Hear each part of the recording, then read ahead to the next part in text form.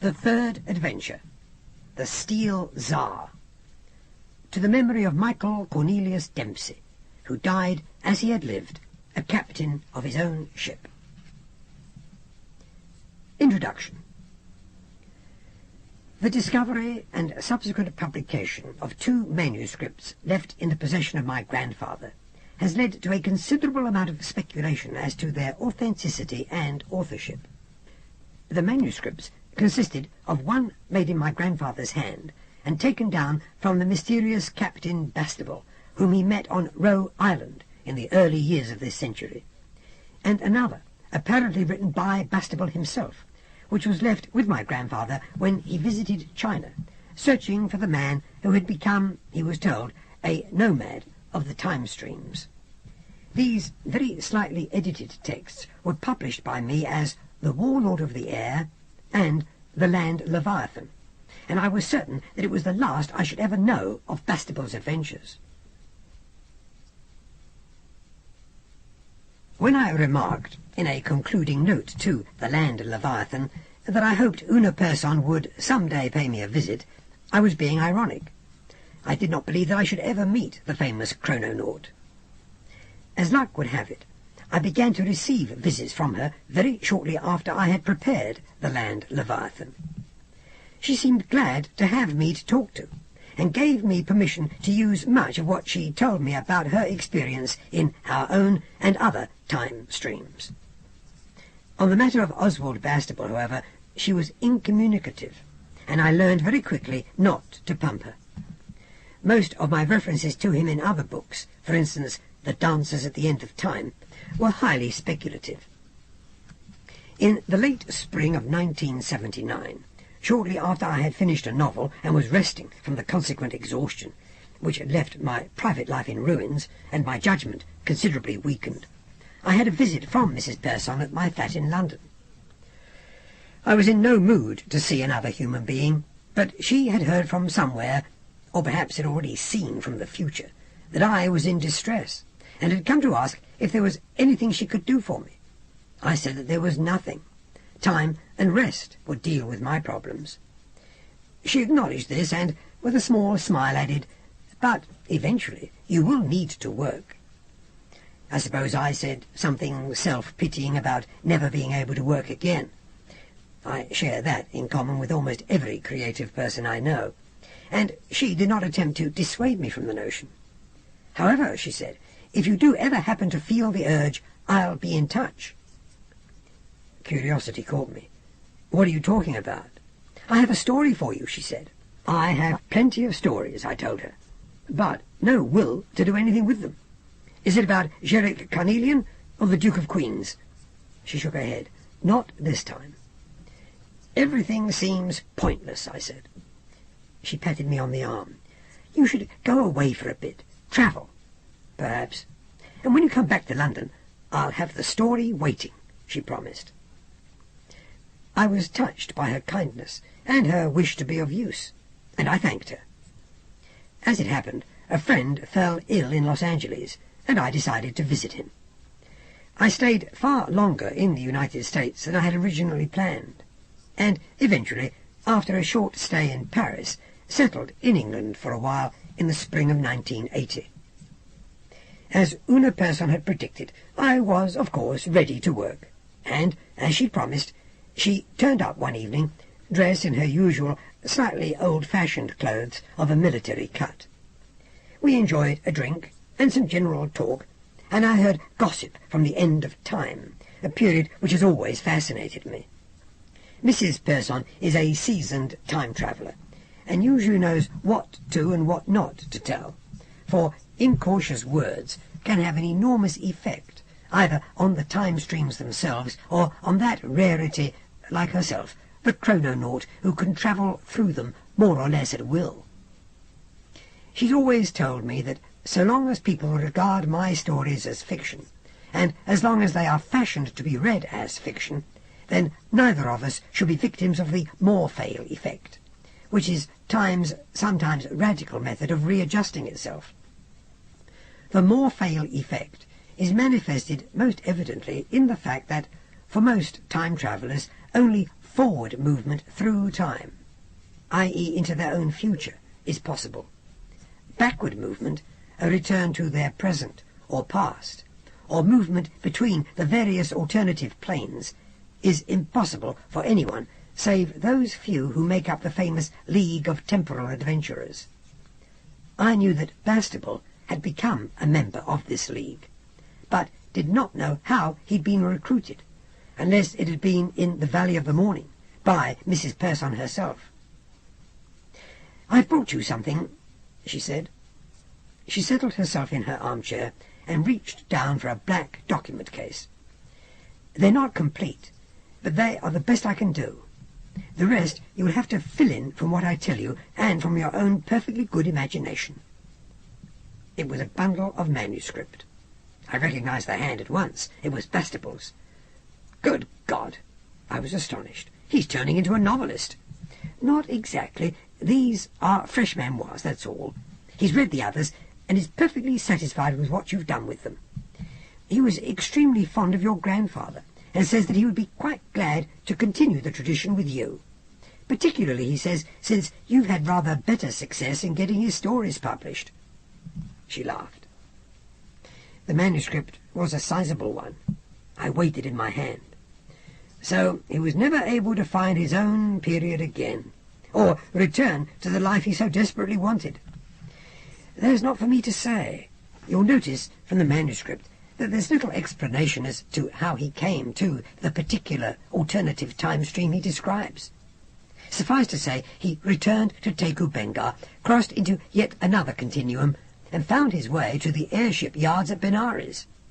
This time he was reconciled to what had happened, and, being an experienced airshipman, claimed slight amnesia and a loss of papers. Eventually he got himself a mate's certificate, though it was impossible for him, without impeccable credentials, to find a berth with any of the major lines. I smiled. "And he's still haunted by angst, I suppose?" "To a degree. He's many lives on his conscience. He knows only worlds at war. But we of the League understand what a responsibility we carry, and I think membership has helped him." "And I'll never meet him?" "It's unlikely. This stream would probably reject him, turn him into that poor creature your grandfather described, flung this way and that through time, with no control whatsoever over his destiny." "He's that in common with most of us," I remarked. She was amused. "I see you're still not completely over your self-pity, Moorcock." I smiled and apologized. "I'm very excited by this." I held up the manuscript. "Bastable presumably wants it published as soon as possible. Why?" "Perhaps it's mere vanity. You know how people become once they see their names in print." "Poor." We both laughed at this. "He trusts you too," she continued. "He knows that you did not tamper with his work, and also that he has been of some use to you in your researches." "As have you, Mrs. Persson." "I'm glad. We enjoy what you do." "You find my speculations funny?" I said. "That, too. We leave it to your rather strange imagination to produce the necessary obfuscations." I looked at the manuscript. I was surprised to notice a few peculiar correspondences and coincidences when compared with my grandfather's first manuscript. Yet Bastable appeared not to make some of the connections the reader might make. I remarked on it to Mrs. Persson. "Our minds can hold only so much," she said. "As I've mentioned before, sometimes we do suffer from genuine amnesia, or at least a kind of blocking out of much of our memory. It is one of the ways in which we are sometimes able to enter time streams not open to the general run of chrononauts." "Time makes you forget?" I said ironically. "Exactly." "As someone who affects anarchism," I said, "I'm curious about the references here to Kerensky's Russia. Could it be that—" She stopped me.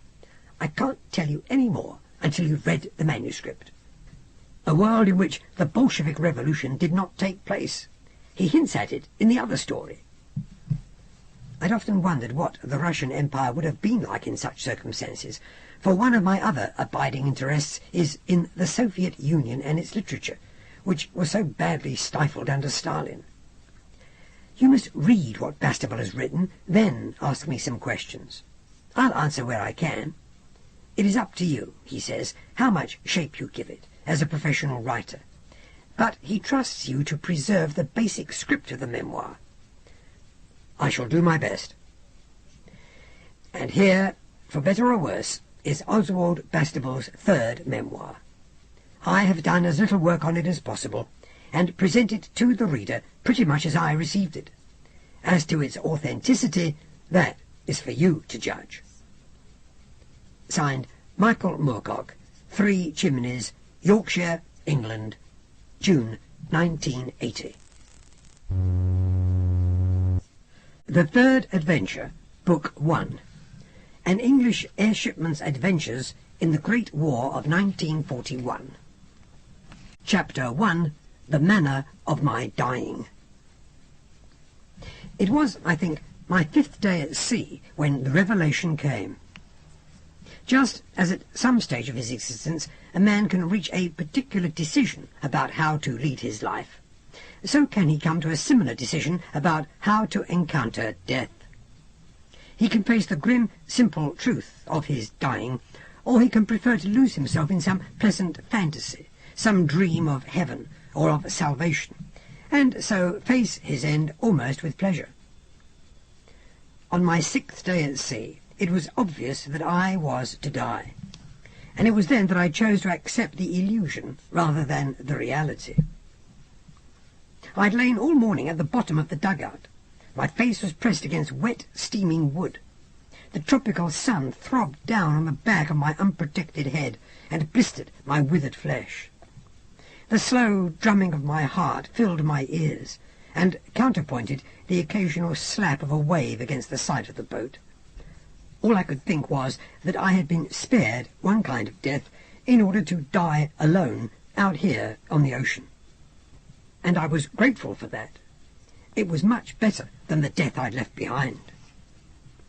Then I heard the cry of the seabird, and I smiled a little to myself.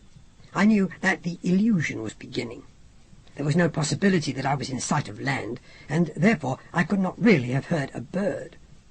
I had had many similar auditory hallucinations in recent days. I began to sink in what I knew must be my final coma. But the cry grew more insistent. I rolled over and blinked in the white glare of the sun. I felt the boat rock crazily with the movement of my thin body. Painfully, I raised my head and peered through a shifting haze of silver and blue, and saw my latest vision. It was a very fine one, more prosaic than some, but more detailed too. I had conjured up an island rising at least 1,000 feet out of the water, about 10 miles long and 4 miles wide, a monstrous pile of volcanic basalt, limestone and coral, with deep green patches of foliage on its flanks. I sank back into the dugout, squeezing my eyes shut, and congratulating myself on the power of my own imagination. The hallucinations improved as any hopes of surviving vanished. I knew it was time to give myself up to madness, to pretend that the island was real, and so die a pathetic rather than a dignified death. I chuckled. The sound was a dry death rattle. Again the seabird screamed. Why rot slowly and painfully for perhaps another 30 hours, when I could die now in the comforting dream of having been saved at the last moment? With the remains of my strength, I crawled to the stern and grasped the starting cord of the outboard. Weakly, I jerked at it. Nothing happened. Doggedly, I tried again, and again, and all the while I kept my eyes on the island, waiting to see if it would shimmer and disappear before I could make use of it. I had seen so many visions in the past few days. I had seen milk-white angels with crystal cups of pure water drifting just out of my reach. I had seen blood-red devils with fiery pitchforks piercing my skin. I had seen enemy airships which popped like bubbles just as they were about to release their bombs on me. I'd seen orange-sailed schooners as tall as the Empire State Building. I'd seen schools of tiny black whales. I had seen rose-coloured coral atolls on which lounged beautiful young women whose faces turned into the faces of Japanese soldiers as I came closer, and who then slid beneath the waves, where I was sure they were trying to capsize my boat. But this mirage retained its clarity, no matter how hard I stared, and it was so much more detailed than the others. The engine fired after the 10th attempt to start it. There was hardly any fuel left. The screw squealed, rasped, and began to turn. The water foamed. The boat moved reluctantly across a flat sea of burnished steel, beneath a swollen and throbbing disk of fire, which was the sun, my enemy. I straightened up, squatting like a desiccated old toad on the floor of the boat, whimpering as I gripped the tiller, for its touch sent shards of fire through my hand and into my body. Still, the hallucination did not waver. It even appeared to grow larger as I approached it. I completely forgot my pain as I allowed myself to be deceived by this splendid mirage. I steered under brooding grey cliffs which fell sheer into the sea. I came to the lower slopes of the island and saw palms, their trunks bowed as if in prayer, swaying over sharp rocks washed by white surf. There was even a brown crab scuttling across a rock. There was weed and lichen of several varieties. Seabirds diving in the shallows and darting upwards with shining fish in their long beaks. Perhaps the island was real, after all. But then I had rounded a coral outcrop, and at once discovered the final confirmation of my complete madness. For here was a high concrete wall, a harbour wall, encrusted above the waterline with barnacles and coral and tiny plants. It had been built to follow the natural curve of a small bay. And over the top of the wall I saw the roofs and upper stories of houses which might have belonged to a town on any part of the English coast. And, as a superb last touch, there was a flagpole, at which flew a torn and weather-stained Union Jack. My fantasy was complete. I had created an English fishing port in the middle of the Indian Ocean. I smiled again. The movement caused the blistered skin of my lips to crack still more. I ignored the discomfort. Now, all I had to do was enter the harbour, step off onto what I believed to be dry land, and drown. It was a fine way to die. I gave another hoarse, mad chuckle, full of self-admiration, and I abandoned myself to the world of my mind. Guiding my boat round the wall, I found the harbour mouth. It was partly blocked by the wreck of a steamer. Rust-red funnels and masts rose above the surface. The water was unclouded, and as I passed, I could see the rest of the sunken ship leaning on the pink coral, with multicoloured fish swimming in and out of its hatches and portholes. The name was still visible on her side, Jeddah, Manila. Now I saw the little town, quite clearly. The buildings were in that rather spare Victorian or Edwardian neoclassical style, and had a distinctly run-down look about them. They seemed deserted, and some were obviously boarded up. Could I not perhaps create a few inhabitants before I died? Even a lascar or two would be better than nothing, for I now realized that I had built a typical outpost of empire. These were colonial buildings, not English ones, and there were square, largely undecorated native buildings mixed in with them. On the quay stood various sheds and offices. The largest of these bore the faded slogan, Welland Rock Phosphate Mining Company. A nice touch of mine. Behind the town stood something resembling a small and pitted version of the Eiffel Tower.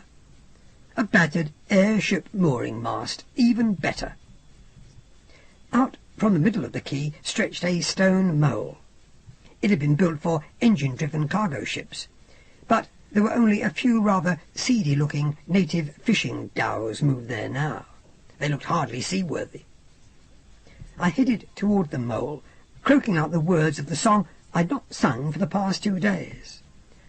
Rule Britannia, Britannia rules the waves. Britons never, never shall be married to a mermaid at the bottom of the deep blue sea. As if invoked by my chant, Malays and Chinese materialized on the quayside.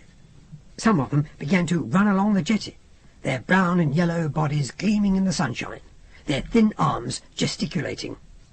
They wore loincloths or sarongs of various colours, and their faces were shaded by wide coolie hats of woven palm leaves.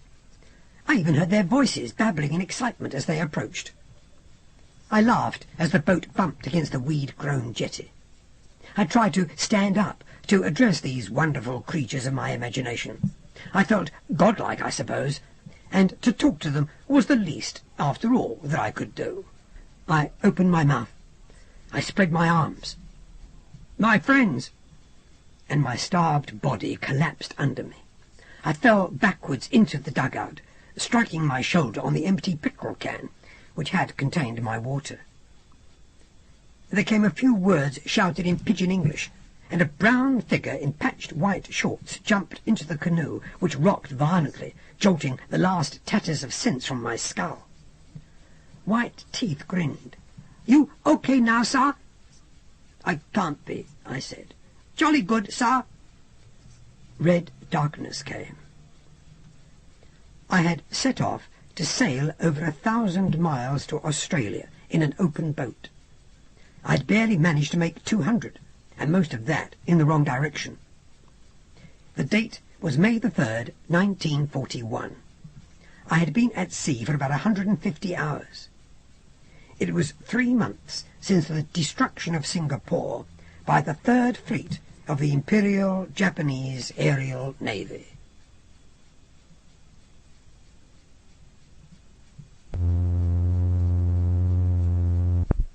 Book 3, Chapter 2, The Destruction of Singapore. It had been a utopia of sorts which the Japanese destroyed. Designed as a model for other great settlements which would in the future spring up throughout the East, Singapore's white, graceful skyscrapers, her systems of shining monorails, her complex of smoothly run air parks, had been lovingly laid out as an example to our empire's duskier citizens of the benefits which British rule would eventually bring them. And Singapore was burning. I am probably the last European to have witnessed her destruction. After serving on the Portuguese aerial freighter Palmarin for a couple of months, I took several berths for single voyages, usually filling in for sick men or men on leave, until I found myself in Rangoon without any chance of a job. I ran out of money in Rangoon and was willing to begin any kind of employment, even considered enlisting as a private in the army, when I was told by one of my bar acquaintances of a mate's position which had become vacant the night before. "Chap was killed in a fight in Shari's house," he said, nodding down the street. "The skipper started the fight. He's not offering good money, but it could get you somewhere better than Rangoon, eh?" "Indeed." "He's just over there. Want to meet him?"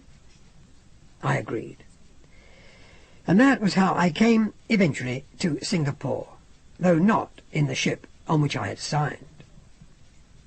A greasy Greek merchantman, the Andreas Papadakis, from some disgusting Cypriot port, trading in any marginally lucrative cargo, which more fastidious captains would reject, had originally been bound for Bangkok, when her engines had given out during an electrical storm, which also affected our wireless telephone.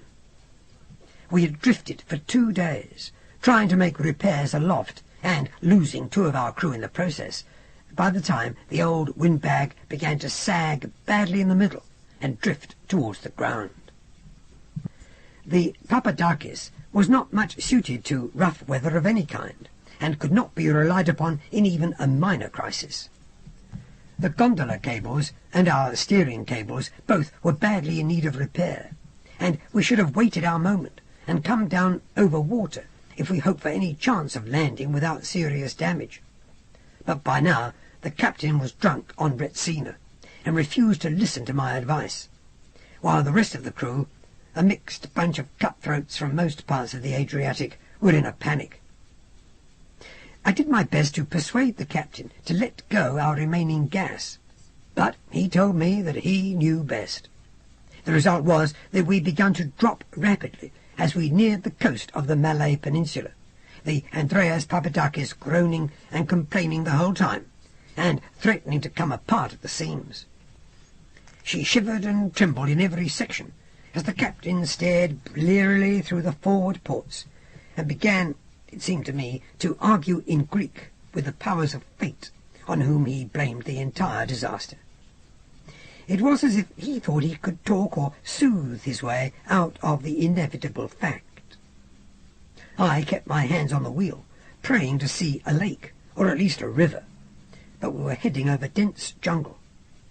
I remember a mass of waving green branches, an appalling screech of metal and wood as they met, a blow to my ribs which knocked me backwards into the arms of the captain, who must have died muttering some wretched Cypriot remonstration. He saved my life, as it happened, by cushioning my own fall and breaking his back. I came to once or twice while I was being pulled from the wreckage, but only really regained my senses when I woke up in St. Mary's Hospital, Changi, Singapore.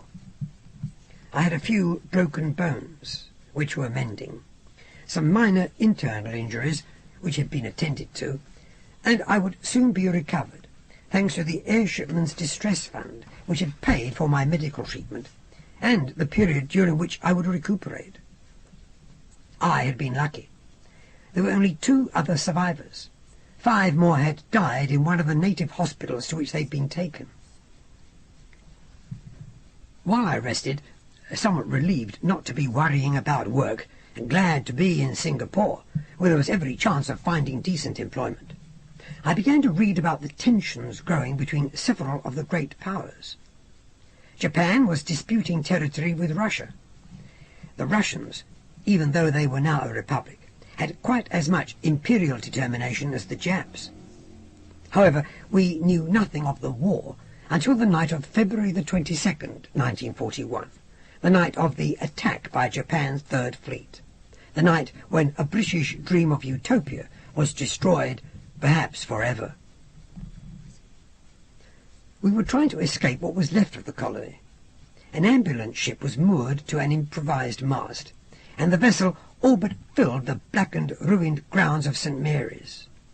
A huge airship silhouetted against a sky which was ruby red with the flames of 1,000 fires. The scene was surreal. I think of it today as the flight from Sodom and Gomorrah, but in Noah's Ark. Tiny figures of patients and staff rushed, panic-stricken, into the vessel's swollen belly, while everywhere overhead moved monstrous, implacable Japanese flying ironclads. They had come suddenly, mindless beasts of the upper regions, to seed Singapore with their incendiary spawn. Our resistance had been impotent. Far away, a few searchlight beams wandered about the sky, sometimes showing a dense cloud of smoke, from which could be glimpsed a section of one of the vast aerial men-of-war. Then the 3 remaining anti-aircraft guns would boom and send up shells, which either missed or exploded harmlessly against the sides of the attacking craft. There were several of our monoplanes still buzzing through the blackness at speeds of over 400 miles an hour, firing uselessly into hulls stronger than steel.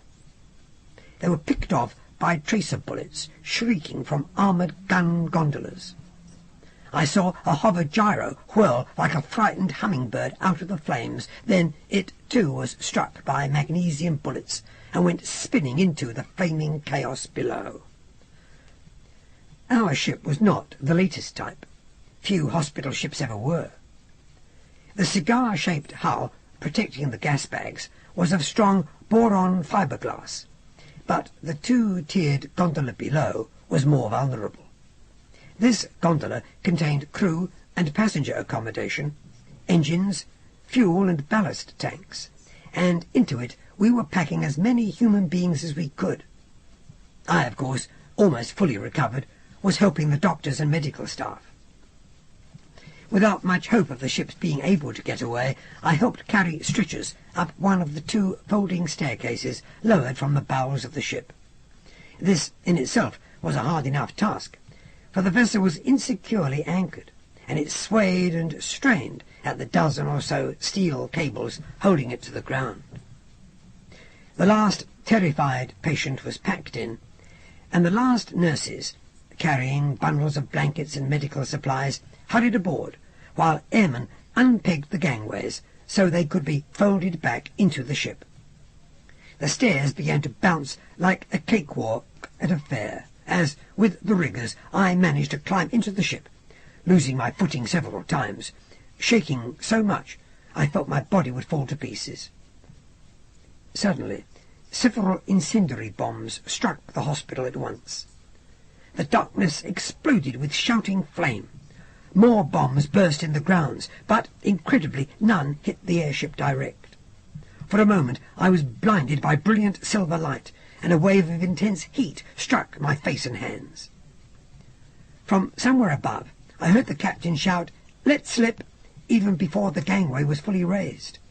I clutched and found a handrail, dropped the box I'd been carrying, and desperately tried to grope my way up the few final rungs before I should be crushed by the automatically closing steps.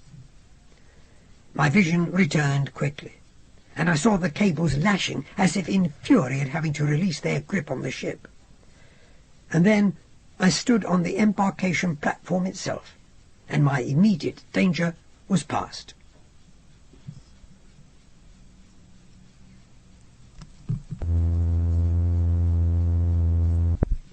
Book 1, Chapter 3, The Crash. Not much later, I sighted the large conglomeration of tightly crowded together buildings, which was the port of Surabaya. A busy city of mixed European and Malayan architecture, it was one of the few big ports to survive the decline of conventional shipping in favour of the air-going cargo vessels. Its harbour was still crammed with steamers, and the whole place looked unnaturally peaceful in the early morning light. I felt an irrational surge of jealousy, a desire that Surabaya too might one day experience what Singapore had experienced.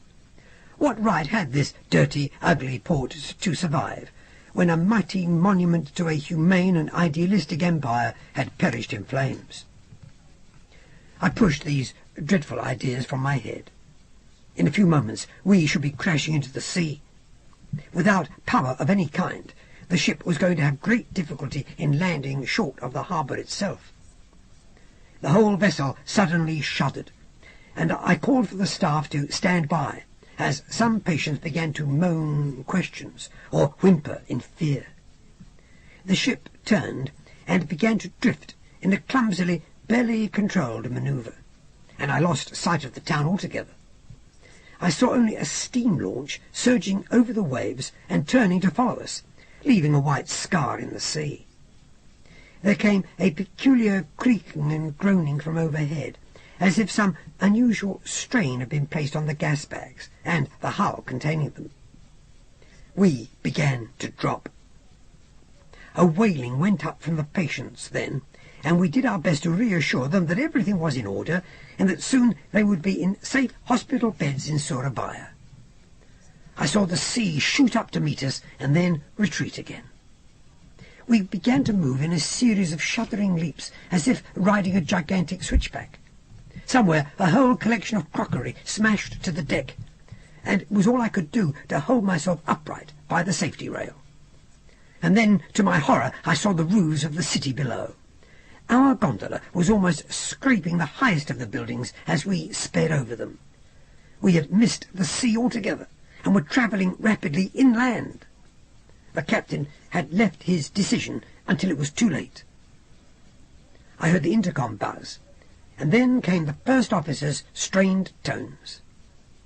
A sudden, strong, following wind had blown up just as we were about to descend, and this had completely thrown out everyone's calculations. The captain intended to try to take the ship right across the island and land in the sea near Jogjakarta, which was the nearest town we were likely to reach, considering the present direction of the wind. However, a lot of gas had already been valved out, and we might not be able to gain enough height. In that event, we must be prepared for a crash landing on the ground. I well knew what that would mean. The ship was considerably overburdened.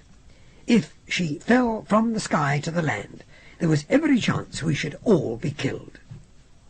A patient, wakened from sedation by the first officer's voice, screamed an alarm. A nurse hurried to soothe him. The ship shivered, and her nose came up sharply, so that the deck tilted at a steep angle. Then the nose dipped, and a few objects not secured began to slide down towards the bow. I jammed my foot against the rail. Through the ports I saw a Dutch flying boat follow us, as if trying to make out the reason for our change of plan. Then, perhaps despairing of us, it turned back towards the sea. Surabaya was behind us. Below us now lay a wide expanse of neat rice paddies, rows of tamarind trees, and fields of tall sugar cane.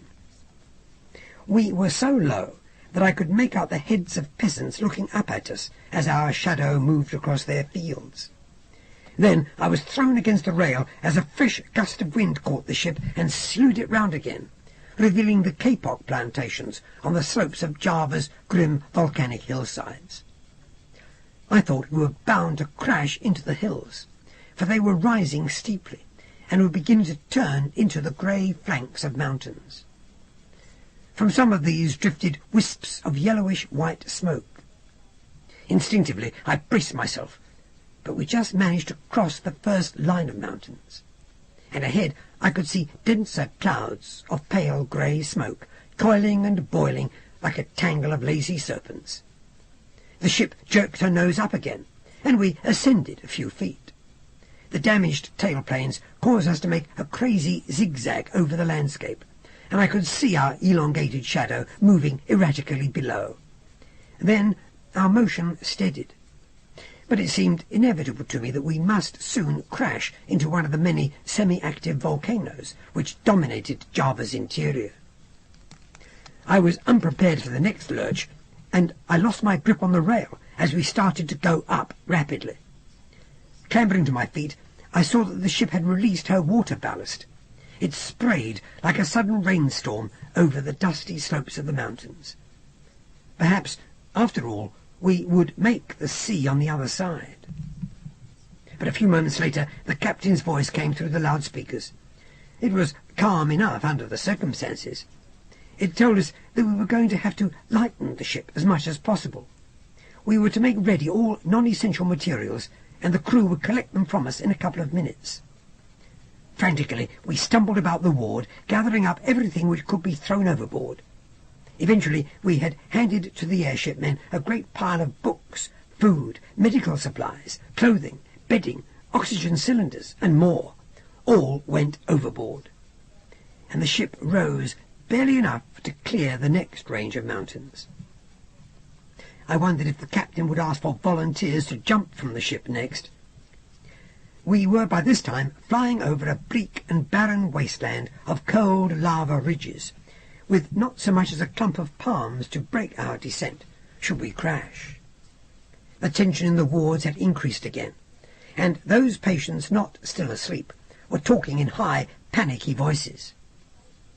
Some of the questions were difficult to answer. Among the non-essential materials taken from us had been the bodies of those who had died in transit. But even this act of desperate callousness had bought us very little time. The intercom crackled again. The first officer began to speak. "Please ready yourselves for... Oh, God!" The next moment I saw the grey mountainside rushing towards us, and before we fully realized it, we were engulfed in clouds of grey-white smoke, and our keel was making a frightful screaming sound as it scraped the sides of the cliff. The screams of the patients joined the scream of the ship itself. I heard a monstrous creaking noise, and then I was flung away from the rail and felt myself sliding towards the bunks. The vessel bounced and juddered, seeming to gain height for a moment and then come down with a horrifying crack, which sent the bunks crashing loose from their moorings. I had the impression of waving arms and legs, of terrified faces. I heard trays of instruments clattering and saw bodies flying about like rag dolls. A great wail filled my ears, and then the ship rolled, went up again, and came down for the last time. In a flailing mass of bodies, I was flung towards the starboard side. I saw my head rushing towards a fiberglass strut near the observation ports. I tried to put out my hands to stop the impact, but they were trapped by the bodies and objects on top of me. There came the final crash of impact, and I remember being filled with an almost cheerful sense of relief that I had been killed and the ordeal was over at last. Chapter 4. Prisoners. I think I must have awakened briefly once and heard peculiar squeaky voices babbling from somewhere far away, and I realized that the gas was escaping and thus causing the speakers to talk in high-pitched tones. Deciding that I was alive and sure to be rescued, I fell back into unconsciousness. When I next awoke, I tried to move, but could not. I thought perhaps my back was broken, for there was little sensation, save for the impression that something heavy was pressing down on me. Because of this pressure, I found it very difficult to breathe in deeply enough to shout for the help that I was sure must be nearby, for I could hear people moving about quite close by. The voices were no longer squeaky, but they were not familiar either. I listened carefully. The voices were shouting some variant of Malay, difficult for me to understand. I thought at first that the local peasantry, the sulphur gatherers who work the volcanoes, had come to rescue us. I could smell the acrid smoke, and it made breathing even harder. My next attempt to cry out failed. Then I heard more shouts, and the shouts were followed by sharp reports, which I did recognize, gunshots. With a feeling of terrible impotence, I tried to move my head to see what was happening. The shouting stopped. There was a stillness. Then a thin, hysterical scream. Another shot. Silence. A Malay voice giving rapid, savage commands. Painfully, at last, I managed to turn my head and peer out of a jumble of twisted struts and wreckage. I saw bodies impaled on jagged shards of fiberglass, and beyond them a pall of smoke through which dim figures moved. As the smoke cleared, I saw bright flashes of green, red, and yellow silk. These Malays were not sulphur gatherers, that was certain. Then I saw them clearly. They were clad in the familiar style of Malay bandits and pirates from Koto Raja to Timor. They wore richly coloured sarongs and embroidered jackets. On their heads were pitchis, turbans, or wide coolie hats. There were sandals of painted leather on their brown feet, and their bodies were crossed with bandoliers of cartridges. At their belts hung holstered revolvers, knives, and parangs, and they had rifles in their hands. I saw one come towards me, a look of cruel hatred frozen on his features. I dropped my head and shut my eyes, hearing him poke about in the wreckage above me. I heard a shot close to my face and thought he had fired at me, but the bullet landed in a corpse lying on top of me. He moved away. I looked up again. The bandits were herding the survivors down the mountain. Through the smoke I could see nurses in smudged, torn white uniforms, doctors still dressed in medical overalls or in shirt sleeves, airshipmen in sky blue, staggering ahead of their captors. But there were no patients among them. I watched in dazed despair until the smoke swallowed them up. Then, slowly, as it dawned on me what had happened to my companions, pain began to flood through my body. I strained to twist myself round and see what pinned me in the wreckage. One of the relatively light bunks had fallen on top of me, and in the bunk was the body of a child. Its dead face, the eyes wide open, stared into mine. I shuddered and tried to lift the bunk clear. It moved slightly. The child's head rolled. I turned, reached out with bleeding hands and grasped a broken strut in front of me, pulling myself desperately from under the bunk until I was free, and my breathing was easier.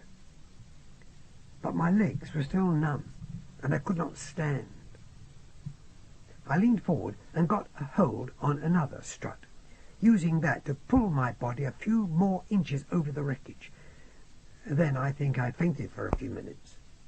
It took me a long time to pull myself over the struts and the broken slabs of hull and the corpses, until I lay on the outer areas of the wreckage, on hard stone.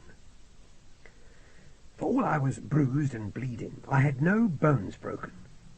The bodies of those who had died had saved me from the worst of the impact. Gradually the feeling came back to my legs, and I was able to stand, gritting my teeth against the pain. I looked around me. I was standing by the main wreckage of the ship on a mountain coated with streamers of yellow sulphur dust.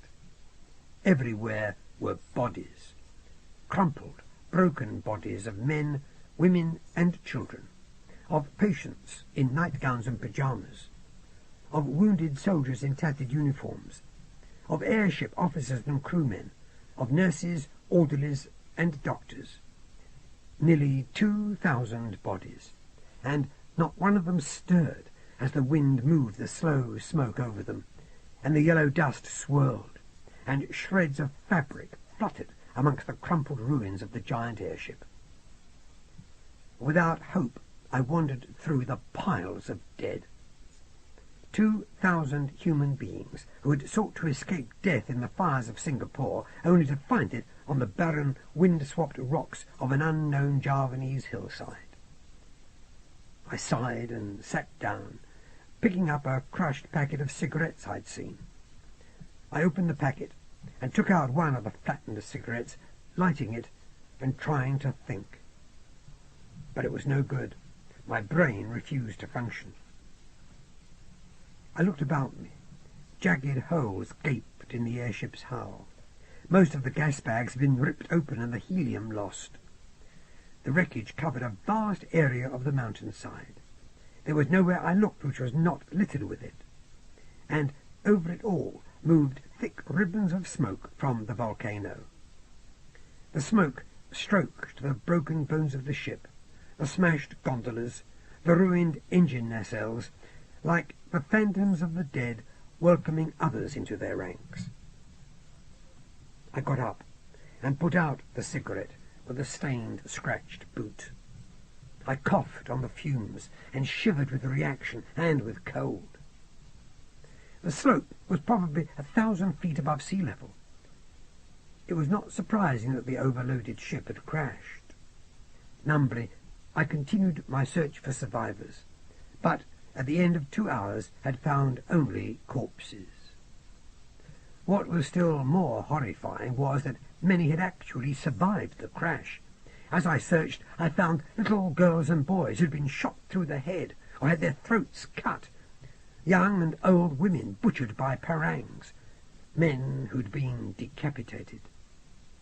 The bandits had been through the survivors, systematically killing all those who, for one reason or another, had been unable or unwilling to walk. As the horror increased, I was suddenly seized by nausea, and stood with one hand leaning on a rock while I vomited again and again, until all that came out of me were dry, retching coughs. Then I walked back to the main wreckage, and found a blanket and a plastic container of water. I stripped off my useless life jacket and wrapped myself in the blanket, stumbling up the mountainside until I was clear of the corpses. Then I slept. I awoke before dawn and was shivering. From somewhere below came a chilling howl, which at first I mistook for that of a human being. Then I realized that the howl came from a wild dog hunting in the forest at the foot of the mountain. As dawn broke, I went back to the wreck. By now I'd worked out roughly what had happened. Plainly, the crash had been witnessed by one of the many rebel gangs who normally occupied these heights, and from time to time would raid the Dutch towns and farmsteads below. Inspired by the support of both the Japanese and their more sophisticated nationalist countrymen, these rebels had recently grown bolder and had come to offer a serious threat to the colonists. Whether they called themselves bandits, pirates, or nationalists, all hated the whites in general and the Dutch in particular. They had captured the survivors, probably as hostages, or possibly to deliver to their Japanese friends in return for more guns or supplies. Possibly they might just want to take pleasure in killing them slowly. I couldn't be sure. But I did know that if they found me, I should suffer the same fate, and none of the prospects were pleasant. There had been few weapons aboard the hospital ship, and for all I was inclined to arm myself, I did not bother to hunt among the dead for a gun. The rebels would probably have found any there were. Instead, I rescued another plastic container of water, a box of rather stale sandwiches, discovered a kit bag of medical supplies, which I shouldered, and then, thoughtfully, for I knew I might sooner or later find myself in thick jungle, tugged a parang from the body of one of the very nurses who had restored me to health at Changi. I stumbled away from the broken hulk of the aircraft, going down the mountain. My eyes stung, and my throat felt clogged with sulphur. I was still moving as if in a trance, moving, as it were, from one dream and into another. Nothing had seemed completely real since the first ships of the Japanese air fleet had been sighted in the skies over Singapore. Yet, for all that, I went warily through the drifting smoke. I had no wish to be plunged into the nightmare of capture by the Malay bandits. At last I emerged into hot sunshine, saw blue, calm sky above me, and the rich, variegated greens of a forest below. I looked about for signs of the bandits and their captives, but I could see nothing. Beyond the forest was a faint line in the sky. It was the horizon of the sea. The airship had almost succeeded in crossing the island, and would have done if the wind had not driven it against what I now saw was the highest mountain in the region. I would try for the ship's destination of Yogyakarta, and pray that the city was still in Dutch hands. My best bet would be to cross the intervening land to the sea, and then follow the beach more or less westward until I got to the town, or, with luck, find a road on which I could get a lift. There was no point in trying to do anything for the captured survivors myself. Once in Yogyakarta, I could tell the authorities what had happened, and hope that Dutch hover gyros would go out with soldiers and save the people. And so I began my journey to the sea. It took 3 days, first through the thick jungle and out onto the plains, until I came to the paddy fields, which I had to wade through, making wide detours around villages in case the local peasants were, as was often the case, in league with the bandits. It was an exhausting trip, and I was half starved by the time I saw the beach ahead, not an hour's march away. In some relief, I began to wade through the last paddy. My ruined boots dragged at the clinging mud, and then I stopped, hearing a familiar sound in the distance. It was the drone of an airship's engines. I looked up and located the source, a silver flash in the sky. Tears came into my eyes, and my shoulders slumped as I realized my struggle was over. I was delivered. I started to yell and wave, though it was unlikely that the crew could even see me at that height, let alone distinguish me for a shipwrecked Englishman. But the ship was coming down. It did seem to be looking for me. Perhaps a rescue ship from Surabaya. I cursed myself for not staying near the wreck, where I might have been seen earlier. Up to my waist in water, surrounded by the neat rows of rice plants, I waved my parang and yelled still louder. Then I saw the motif on the ship's hull, and instantly I had plunged up to my neck among the plants, pulling them over my head. The ship bore the red disk of the sun blazoned on its flanks. It was a vessel of the Imperial Japanese Air Fleet.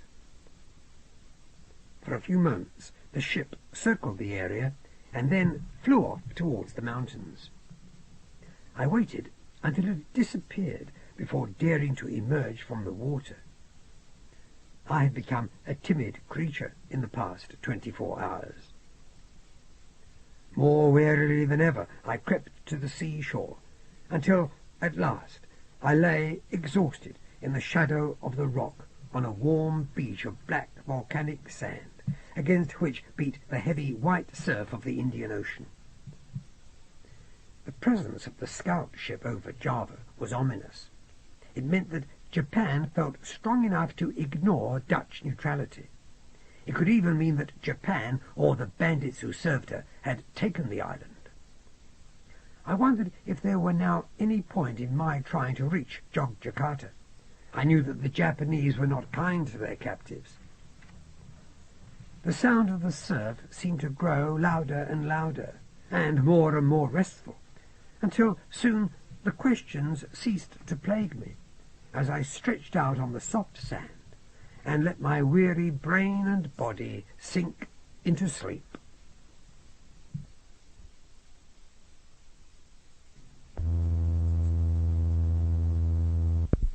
Book 1, Chapter 5, The Price of Fishing Boats.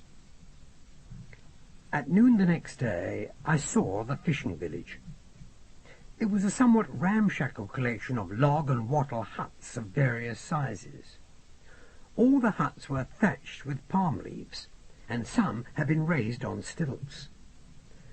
The dugouts, moored to rickety wooden jetties built out into the shallows, were primitive and hardly looked seaworthy.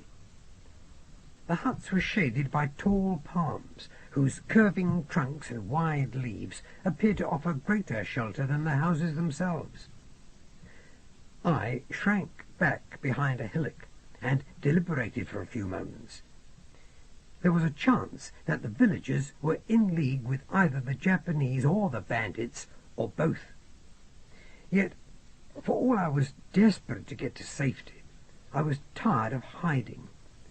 I was dreadfully hungry, and had reached a point where I didn't much care who those villagers were or to whom they felt loyalty, just as long as they fed me something and let me lie down out of the glare of the sun. I made my decision and plodded forward. I thought I knew the kind of white man these people would be most prepared to tolerate and feed. I'd reached the centre of the village before they began to emerge. First the adult men, then the women, then the children. They glowered at me. I smiled back, holding up my pack. "Medicine," I said, desperately trying to recall my vocabulary. They all looked to me as if they could use what I had to offer. A few villagers emerged from the general crowd. These all carried old guns, parangs, and knives, which, in spite of their age, looked pretty serviceable. "Medicine," I said again. There was a stirring from the back of the crowd. I heard words in an unfamiliar dialect. I prayed that some of them spoke Malay, and that they would give me a chance to talk to them before they killed me. There was no question that my presence was resented. An older man pushed his way through the armed villagers. He had bright, cunning eyes and a calculating frown.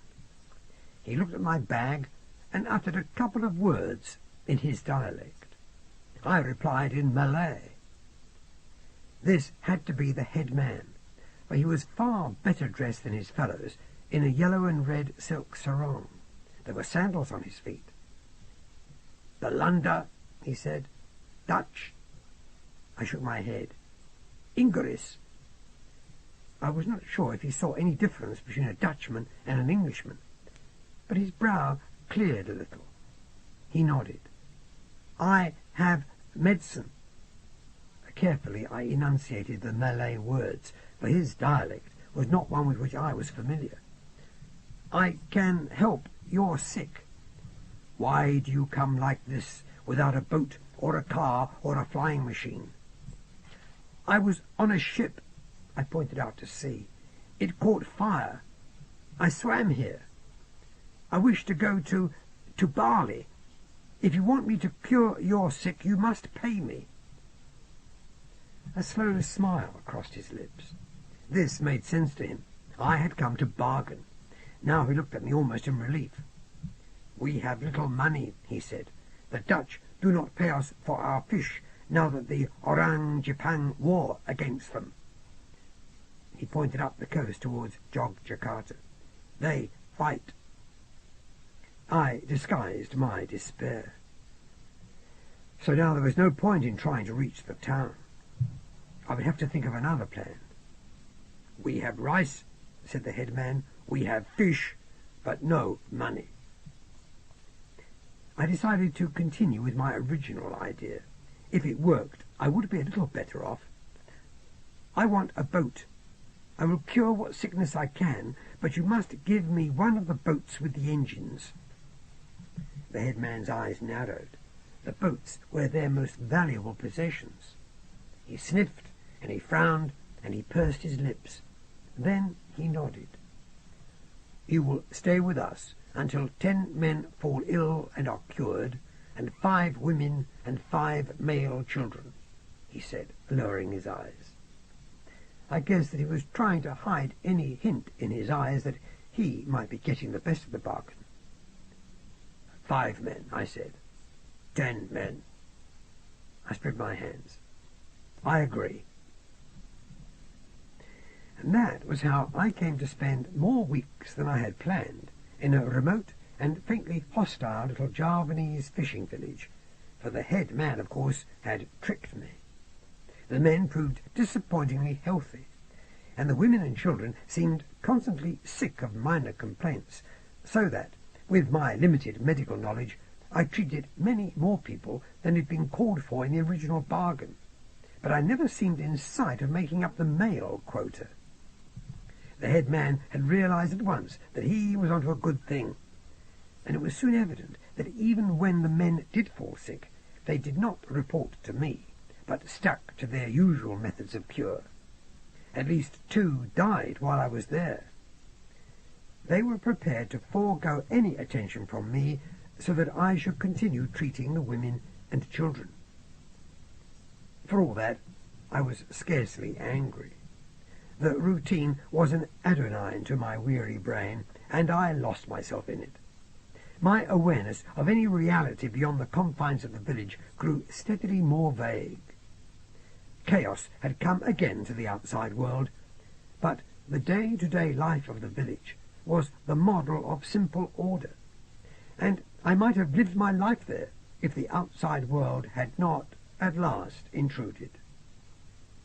Looking back, I understand that it was inevitable, but I was surprised when it happened. One morning I saw a cloud of dust in the distance. It seemed that the sand of the beach was being disturbed, but I could not distinguish the cause of the disturbance. Then, as the dust cloud came closer, I realized what it meant, and I ran to hide in the doorway of a hut. The dust was thrown up by the tires of military cars, big, square, utilitarian things with heavy-duty steam turbines driving their massive wheels. And the military cars were crammed with Japanese soldiers. Almost certainly they had conquered the whole island by now, and as certainly had heard some rumour of my presence in the village. They were coming to investigate. It was at this point that I decided to sail for Australia. There was nowhere else to go. Although I had failed to fulfill my original bargain with the head man, I still had the moral right to do what I did, for I had dealt fairly enough with the villagers, and I would leave what there was of my medical kit behind for them. taking only a petrol can full of water, I crept down to the shore, using a jetty as cover. Then I waded to one of the dugouts and began to untie it. All the villagers were watching the oncoming cars, and it was my only chance to escape. I started to push the boat slowly towards the open sea, while the villagers ran about in excitement at the arrival of their new masters. I was lucky. A current soon caught the dugout and carried it more rapidly away from the shore. At last the villagers saw me, realized what was happening just as the Japanese cars drew up in the village square. I was now some distance out, and having trouble trying to climb into the dugout without upsetting it. The villagers began to gesticulate and point towards me.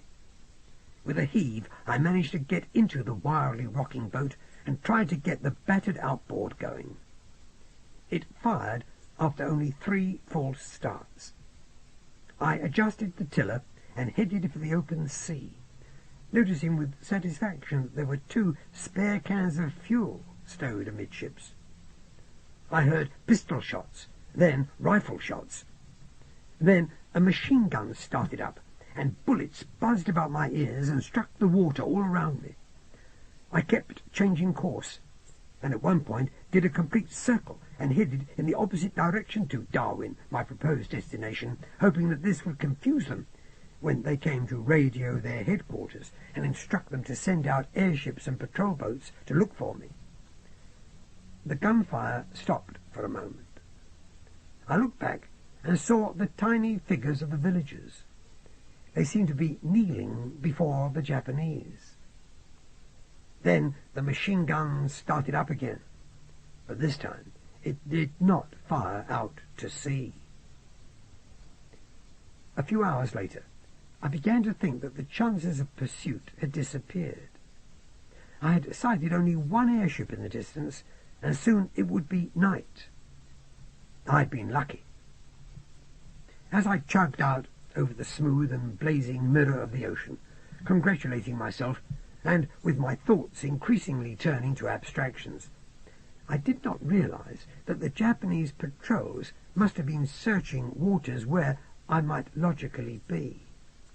It seems that I had already lost my bearings, in more senses than one. As the burning days and the cold nights passed, I began to realize that I had no chance at all of reaching Australia, and I started to indulge in debates with my starving, thirsty self on the nature of life, the nature of death, and the nature of what seemed to me a continuing struggle between chaos and order, with the former tending to come off rather better in the long run. And it was this babbling and foolish wretch, once a practical and pragmatic soldier in a more orderly world, who eventually sighted Roe Island and decided, reasonably, that it was nothing more than a splendidly detailed illusion.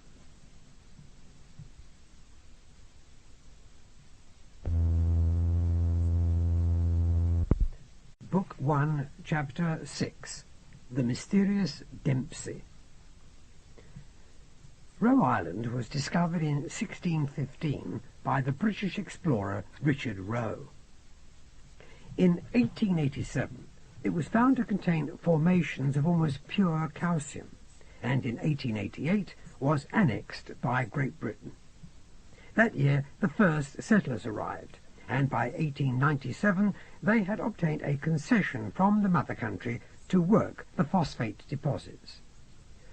From being uninhabited before 1888, it had, by the first third of this century, achieved a population of more than 2,000, mainly Malay and Chinese miners, who had come there to work for the Welland Rock Phosphate Mining Company, which was the island's sole industrial concern. Roe Island lies, or lay, in the Indian Ocean, 224 miles south, 8 degrees east of Java Head, and 250 miles north, 79 degrees east of the Keeling Islands. It is 815 miles from the ruins of Singapore, and 1,630 miles from what is left of Fremantle, Western Australia. Its European population used to number 100 or so, the official representative and his staff, the manager and administrative staff of the Welland Rock Phosphate Mining Company, various private residents there for their health. Roe Island was a very healthy place. A young lieutenant commanding the small garrison of Gurkhas, some restaurant, shop and hotel keepers, various missionaries, and the air park and dock officials. When I arrived, most of these, of course, had already gone, and neither airships nor steamers came to collect the island's only export. The settlement had a mosque, a Buddhist temple, a Catholic church, a Methodist chapel, and a mission hospital run by the Church of England. The hospital was staffed by a group of young Pakistani nursing nuns, under the direction of a layman, Dr. Hira, a Sinhalese. The hospital's missionary and his wife had departed for Australia soon after the destruction of Singapore. It was in this hospital that I woke up, and slowly realized Roe Island was not, after all, an hallucination. I was sore, and my body stung all over, but I no longer felt thirsty, merely hungry. I lay between the rather rough linen sheets of what was evidently a white hospital bed. The walls were white, and there was an ivory crucifix on the wall, a few tropical flowers stuck in a pot on the ledge by the partially opened window. I felt the urge to scratch, but discovered both hands were bandaged.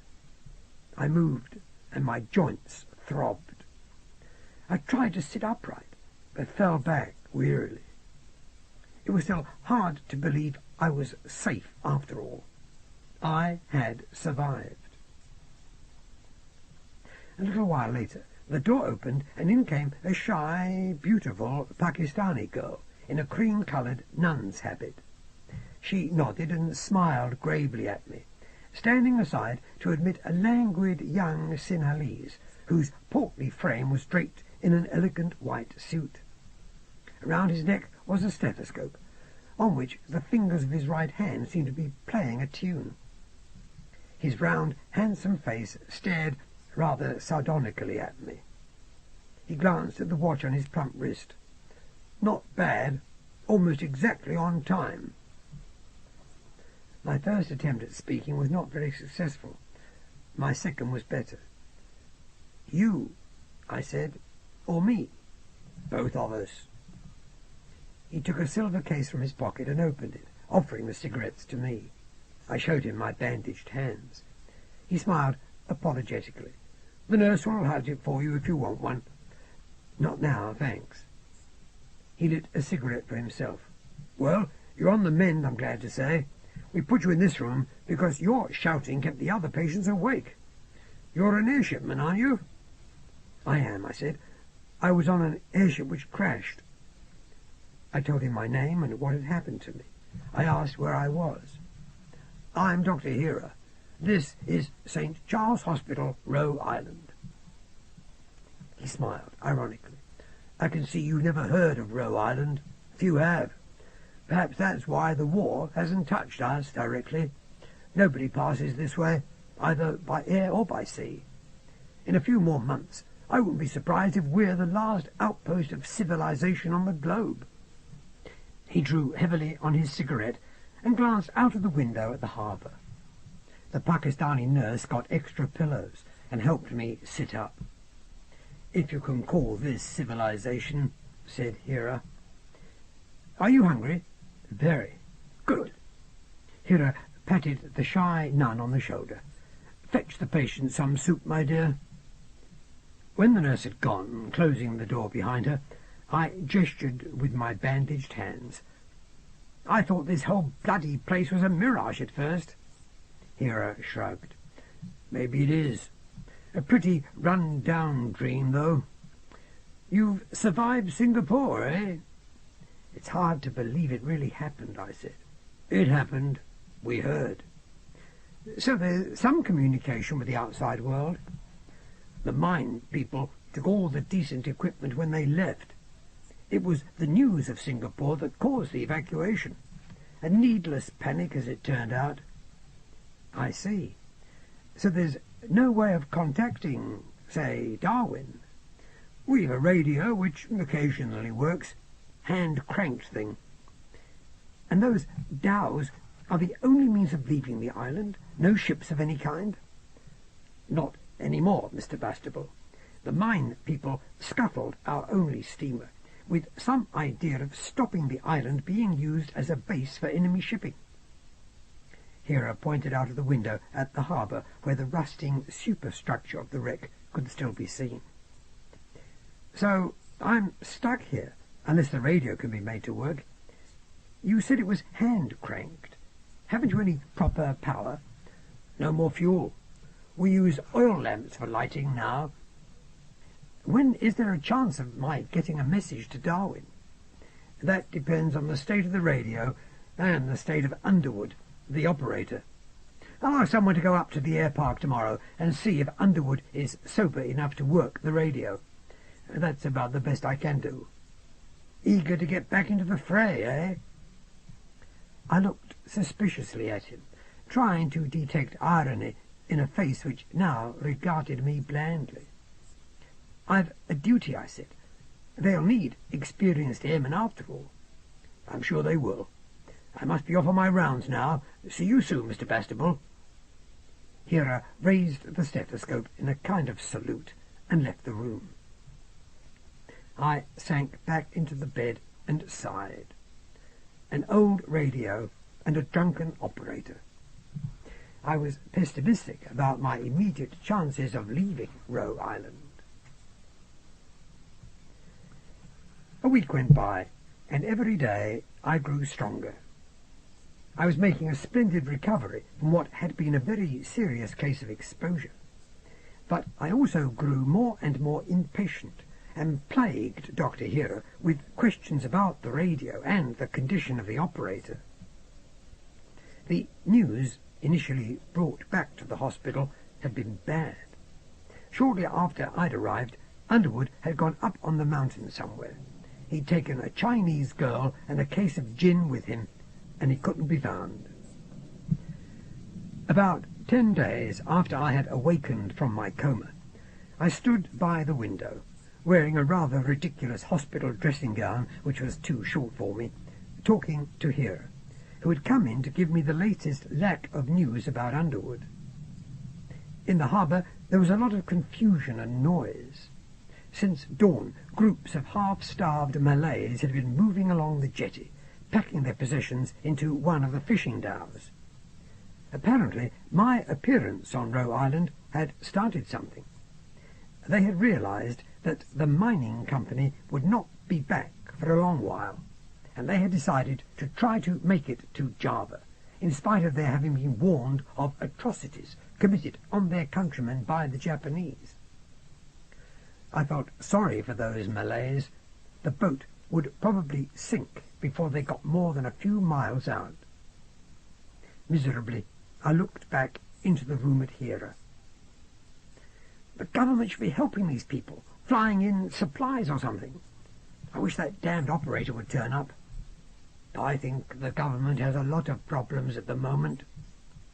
Hera was sitting on my bed, fiddling with his stethoscope. He spoke almost with satisfaction. I don't know when we'll see Underwood. He often goes to Earth like this. He's probably hiding out in one of the mines. I could have a try at working the radio myself, I said. It would be better than this. I'm well enough to go out now. If you could find me a suit, perhaps. I think we can discover something in your size. But Underwood has locked his office up, always does. He likes to be indispensable. It keeps his credit good at the hotel. Which hotel? Old Myers. The Royal Air Park Hotel on the edge of the air park. It used to be the biggest. Now is the only one. Old Meyer carries on running it from sentiment, I think. I'll take a stroll out there anyway. I was curious to have a look at the island. Why not? Said Hera. Get to know the place. After all, you could be here for some time. He seemed amused. As I dressed in my borrowed suit, Hera took my place by the window. From the harbour came a babble of voices as the Malays readied the ship for the sea. He shook his head. "They'll drown themselves for certain." "Won't anybody stop them?" I pulled on my jacket. The linen suit was a surprisingly good fit, as was the white shirt Hera had lent me. "Isn't there some sort of governor here? You mentioned someone." "Brigadier L.G.A. Nesbitt is the official representative, and has been since 1920. Hera shrugged. "He's 87 and has been senile for at least 10 years. I think that's why he decided to stay when the big exodus was on. His staff now consists of a valet as old as himself and a Bengali secretary who spends his whole time making endless inventories, and who hasn't, apparently, left his office since the war began. There is, of course, young Lieutenant Begg, who commands our local military. I don't think Begg will be sorry to see a few of his troubles going." "The Malays are a problem, eh?" I tried on one of the Panama hats lying on the bed. It was a good fit, too. Hera gestured wearily. "There are 1,000 Malays and Chinese here at least. The Malays are in the main Muslims, and the Chinese are chiefly Buddhists or Christians. They are, when they have nothing better to do, highly critical of each other's way of life, and they have nothing better to do. Their work went when the mine closed, and now they're living off the land and sea as best they can." "Poor bastards," I said. Hera gave a peculiar smile. "I wonder if you'll say that when they turn on the whites. They will, you know, quite soon. Presently they hate each other more than they hate Europeans, but it will take just one excuse for them to begin a general massacre. We'll all go then. Technically, you see, the sisters and myself are regarded as Europeans." "And you're prepared to stay until that happens?" "Should I go back to Ceylon and care for our Japanese conquerors? You could go to Australia, or even England. There must be need of doctors everywhere." I should have made it plain. Hera opened the door for me. "I have a couple of principles. One of them is that I refuse to work for Europeans. It's the reason I came to Roe Island in the first place. Until the evacuation, this hospital was for coloured people only, Mr. Bastable."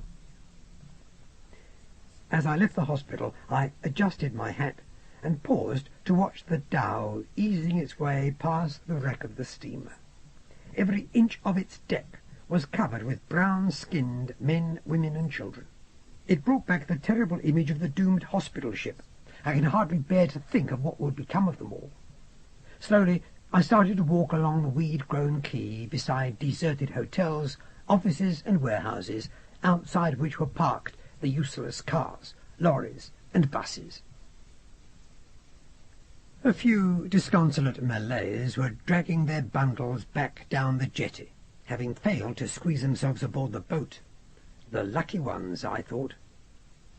I reached a corner and turned into a narrow, silent side street, lined with grey and brown, featureless workers' houses, and a few boarded-up shops.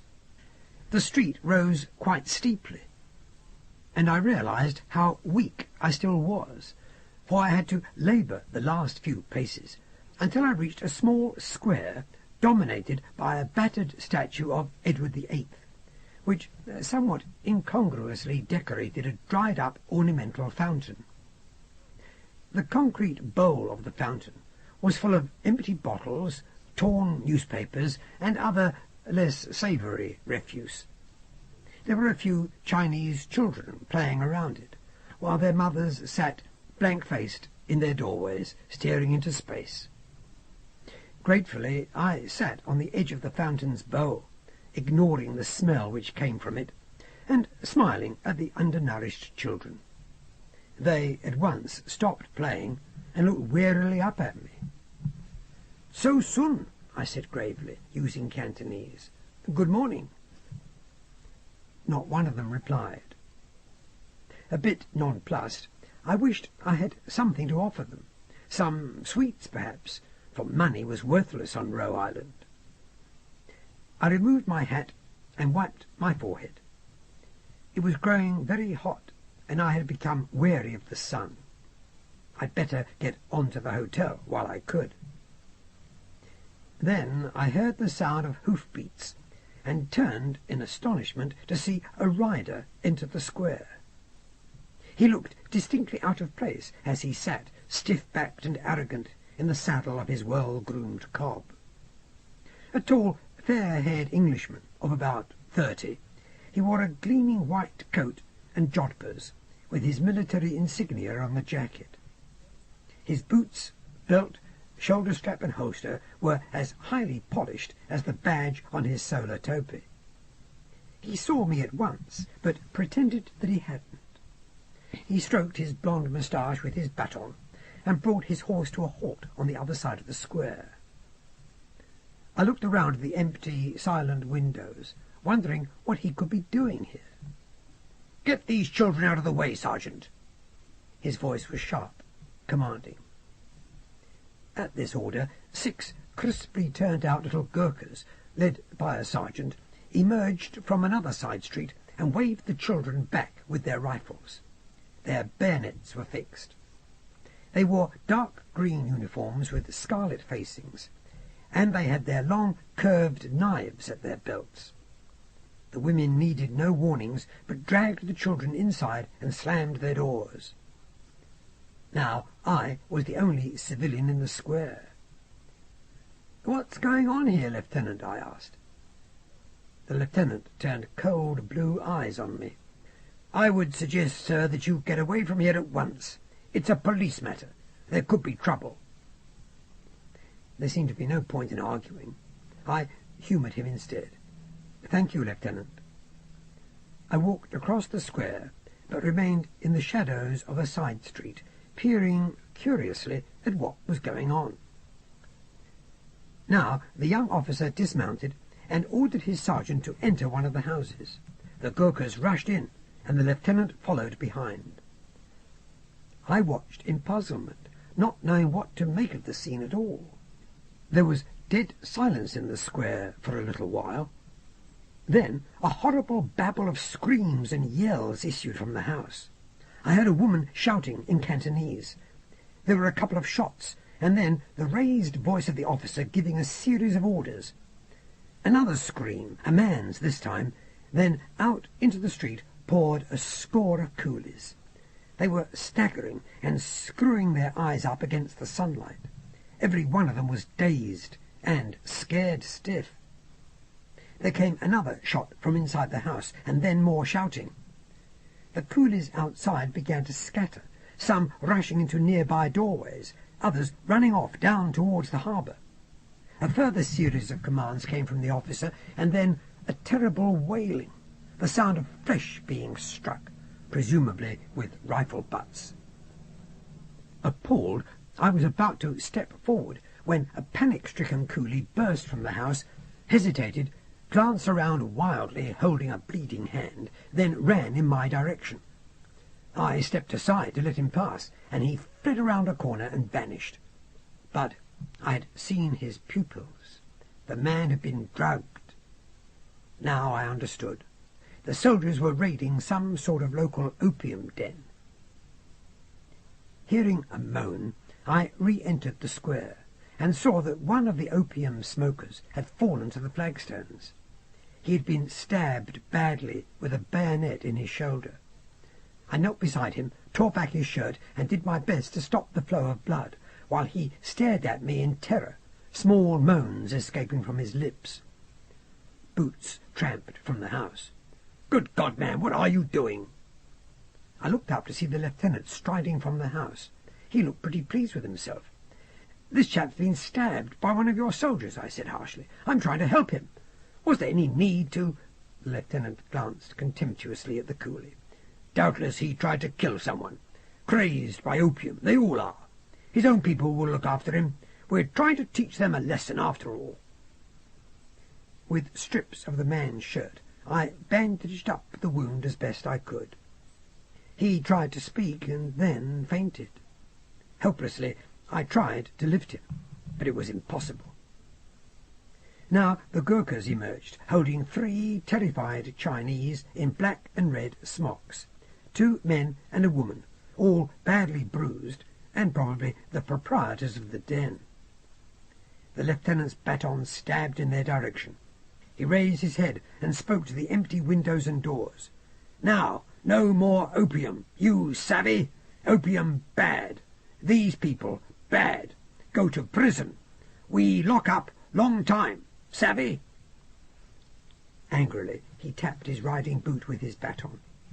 He glared at me and opened his mouth to speak. "I'm going to try to get this chap to the hospital," I said. "Can somebody give me a hand?" The officer took the reins of his horse and looked from me to his soldiers, who held their miserable prisoners much more firmly than was necessary. "One of your men," I began. The lieutenant remounted. "I told you, sir. His own people will look after him. You obviously don't understand the conditions on this island.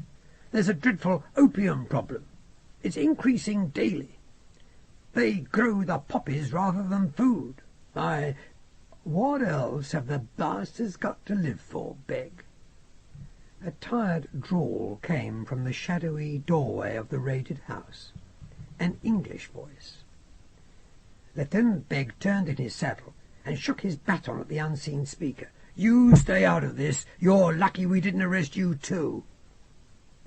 A figure emerged into the sunlight, dressed in a dirty, faded European suit and a frayed native shirt. He was barefooted, unshaven, emaciated, and plainly under the influence of opium. I knew the signs well enough. I had once been slave to the drug's consolations. I could not make out his age, but the voice was of quite a young man from the upper middle class. "I'd have thought you'd be ashamed." Beg's face was full of disgust. "Who are you to deny them their only pleasure, Beg?" drawled the newcomer reasonably.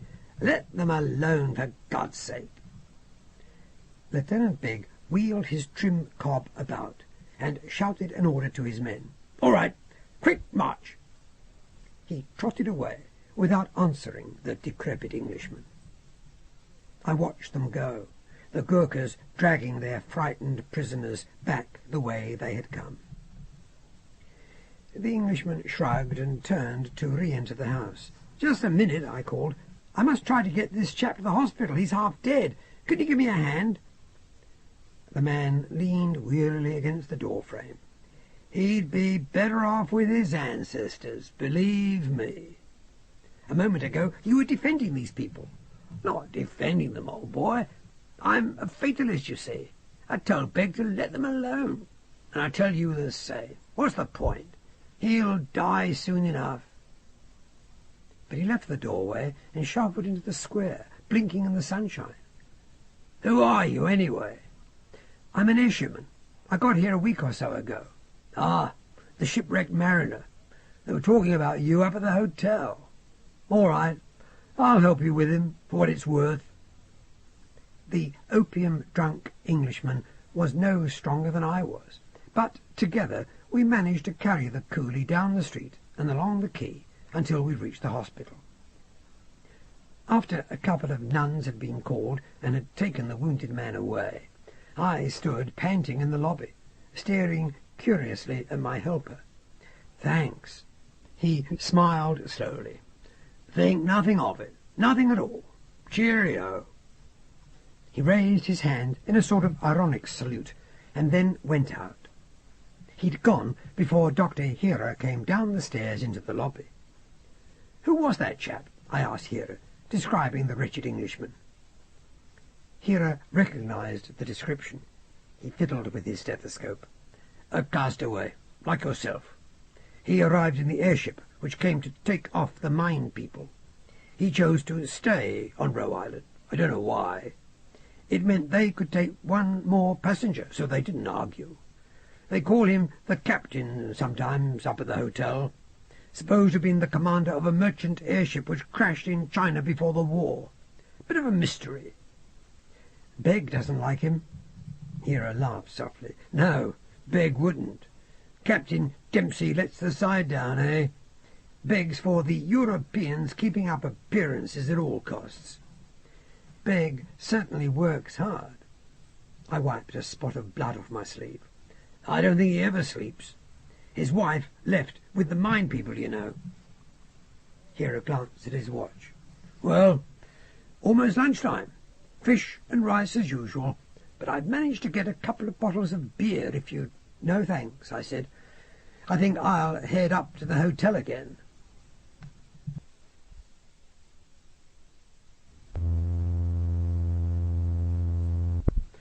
Book 1, Chapter 7. Dead Man. The port where I was staying was the only real town on the island. It was called New Birmingham.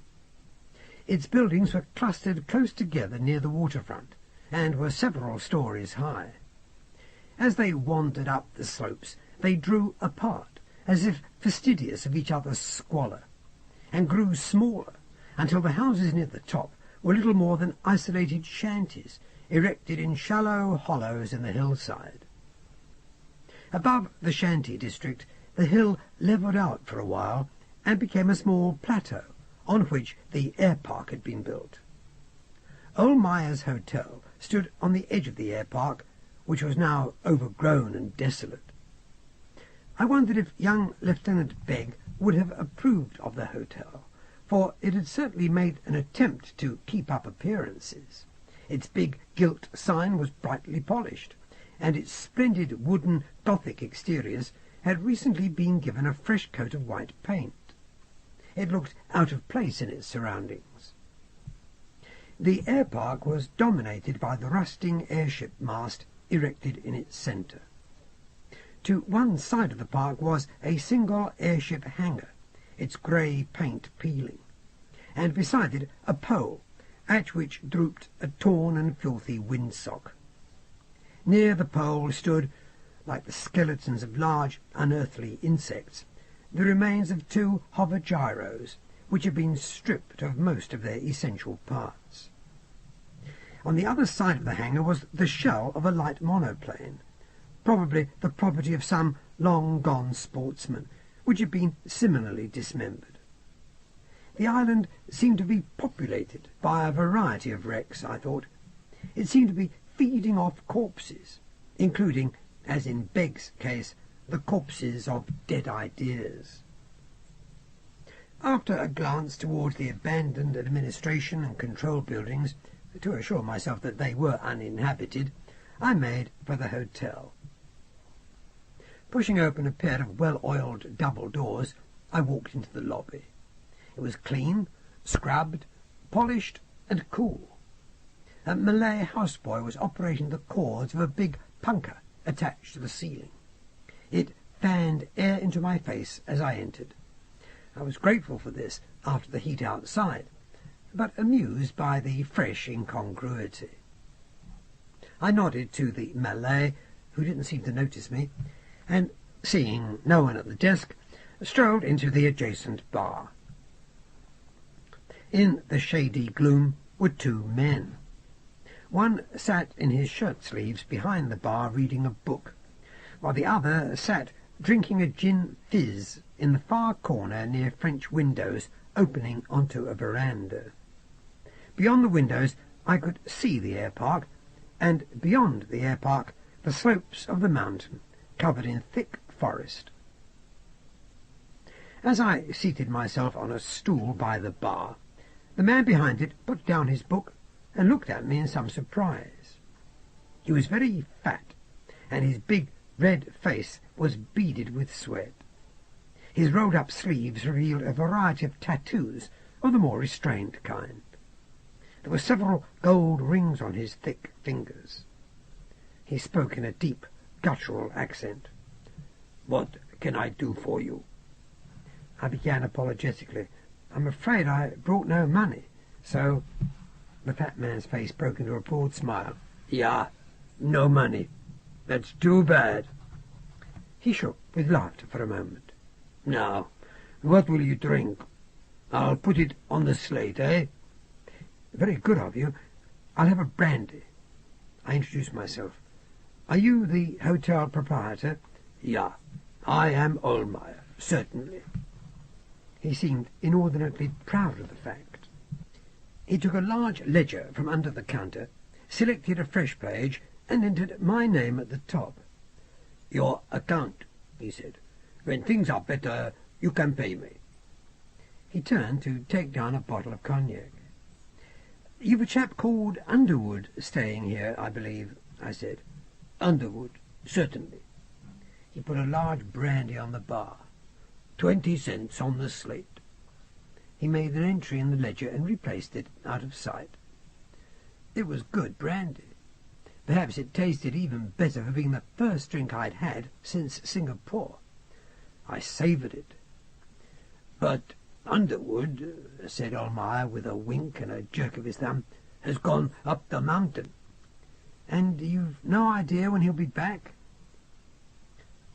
I heard one of the wicker chairs scrape on the polished floor.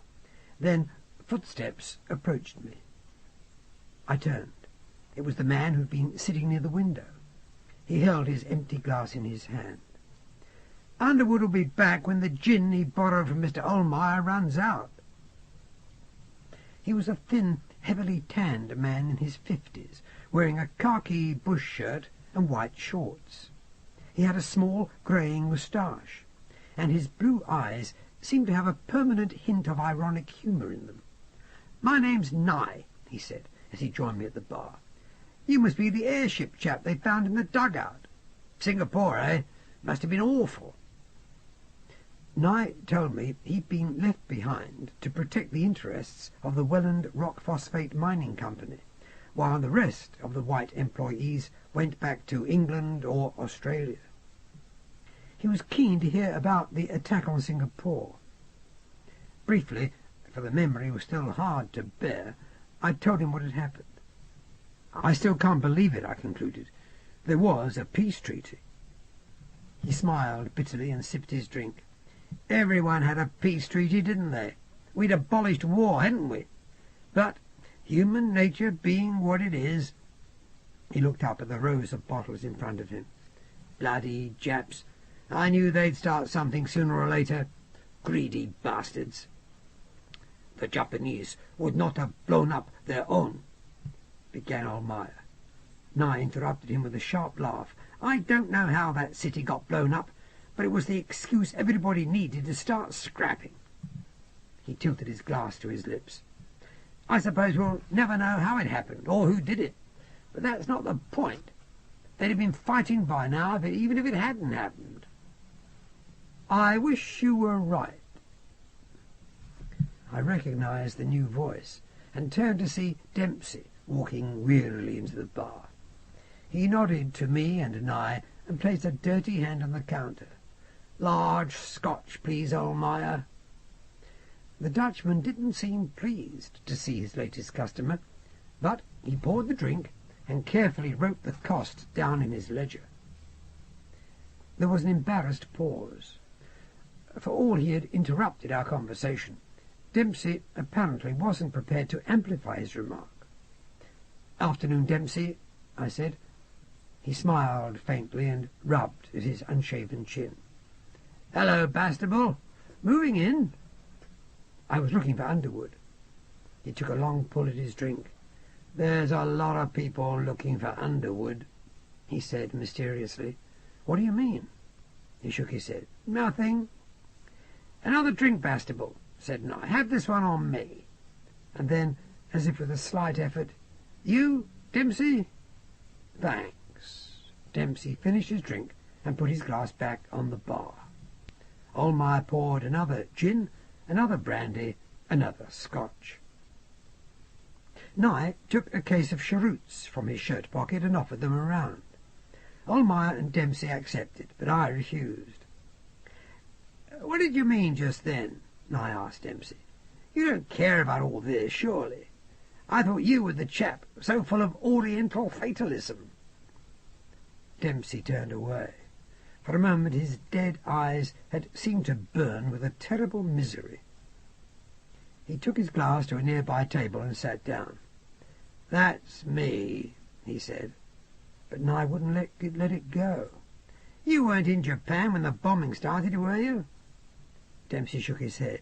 No, China. I noticed that his hands were shaking as he lifted his glass to his mouth, and he seemed to be muttering something under his breath. I thought I heard the words, God forgive me. He finished the drink quickly, got up, and shambled towards the door. Thanks, Nye. See you later. His wasted body disappeared through the doors, and I saw him begin to climb the flight of wooden stairs which led up from the lobby. Nye raised his eyebrows in a quizzical look. He shrugged. I think Dempsey has become what we used to call an island case. We had a few of them going native in the old days, or taking up opium, like him. The stuff's killing him, of course, and he knows it. He'll be dead within 6 months, I shouldn't wonder. I'd have given him longer than that, I said feelingly. I've known opium smokers who've lived to a ripe old age. Nye drew on his cheroot. It's not just the opium, is it? I mean, there's such a thing as a will to die. You know that as well as I do. I nodded soberly. I had encountered my own share of such desires. I wonder what did it, Nye mused. A woman, perhaps. He was an airshipman, you know. Perhaps he lost his ship, or deserted her or something. Ollmeyer grunted and looked up from his book. He's just a weak man. Just weak, that's all. Could be. I got up. I think I'll head back now. Mind if I come up tomorrow? I'd like to be here when Underwood returns. See you tomorrow. Nye lifted his hand in a salute. I wish you the best of luck, Bastable. That night I dined on fish and fruit with Hera. I told him about my conversation at the hotel and my second encounter with Dempsey.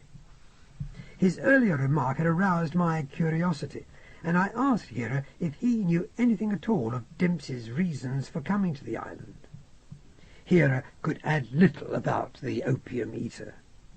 All I know is that he was in better condition when he arrived than he is now. I don't have much to do with the European community, as you may have noticed. He looked sardonically at me. Englishmen often start acting strangely when they've been out east a few years. Maybe they feel guilty about exploiting us, eh? I refused to rise to this, and we completed our meal in relative silence. After dinner we sat back in our chairs and smoked, discussing the health of the coolie I had found. Hera told me he was recovering reasonably quickly. I was just about to go up to bed when the door opened suddenly and a nun rushed into Hera's room. "Doctor, quickly, it is Underwood." Her face was full of anxiety. "He has been attacked. I think he is dying." We hurried downstairs to the little entrance hall of the hospital. In the light from the oil lamp I saw Ollmeyer and Nye standing there. Their faces were pale and tense, and they were staring helplessly down at something which lay on an improvised stretcher they'd placed on the floor. They must have carried it all the way from the hotel. Hera crouched down and inspected the man on the stretcher. "My God," he said. Nye addressed me. "He was dumped on the steps of the hotel about an hour ago. I think some Chinaman objected to his wife, or maybe his daughter, running off with Underwood. I don't know." Grimly he wiped his face with his handkerchief. "This couldn't have happened before the bloody war." I gagged as I got a good look at the battered mess of flesh on the stretcher. Poor devil! Hera straightened up and looked significantly at me. There was no hope for Underwood. He turned to Nye and Ollmeyer. "Can you take the stretcher up to the ward, please?" I followed as the two men picked up the stretcher and staggered as they climbed the short flight of steps to the ward. With the nurses I helped get him onto the bed, but it was plain that virtually every bone in his body had been broken. He was scarcely recognizable as a human being. They had taken their time in beating him up, and he couldn't last long. Hera began to feel a hypodermic. The beaten man's eyes opened and he saw us. His lips moved. I bent to listen. Bloody Chinks, bloody woman, done for me. Found us in the mine. The sheets. Oh, God, the bloody clubs. Hera gave him a hefty injection. Cocaine, he said to me. It's about all we have now. I looked at the next bed and saw the coolie I had rescued, staring at Underwood with an expression of quiet satisfaction. This couldn't be some sort of retaliation, could it? I asked Hera. Who knows? Hera looked down at the Australian as the man's eyes glazed and closed again.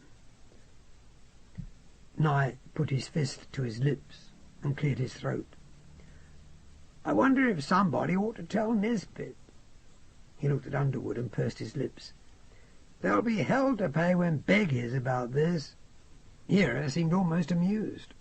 It could mean the end. Thoughtfully, Omar rubbed at his neck. Need Begg be told? The man has been attacked, I said. A couple of hours or so and it'll be murder. He can't last the night. If Begg goes on the rampage, old boy, we all stand a chance of being murdered, Nye pointed out. Begg will anger the Malays and Chinese so much they're bound to turn on us. These aren't the old days. What do you think a dozen bloody Gurkhas can do against 1,000 coolies? There was a glint of malice in Hera's eyes. So you don't want me to report this to the official representative, gentlemen? Better not, said Nye. We'll all keep mum, eh?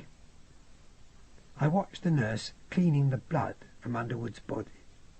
The cocaine had knocked him out completely. I walked to the door of the ward and lit a cigarette, watching the mosquitoes and the moths flutter around the oil lamp in the lobby.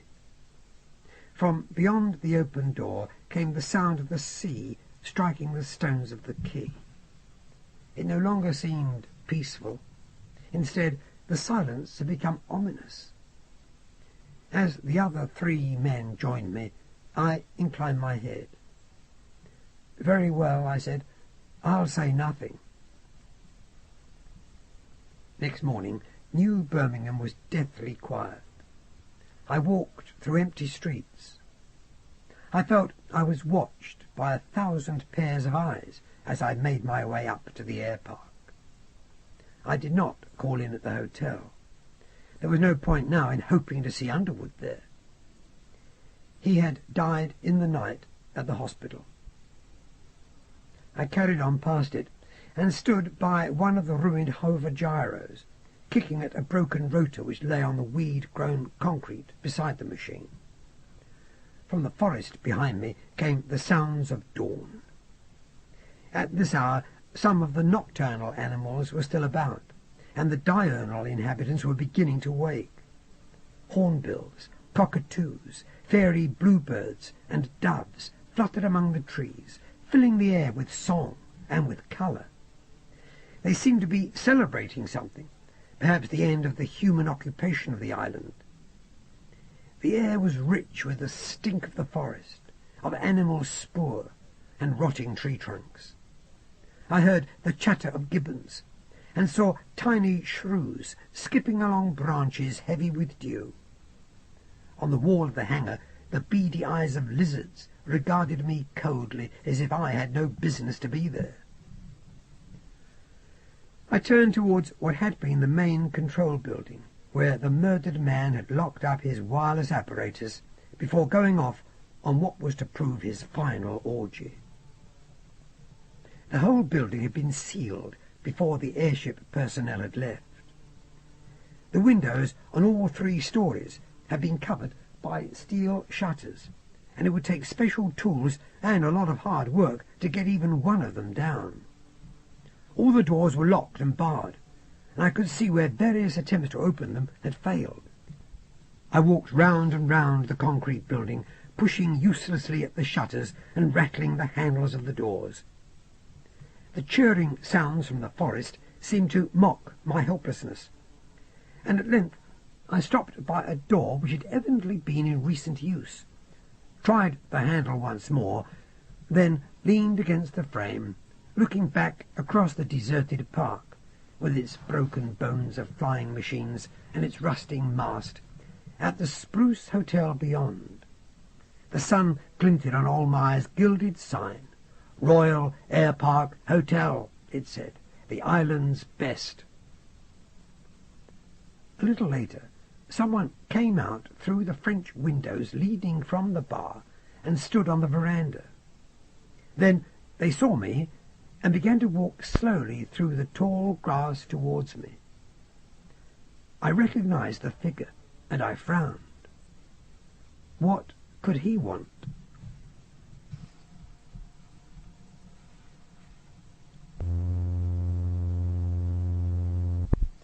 Book 1, Chapter 8, The Message. It was Dempsey, of course. He'd shaved and put on a suit slightly cleaner than the one he'd worn on the previous day, but he wore the same tattered native shirt underneath it. By the pupils of his eyes, I saw he had not yet had his first pipe of opium. He shuffled towards me, coughing on the comparatively cold air of the early morning. "I heard about Underwood," he said. He crossed the cracked concrete and stood looking at me. I offered him a cigarette, which he accepted, fumbling it from my case and trembling slightly as I lit it for him. "You knew the Chinese were after Underwood, didn't you?" I said. "That's what you meant yesterday, when you said a lot of people were looking for him." "Yesterday? I don't remember." He puffed on the cigarette, drawing the smoke deep into his lungs. "You might have saved him, Dempsey, if you'd warned someone at the time." He straightened up a little, and he seemed amused as he glanced towards the forest. "On the other hand, I might have done everyone else more harm. It's a bit of a luxury, a social conscience, isn't it, Bastable?" He felt in his pocket. "I came to give you this. I found it on the steps." He held out a Yale key. It must have fallen from Underwood's pocket when they dumped him. I hesitated before accepting the key. Then I turned and tried it in the lock. The wards clicked back, and the door swung open. The interior smelled of stale liquor and burned rubber. "All that's left of Underwood is his stink," said Dempsey.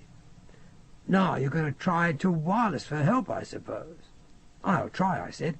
"If I can get through to Darwin, I'll ask them to reroute the first available airship to pick me up, and anyone else who wants to leave the island." "Better tell them it's an emergency." Dempsey waved his hand in the general direction of the town. "Make no bones about it. There are half a dozen excuses for an uprising now. Beg finding out about Underwood will be just one more. The Chinese are in a mood to slaughter all the Malays, and if the whites interfere, they'll probably get together and kill us first. It's true." A ghost of a smile appeared on his lips. "I know. I'm in rather closer touch with the natives than most, after all. Underwood was just a beginning." I nodded. "All right, I'll tell Darwin. You know how to work the wireless?" "I've had some training." Dempsey followed me into the gloomy interior of the office. It was a filthy litter of empty beer cans, bottles, and bits of broken wireless equipment. He pulled back the shutters, and light came through the dusty windows. I saw what could only be the wireless set in one corner, and I picked my way across the floor towards it. Dempsey showed me the pedals underneath the bench. I sat down and put my feet on them. They turned slowly at first, then more easily. Dempsey inspected the set. "Seems to be warming up," he said. He began to fiddle with the dials. There was a faint crackle from the phones. He picked them up and listened, shaking his head. "Valve trouble, probably. You better let me have a go." I rose, and Dempsey sat down in the chair. After a while he found a screwdriver and took part of the casing off the set.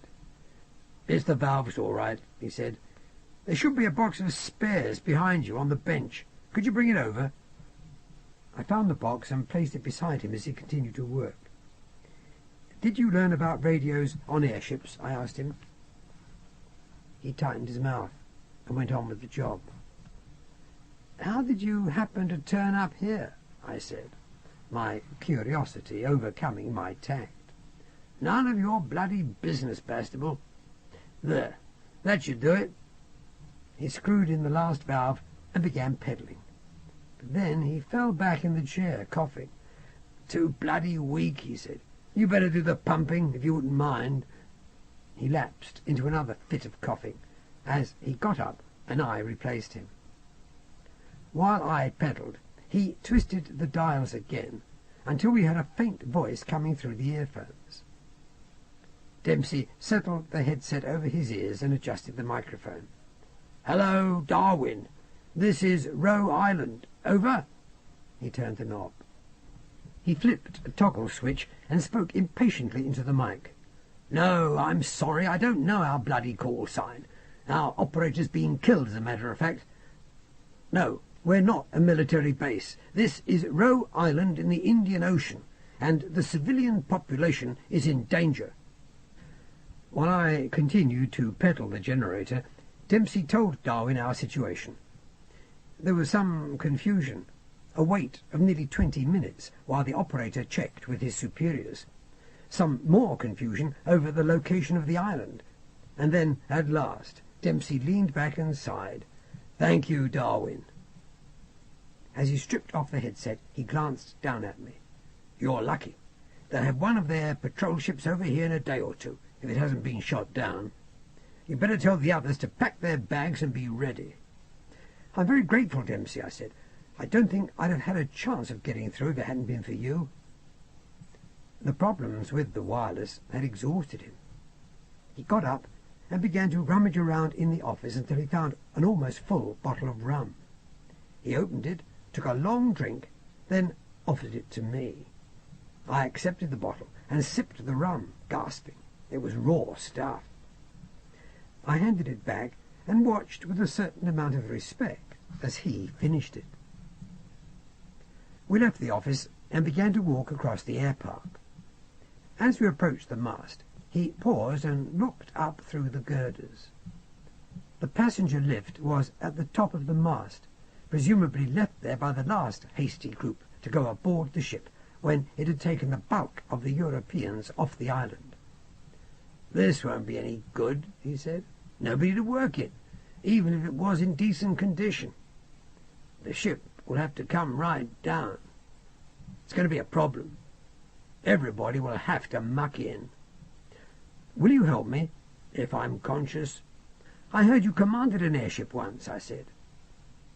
Then I regretted my curiosity, for a peculiar look of pained amusement came over his face. Yes, I did, for a very short time." I dropped it. "Let me get you a drink," I said.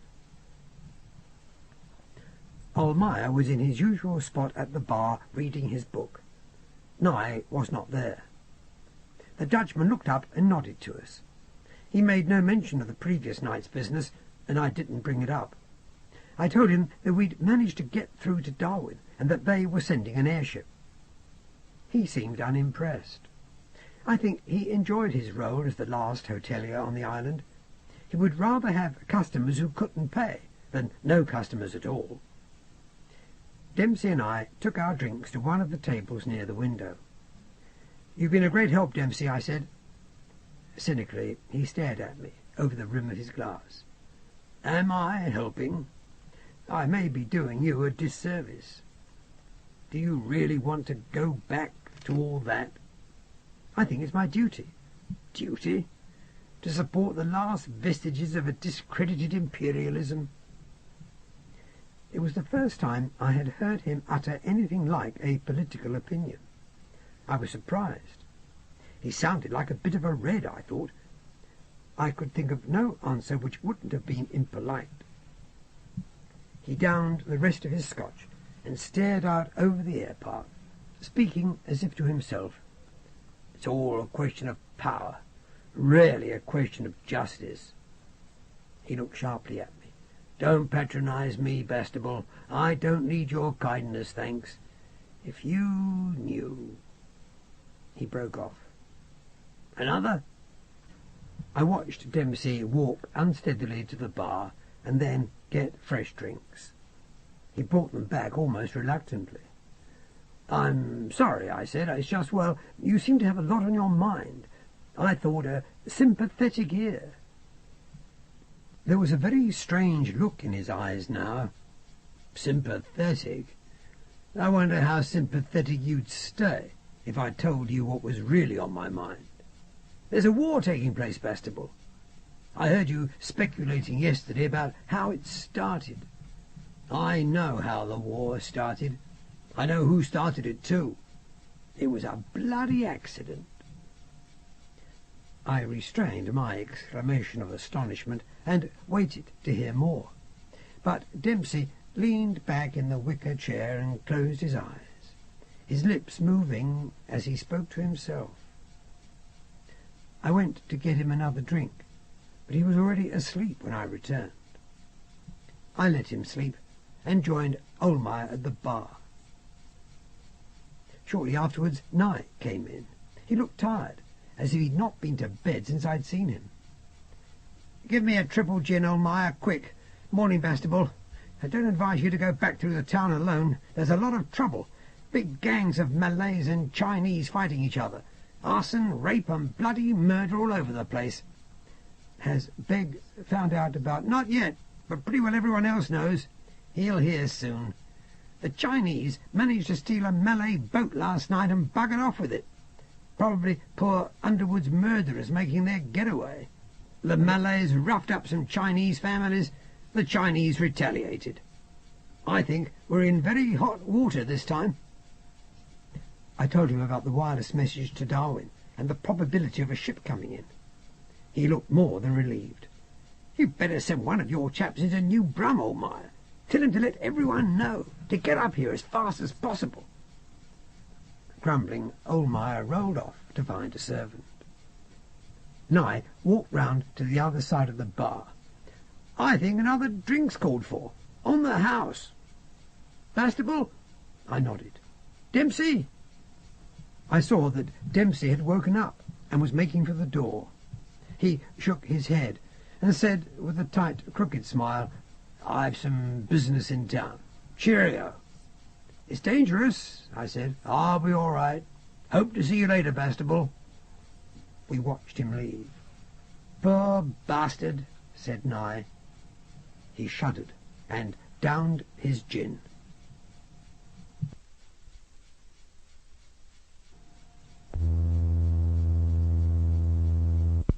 Book 1, Chapter 9. Hopes of Salvation.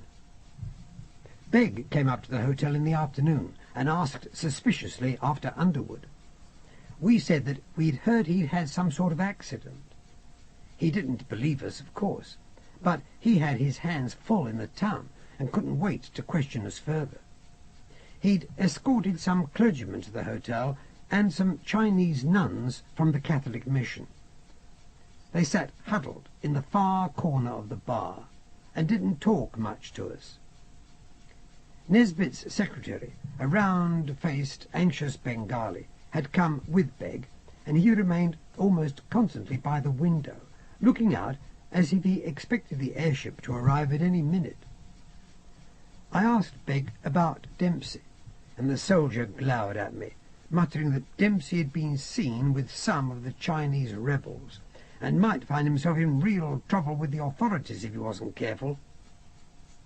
I also learned that Hera had decided to stay on at the hospital along with most of his nuns.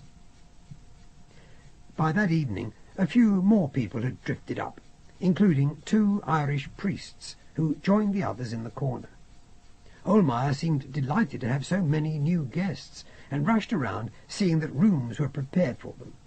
Even I received a room on the 2nd floor. Begg returned looking tired and angry. His normally neat uniform was dusty, and he had a bruise over his right eye.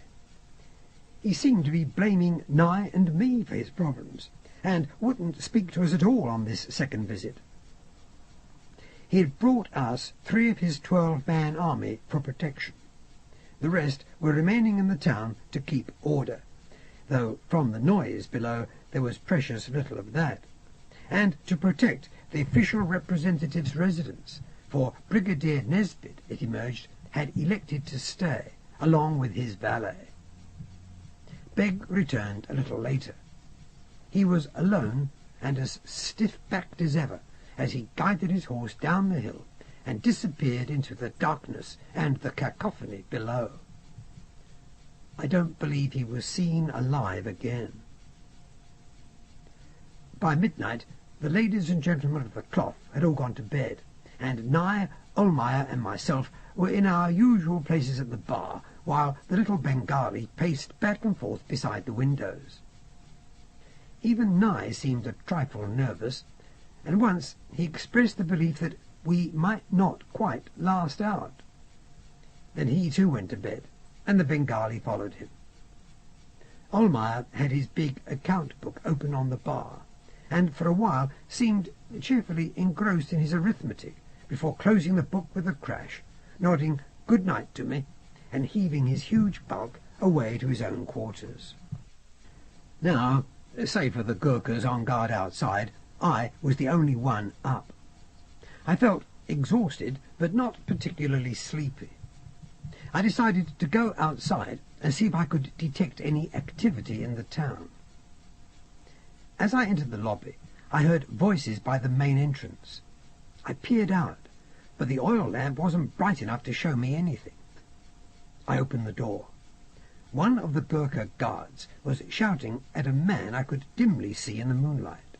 The Gurkha gestured with his bayoneted rifle, and the man turned away. For a moment I saw his face in the faint glow from the lamp in the lobby. I pushed past the soldier and hurried outside. "Dempsey, is that you?" He looked back. His shoulders were bowed, and his jacket had been ripped. His face was deathly pale, his eyelids almost closed. "Hello, Bastable." The speech was slurred. "Thought this was my hotel." "It is." I went towards him and took a limp arm. "Come inside." The Gurkhas made no attempt to stop us as I led Dempsey into Ohlmeyer's. The man was staggering and shivering. A dry, retching noise came from his throat. He was gripping something tightly in his right hand. There was no point in questioning him, and I did my best to get him up the stairs and along the passage to his room. The door was unlocked. I half carried Dempsey in, let him sit on the bed while I lit the oil lamp. The light revealed a room which was surprisingly neat. The bed was made up, and there was no litter. In fact, the room was completely impersonal. I got Dempsey onto the bed, and he stretched out with a sigh. The shivering came in brief spasms now. He blinked and looked up at me as I took his pulse. "Thank you very much, Bastable," he said. "I thought I might have a word with you." "You're in bad shape," I said. "Better sleep if you can." "They're looting down there," he said. "Killing each other. Perhaps it's something in the air." He coughed and then started to choke. I got him upright and tried to prise the packet he held from his fingers, but he reacted angrily with surprising strength. He pulled his hand away. "I can look after myself now, old man." There were tears in his eyes as he sank back onto the pillow. "I'm just tired. Sick and tired." "Dempsey, you're killing yourself. Let me—" "I hope you're right, Bastable. It's taking too bloody long, though. I wish I'd had the guts to do it properly." I stood up, telling him that I would call back later to see how he was. He closed his eyes, and he seemed to fall asleep. I experienced that feeling of impotence common to many who have themselves experienced the relief of drug addiction. I knew only too well that there was little I could do for the poor, tormented wretch. He could only help himself. And Dempsey seemed genuinely haunted, perhaps by a special insight into things as they really were, perhaps by something in himself, some aspect of his own character, which he could not reconcile with his moral outlook. For it was becoming increasingly clear that Dempsey, in spite of his denials, had a very moral outlook, and that he didn't think much of himself. I went to my own room along the passage and took off my jacket and trousers. I lay down on the bed in the darkness, listening to the insects hurling themselves against the woven wire of the window screens. Moonlight flooded the room. Soon I fell into a light sleep. I woke up suddenly. My door was creaking as it slowly opened, and I looked around for a weapon, thinking that the coolies had attacked the hotel while I slept. Then, with a sigh of relief, I saw that it was Dempsey. He was leaning almost nonchalantly on the door handle.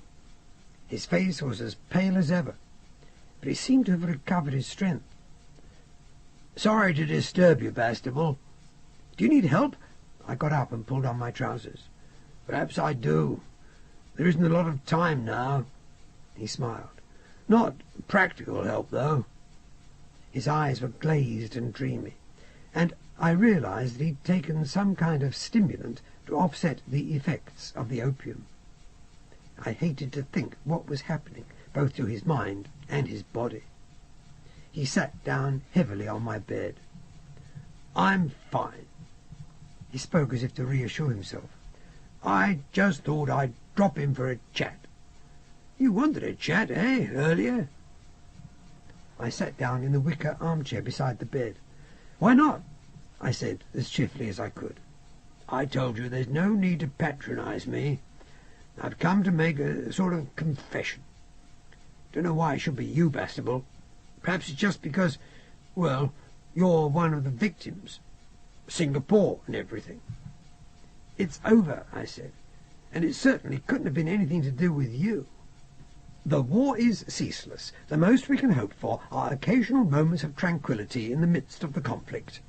I quote Lobkowitz. His drugged eyes shone for a second with an ironic light. "You read him too. I didn't think you were another red, Bastable." "I'm not. Neither, for that matter, is Lobkowitz. It's a matter of opinion. Besides, I speak from a great deal of experience." "As a soldier?" "I have been a soldier, but I've come to the conclusion that the human race is constantly in a state of tension, that those tensions make us what we are, and that they will often lead to wars. The greater our ingenuity at inventing weapons, the worse the wars become." "Oh, indeed. I agree with that last statement." He sighed. "But don't you believe it's possible for people to acknowledge the tensions and yet make harmony from those tensions, just as music is made?" "My experience would have it otherwise. My hope, of course, is another thing. But I see little point in such a debate when the world is currently in such an appalling state. This frightful Armageddon will probably not be over until the last aerial man-of-war falls from the skies." "You really see it as Armageddon?" I could not tell him what I knew, that I had already passed through 3 alternative versions of our world, and in each seen the most hideous destruction of civilization, that I myself felt responsibility for at least one of those great wars. I merely shrugged. "Perhaps not. Perhaps there will be peace. The Russians and the Japanese have always been at loggerheads. What I can't understand is how Britain failed to stop it, and why the Japs turned on us with such ferocity." "I know why," he said. I patted his arm. "Do you know, or is it the opium telling you?" "I've been fond of opium in my time, Dempsey. My appearance was once not too different from yours." "Can you believe that?" "I thought there was something. But why?" "I took part in a crime," I said, "a very wicked crime. And then—" I paused. Then I became lost. But you're not lost now. I am lost now, but I've decided to make the best of things. I've become a good airshipman. I love airships. There's nothing like being at the helm of one. I know, he said. Of course I know. But I'll never go aloft again. Something happened? An accident? A small, wretched laugh came out of his throat. You could call it that. He fumbled in his pocket and took something out, placing it on the bed beside him. It was a syringe. This stuff makes you want to talk, unlike the opium. From his other pocket he took a handful of ampules and placed them neatly beside the syringe. I got up. I can't let you. His eyes were full of pain. Can't you? The words had intense significance. They silenced me. I sat down again with a shrug. He put his hand over the syringe and the ampules and stared at me grimly. You've no choice. I've no choice. Our choices are all gone, Bastable. For my own part, one way or another, I'm going to kill myself. You can take that for granted. And I'd rather you let me do it this way. I know the state of mind you're in, old man. I was in it once, and without wishing to make a stupid comparison, I feel I've had as much reason as anyone on earth to want to do it. But you see me alive. I've gone beyond suicide. Well, I haven't. Yet he hesitated. I wanted to talk to you, Bastable. Then talk. I can't without this stuff. Once again I shrugged. But I knew what it was to have an unbearable weight on one's conscience. Take a little, then, I suggested. Just a little, and talk. But don't try to kill yourself, at least until you've confided in me. He shuddered. Confided? What a word. You sound like a priest. Just a fellow sufferer. You're a bit of a prick, Bastable. I smiled. So I've been told by others. Yet you're a decent sort, and you don't judge people much, only yourself. Am I right? I'm afraid you probably are. You don't hold with socialism, do you? With my brand, at any rate. What's your brand? Well, Kropotkin called it anarchism, but the words come to mean something very different in the public mind. You don't blow things up, then? Again he began to shake. He tried to speak, but no words came. I had accidentally struck a nerve. I moved towards him. I'm sorry, old man. I didn't mean... He drew away from me. Get out, he said. For God's sake, leave me alone. I felt very foolish. Dempsey, believe me, I meant nothing serious. I was being facetious. Get out! It was almost a shout, a plea. Get out, Bastable. The ship's coming. Save yourself if you can. I'm not going to let you kill yourself. I grabbed up some of the ampules. I want to listen, Dempsey. He fell back on the bed. His head hit the wall. He groaned. His body fell sideways. He had passed out. I checked his pulse and his breathing. Then I went to look for help. I recalled that there was a missionary doctor now in the hotel. As I reached the ground floor and headed to the bar, where I would find Ollmeyer, I heard people near the windows begin to mutter, then to talk excitedly. The darkness outside was suddenly broken by a beam of bright light. Ollmeyer saw it. He seemed disappointed. When I reached him, he muttered, "It's the ship. It's coming in." He was going to lose all his customers. I told him to send someone to look after Dempsey, and then I ran from the hotel towards the park. My intention was to guide the ship to her mast. To my astonishment, there were already uniformed men on the ground. I rushed towards one. They must have parachuted from the ship. "Thank God you've come," I said. The nearest figure turned. I looked into the expressionless face of a captain in the Imperial Japanese Army. "Go back inside," he said. "Tell them that if anyone attempts to leave the building, it will be bombed to rubble."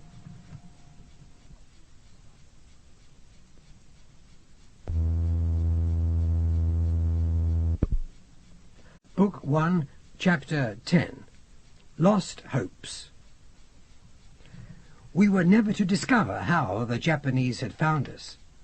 Either they had traced the wireless messages, or they had trailed and destroyed the rescue ship. The fact was, there was nothing we could do against them.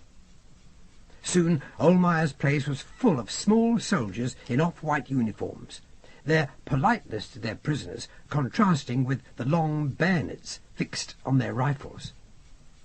The officer had a grim, self-controlled manner, but occasionally, it seemed to me, an expression of straightforward hatred crossed his face when he looked at us. We stood with our baggage, if we had any, in the middle of the floor. The women were sent aboard first. The Japanese had managed to get the mast working and had winched the ship to ground level. It was a large, modern ship.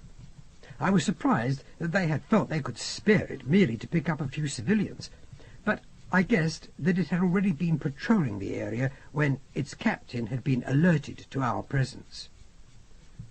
Nye was closer to the windows than I. He turned to me. "My God, they've fired the town!"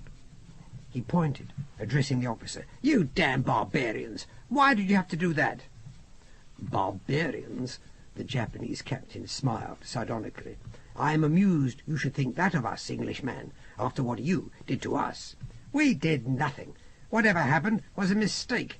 It suits you to blame us." The captain dismissed this. "However, we have not set fire to the buildings. It's your own workers. A riot of some kind. I gather they are on their way, en masse." It was credible. Thinking that they might get free of the island aboard a ship, the coolies could have persuaded themselves that it was possible to capture the vessel and sail it to freedom. "Don't worry," continued the Jap. "We intend to protect you as well as ourselves." His voice, pleasant and yet sharp, had a degree of contempt in it. I saw that Nye was upset by the exchange. Nye blustered a little, but he could not argue with the man's logic. We had far more to fear from the coolies, immediately at any rate, than from the Japanese. It was possible to smell the smoke from where we stood, and traces of red firelight were reflected in the windows and mirrors of Ohlmeyer's. The Dutchman had given up his despair, and was now offering to serve drinks to his new customers, as he saw them. I think he had half a hope that Roe Island was to be occupied, and that he would be allowed to continue, as a neutral, to run the hotel. The soldiers motioned him to join us at the centre of the floor. He sat down on one of his own tables. I thought he might be going to cry. "I am Dutch," he told the officer. "I am a private hotelier, a civilian. You cannot just remove me from the place I've spent most of my life building." "We have orders to arrest all Europeans," said the Japanese, "and you are most definitely European, sir. We have nothing against the Dutch. However, if you were to be realistic, you would understand that your country is an ally of Britain, and that it is only a matter of days before you are involved in this war." "But we are not involved today." "Not as far as I know. Essentially, our mission is to evacuate you from the island." "And what will happen to us?" asked Nye, still in an aggressive mood. "You will be interned for the duration of hostilities." "We are not spies." "Neither were those you interned in your South African war, you will recall. That was entirely different. The reasons were complex. Our reasons are also complex. You are foreign belligerents, potentially dangerous to our war effort." "My God! And you infer that we are hypocritical." "You will not deny, sir, that this is effectively a military base?" "It's a mining concern, but very useful as a fueling station." "We shall be leaving troops behind, a garrison. This is conquered territory. When you go outside, you will see that the Japanese flag now flies over the airfield." "Then why remove us? Is it usual practice?" It has become so. You will be interned at the European Civilian Prisoner of War Camp on Rishiri. Where the hell is Rishiri? It's a small island off the coast of Hokkaido, said one of the Irish priests. Hokkaido was the large island north of Honshu, Japan's main island. Quite a pretty place, as I recollect. We did some missionary work there a few years ago. The Japanese captain smiled. You will have to concentrate on Europeans now, Father, but you will have plenty of time to make comforts, I am sure. Nye fell silent. He finished the last of his gin fizz with the air of a man who was not likely to see another again for many years. With the women gone, the older men were next to be taken from the room. The Japanese were by no means cruel to us. Those who were too weak to move easily were helped by soldiers, who even carried bundles and suitcases for their prisoners, shouldering their rifles in order to do so. There was no point in trying to resist them, and they knew it. The ship's guns could have destroyed Old Myers in seconds, and we had so many other people to consider. A few minutes later, the Japanese captain went outside and then returned to issue commands to his men. The rifles were unshouldered, and they ran into the night, leaving only one man to guard us. We heard shouts, then shots, a terrible scream which rose and fell, then rose again, the scream of a mob. "The coolies!" Old Meyer waddled towards the window. We all followed him. The guard did not attempt to stop us. He stood by the door, looking back in some trepidation. The red firelight silhouetted the Malays and Chinese now trying to rush the airship, which was defended by a line of well-disciplined Japanese soldiers. The coolies were badly armed, though one or two had rifles and pistols. For the most part, the best weapons they'd been able to muster were parangs and large picks and hammers. Panic, anger, and hatred drove them against the rifle fire. Not a bullet was wasted. They continued to fall until the corpses of the dead and wounded hampered the advance of those who still lived.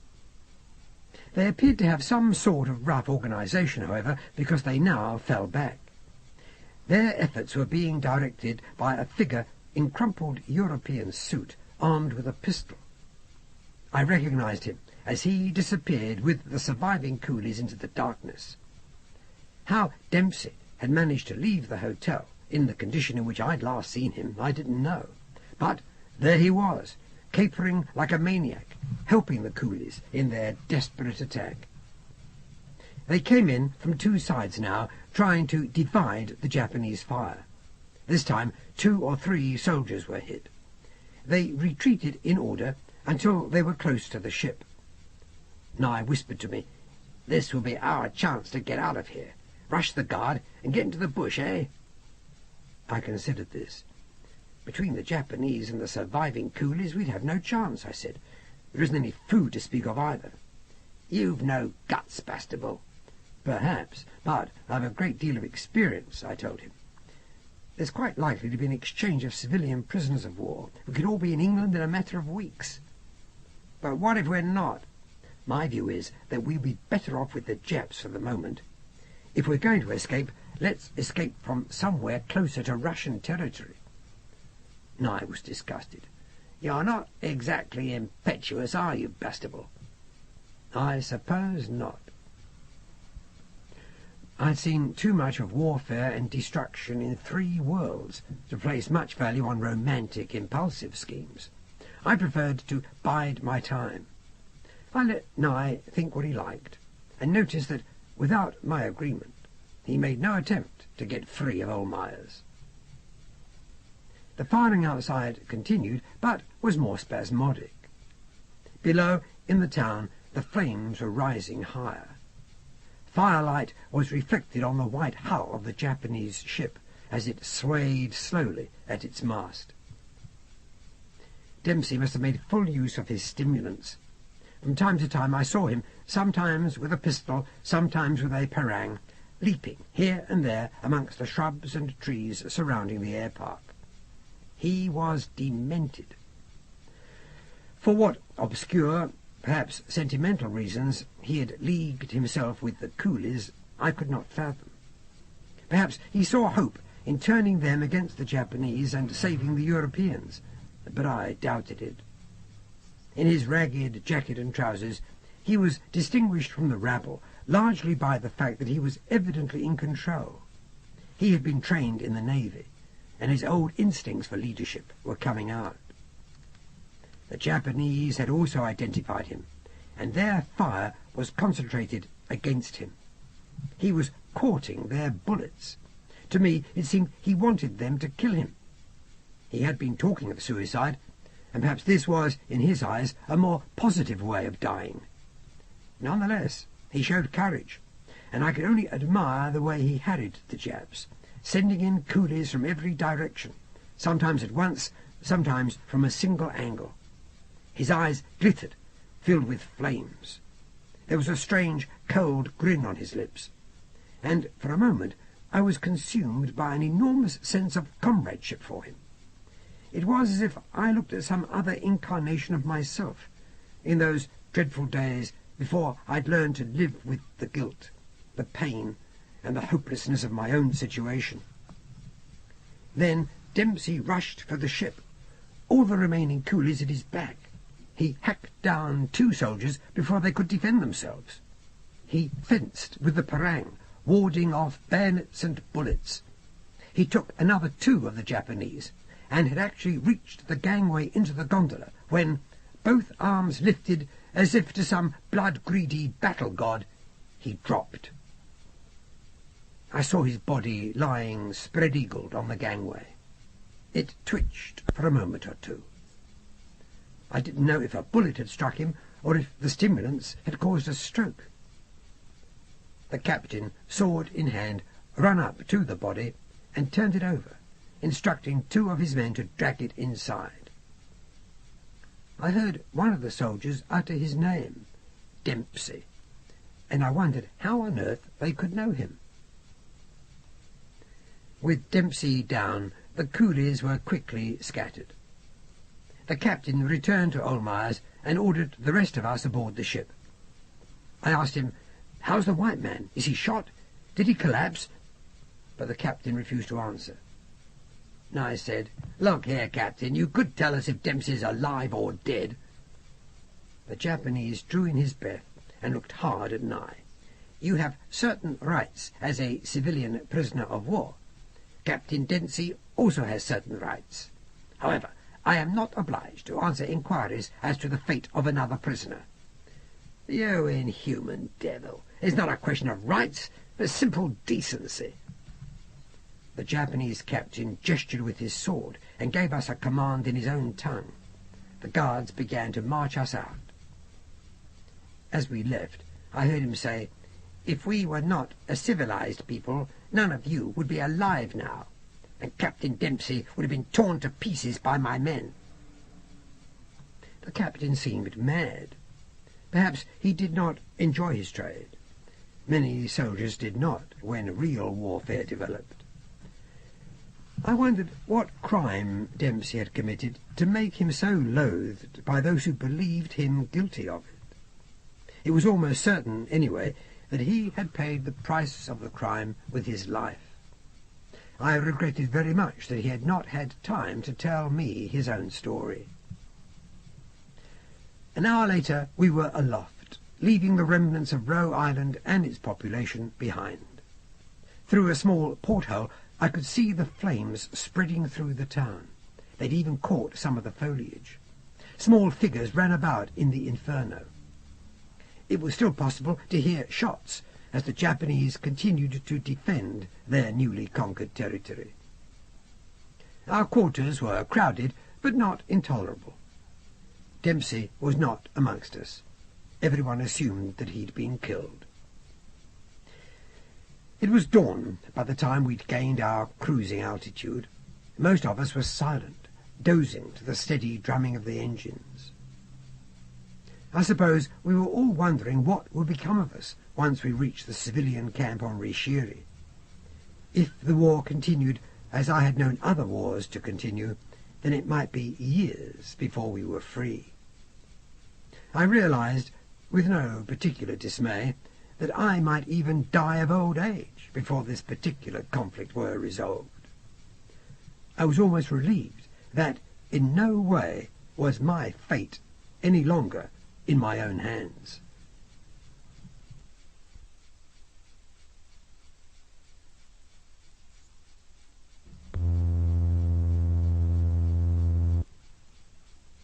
The Third Adventure, Book 2. Neither Master nor Slave. Chapter 1. The Camp on Rishiri. The civilian prisoner-of-war camp was well organized and clean. The food was simple and adequate, and our treatment was by no means harsh. There was a permanent Red Cross supervisor and a representative of the Swiss government who had elected, at the invitation of the Japanese, to act as a sort of umpire. There were civilians of most nationalities here, and those belonging to neutral countries, no longer the Dutch, were efficiently repatriated, so long as they could prove their identity and place of origin. There were a good many angry Poles, Bohemians, and Latvians present, for instance. Technically, they were Russian citizens, but vociferously denied their loyalty to any land save their own. Since Poles and Slovaks were fighting in Russian armies, there was not a great deal of weight to their protestations. I found the mixture of races fascinating, and made the most of my imprisonment to learn as much as I could about the world in which I had found myself. Here was a future in which Obene had not existed, yet it contained many of the inventions familiar to me in that future, where I had originally encountered General O.T. Shaw.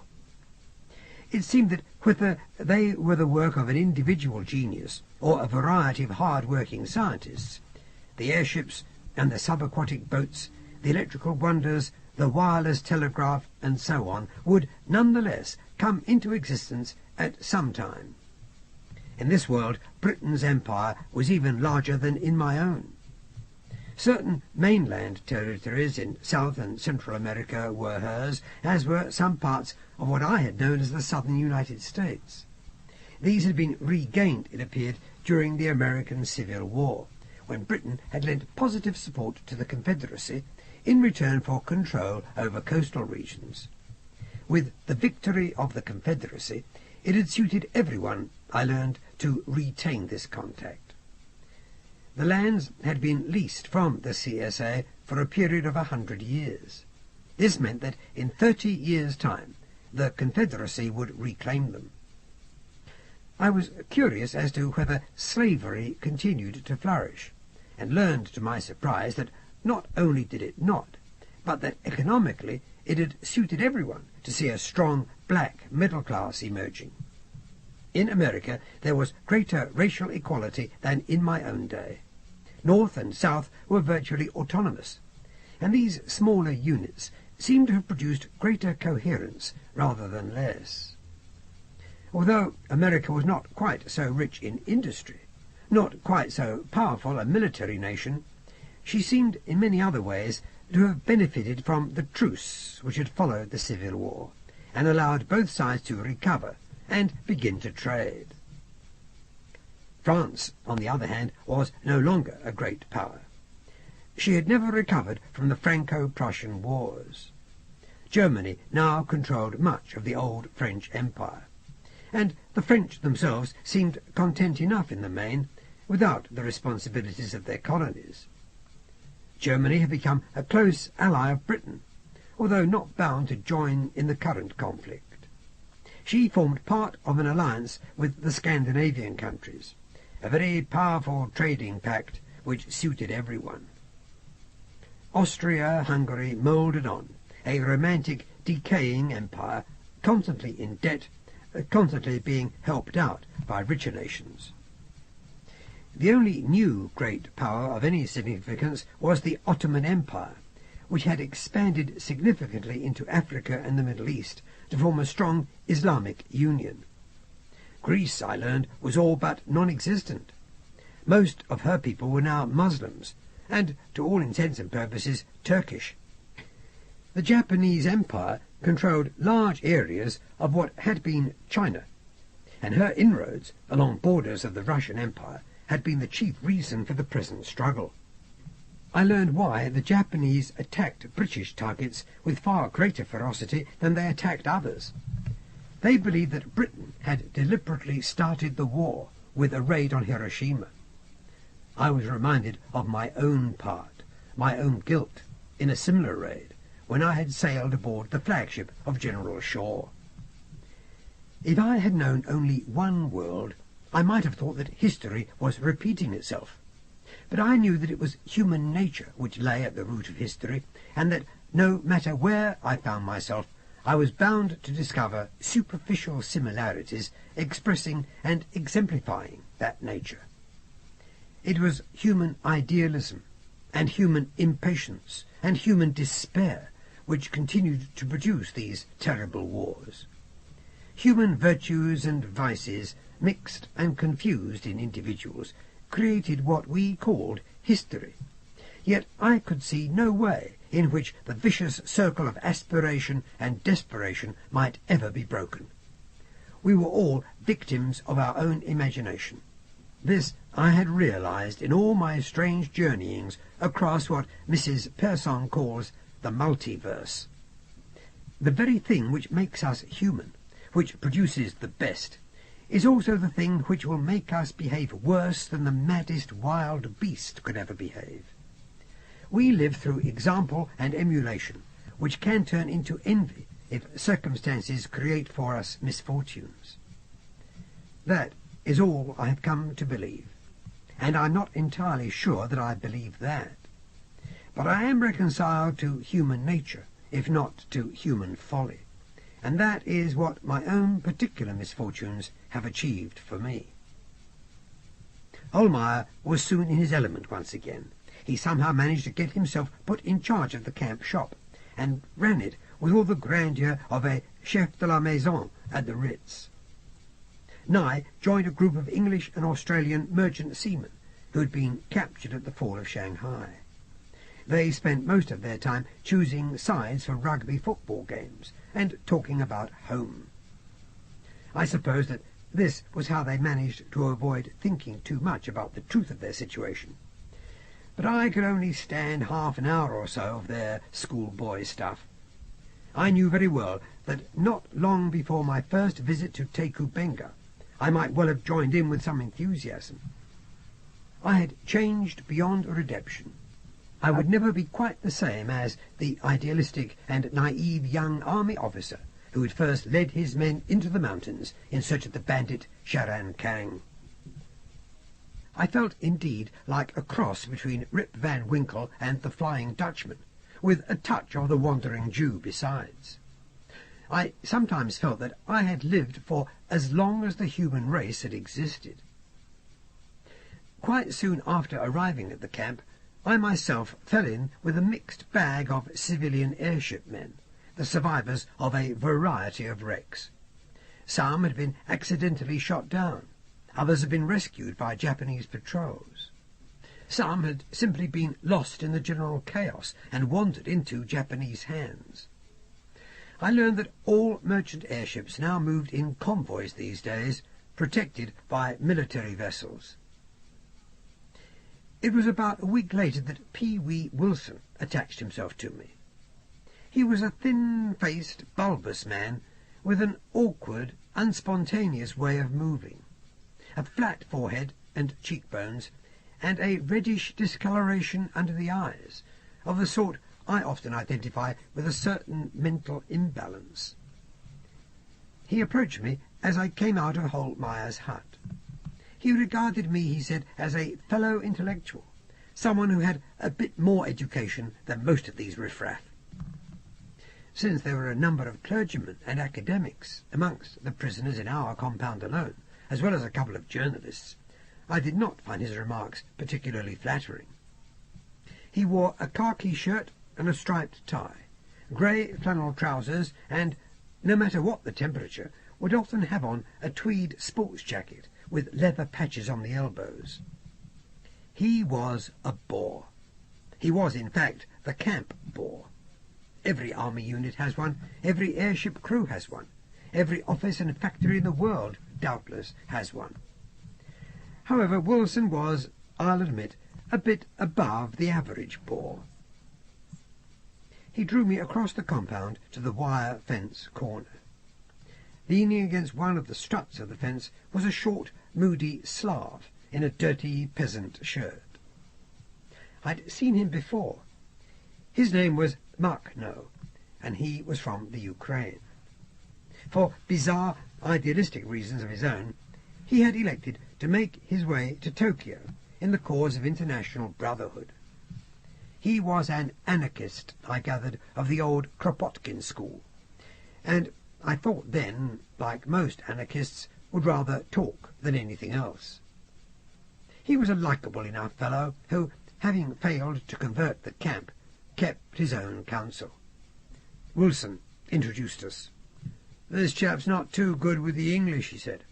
"I talk a spot of Russian, but I'm having trouble getting through to him. We were talking about money." "You're trying to buy something?" I asked. No, money. International finance and that." "Aha."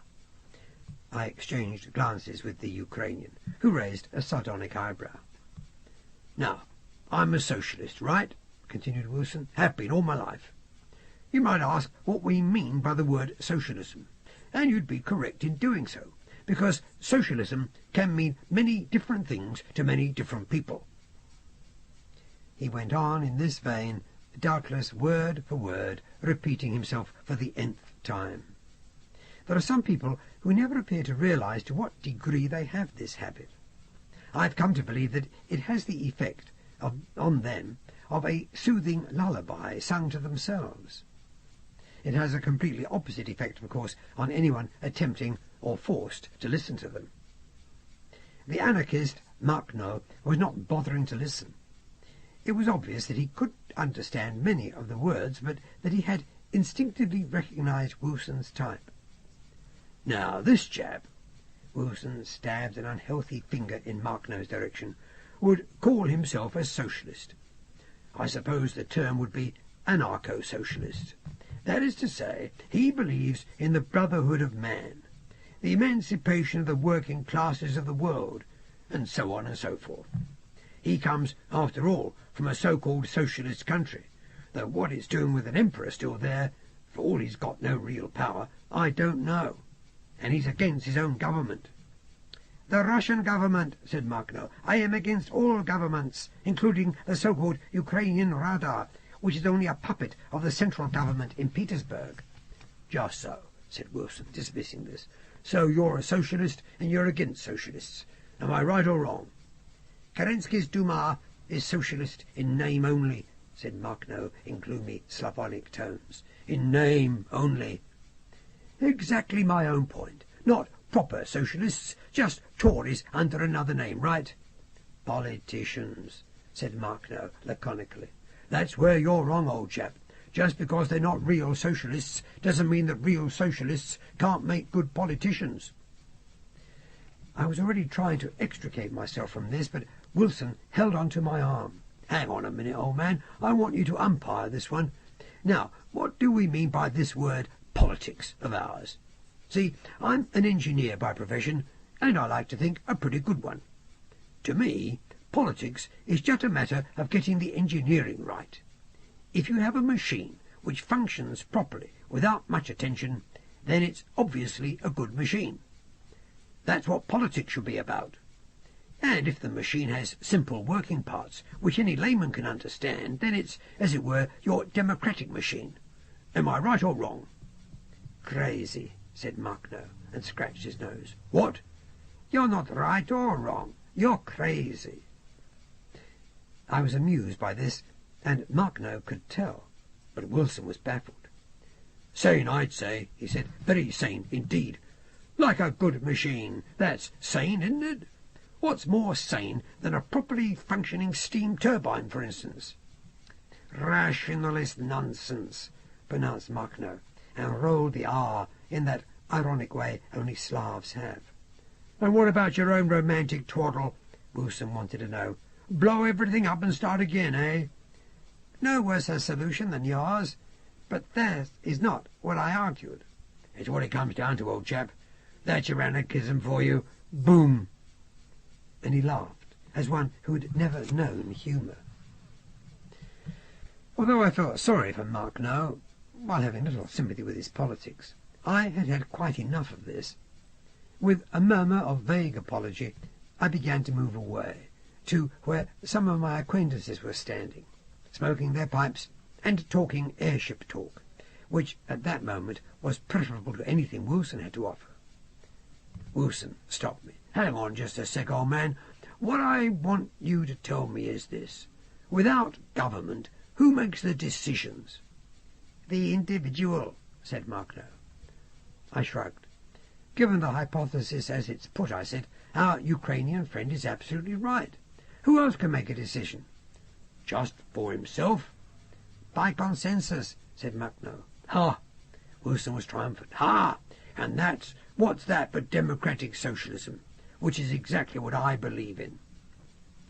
"I thought you believed in machines." I couldn't resist this jab. Wilson missed my small irony, as he had missed all Moorcock's. "A democratic socialist machine," he said, as if to a child. "That is not anarchism," said Moorcock stubbornly. But he was not trying to convince Wilson. If anything, he was trying to drive him away. "I can see some of my pals want a word," I said to Wilson. I winked at Moorcock and made off. But Wilson pursued me. "You're an airshipman by all accounts, as are these fellows. Don't you believe in using the best machinery, the engines least likely to let you down, the control systems which will work as simply as possible?" "Airships aren't countries," I said. Unfortunately, an unsuspecting second officer from the destroyed Duchess of Salford heard me without noticing Wilson. "They can be," he said. "Like small countries, I mean. Everyone has to learn to get on together." I left him to Wilson. When he realized what he'd let himself in for, a look of patent dismay crossed his young face. I waved at him behind Wilson's back and sauntered off. It was to be one of my easier escapes from the bore of Rishiri. The fact that I was a prisoner, and beginning, like many others, to fret a great deal was bad enough. It was purgatory, but Pee-wee was making it hell. I'm still surprised that nobody murdered him. He became impossible to avoid.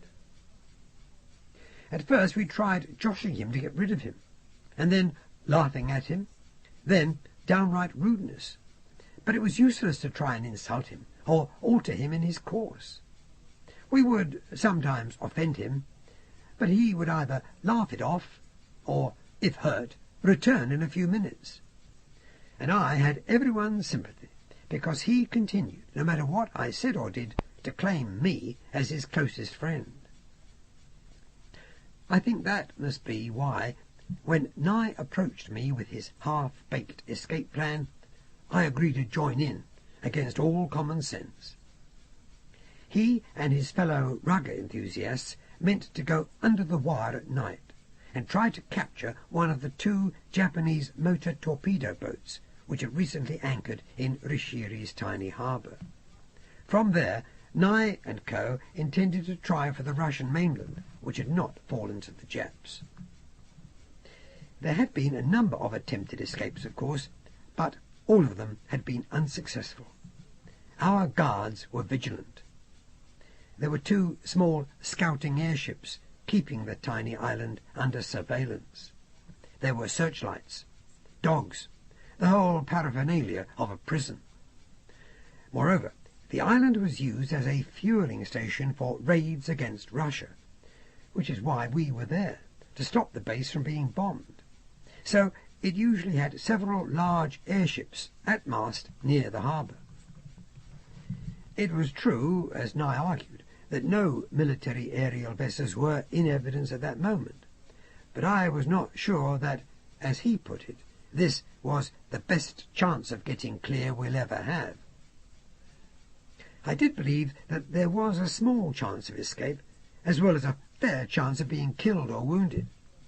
But I argued to myself that even if I were wounded, I should spend time in the hospital, away from Wilson.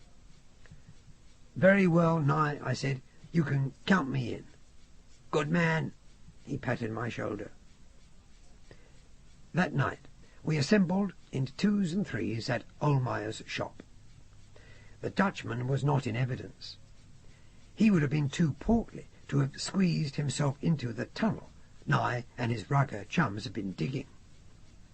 It was usual to meet in the hut in the evening to play table tennis, or the variety of board games supplied by the Red Cross. We had only occasional trouble from the guards, who were inclined to look in on us at random. Because they did not check our numbers, we stood a fair chance of all getting down the tunnel before they suspected anything. A few of the airshipmen had elected to stay behind to cover us. Nye was to go first, and I was to go last. One by one the men disappeared into the earth, and it was as I was about to follow them that I realized that fate was almost certainly singling me out for unusual punishment. Wilson walked through the door of the hut. I was halfway down. I think I remember smiling at him weakly. "My lord, old man, what are you up to?" he asked. Then he brightened. "An escape, eh? Good show. A secret, is it? Shan't breathe a word. I take it anyone can join in." I said, "Actually, Nye..." "My pal Nye, eh? His idea. Jolly good. That's all right with me, old man. I trust Nye implicitly. And he'd want me along." One of the airshipmen near the window hissed that a couple of guards were on their way. I ducked into the tunnel and began to wriggle along it. There was no time to argue with Wilson. I heard his voice behind me. "Make way for a little un." I knew that he joined me in the tunnel before the light vanished as the airshipmen above replaced the floorboards. I seemed to crawl for eternity, with Wilson muttering and apologizing, constantly bumping into my feet, criticizing what he called the poor engineering job of the tunnel. He wondered why they hadn't thought of asking him for his expert help. We emerged into sweet-smelling darkness. Behind us was the wire and the lights of the camp. We were close to the earth road which wound down to the harbour. Nye and the merchant seamen were whispering and gesticulating in the darkness, just as if they were still choosing sides for a game. Wilson said, in a voice which seemed unnaturally loud even for him, "What's the problem? Need a volunteer?" Nye came up to me urgently. "Good God, man, why did you tell him?" "I didn't. He found out just as the guards were on their way." "I thought you could do with an extra chap," said Wilson, "so I volunteered. Don't forget I'm an expert engineer." I heard someone curse and murmur, "Shoot the blighter." Pee-wee, of course, was oblivious. Nye sighed. "We'd better start getting down to the harbour. If we're separated—" He was interrupted by the unmistakable growl of airship engines high overhead. "Damn! That complicates things." The sound of the engines grew louder and louder, and it was evident that the ships were coming in lower. We began to duck and weave through the shrubs and trees at the side of the road, heading for the harbour. Then, suddenly, there was light behind us, and gunfire, the steady pounding of artillery. A dying scream as a bomb descended some distance from the camp. Up the road came several trucks full of soldiers, as well as a couple of armoured cars and some motor bicycles. The firing continued until I realized that the ships were attacking. Something whizzed past me just above my head. It felt like a one-man glider. These ingenious devices were far more manageable than parachutes in landing troops. It seemed there was a raid on, and we had become caught in the middle of it. Nye and his lads decided not to vary from their plan. "We'll use the confusion," he said. Wilson called, "I say, steady on. Perhaps you should wait and see what—" "No time!" shouted Nye. "We don't know what this is all about. Let's get to that boat." "But suppose—" "Shut up, Wilson," I said. I was prepared to follow Nye's lead. I felt I had little choice now. "Wait," cried the engineer. "Let's just stop and think for a minute. If we keep our heads, you are about to lose yours to a samurai sword," called Nye. "Now, for God's sake, shut up, Wilson. Either stay where you are or come with us quietly." "Quietly? I wonder what you mean to say when you say—" His droning voice was a greater source of fear than any bombs or bullets. We all put on an excellent burst of speed. By now machine guns were going, both from the ground and from the rear. I have never prayed before for another human being's death, but I prayed that night that somebody would take Wilson directly between the eyes and save us. The Japanese were all making for the camp. As a result, we were lucky. They weren't looking for escaped prisoners just yet. Even when we were spotted, we were taken for enemy soldiers. We were shot at, but we were not pursued. We reached the outskirts of the town. Getting through the streets unobserved was going to be the difficult part. Again, we were lucky in that whatever was going on behind us was diverting all troops, all attention. It was Wilson crying, "I say, you fellas, wait for me," that brought us the greatest danger. A small detachment of Japanese infantry heard his voice, and immediately began to fire along the alley we had entered. Nye went down, together with a couple of others. I kneeled beside Nye. I tested his pulse. He had been shot in the back of the head and was quite dead. Another chap was dead also, but the survivor was only slightly wounded. He got his arm over my shoulder, and we continued to make for the harbour. By this time we were fairly hysterical, and were yelling wildly at Wilson as Japanese soldiers opened fire again behind us. "Shut up, you damned fool! Nye is dead." "Dead? He should have been more careful." "Shut up, Wilson." We got to the quayside and went straight into the water as planned, swimming for the nearest boat, a white and red blur in the misty electric light from the harbour. I heard Wilson behind me. "I say, you chaps, I say, didn't you realise I couldn't swim?" This intelligence seemed to lend me greater energy. Supporting the wounded man, I swam slowly towards the MTB. Some of the seamen were already climbing its sides. I was relieved to hear no further gunshots. Perhaps we'd managed to surprise them after all. By the time I eventually got to the MTB, a rope ladder had been thrown down for me. I lifted the wounded man onto it, holding it while he ascended. I think I could still hear Wilson's dreadful cries from the harbour. "I say, chaps, hang on a minute. Can somebody send a boat to fetch me?" I hardened my heart. At that moment I must admit I didn't give a fig for Wilson's life. By the time I reached the deck, I was gasping with exhaustion. I looked around me, expecting to see captured Japanese sailors. Instead, I saw the white uniforms of Russian Navy personnel. A young lieutenant, his cap on the side of his head, his tunic unbuttoned, a revolver and a sabre in his hands, saluted me with his sword. "Welcome aboard, sir," he said in perfect English. He grinned at me with that wild, careless grin which only Russians have. "We both appear to have had the same idea," he said. "I am Lieutenant Mitrofanovich, at your service. We took this boat only 20 minutes before you arrived." "And the airships, back there?" "Russian. We are rescuing the prisoners, I hope, at this very moment." "You're using an awful lot of stuff for a few prisoners," I said.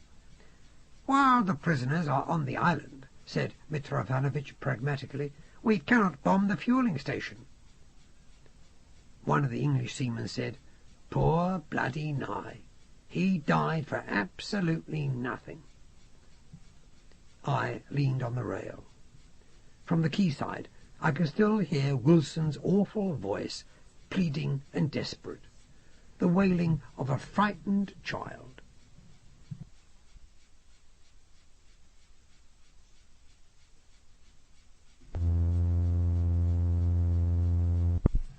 Book 2, Chapter 2, Back in Service.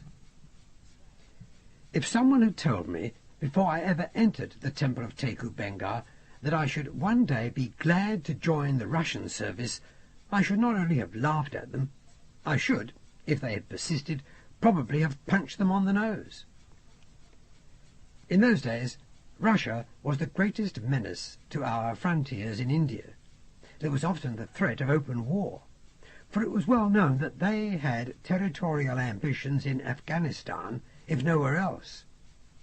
The fact that the Japanese Empire and the Russian Empire had clashed over which parts of Southeast Asia and China came under their control was probably fortunate for the British.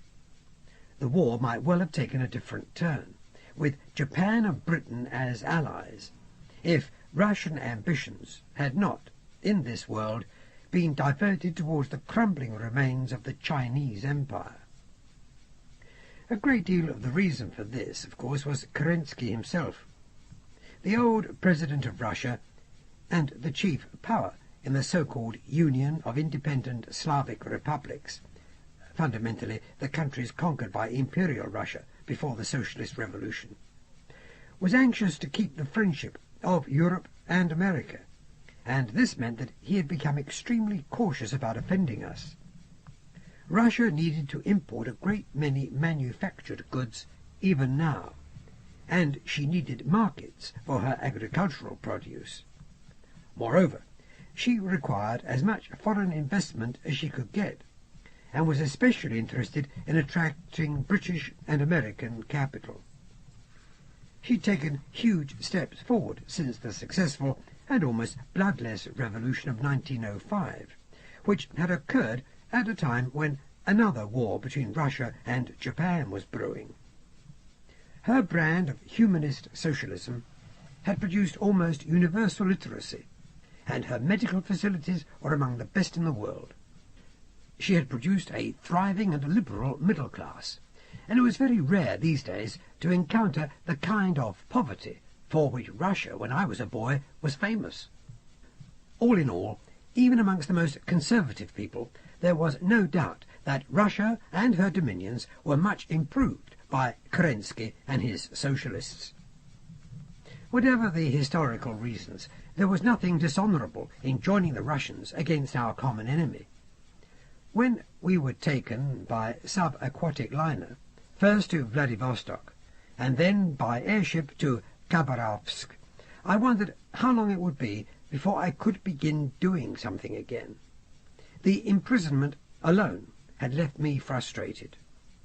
When news came through that any British citizens with airship experience were needed for the aerial arm of the Russian volunteer fleet, and that Whitehall was actively encouraging us to join up, I put my name down immediately, as did most of the chaps I was with. Those few of us, like myself, with military experience, were given the choice of serving on armed merchantmen, flying in convoys, or on the escorting aerial frigates and cruisers themselves. I elected to join the frigates. I had no particular urge to kill my fellow men, but wanted to take something less than a passive role through the rest of this particular war.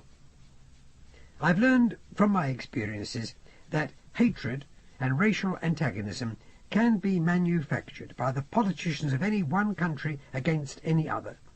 So I was no longer the patriot I had been. Personally, however, and I know now that this was an infantile impulse, I felt that I had been put to a great deal of trouble by the Japanese, and I might as well fight them as anyone else.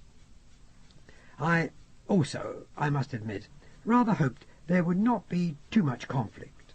I wanted to fly good, fast ships, and here, at last, was my chance. We had a 2-week training program in and around Samara, in which we learned the specifics of the Russian ships, which were mainly built and equipped according to the designs of the great engineer Pyatnitsky, and at that time were amongst the most modern in the world. Then we were assigned to various ships to get general experience. I joined the aerial cruiser Vissarion Belinsky.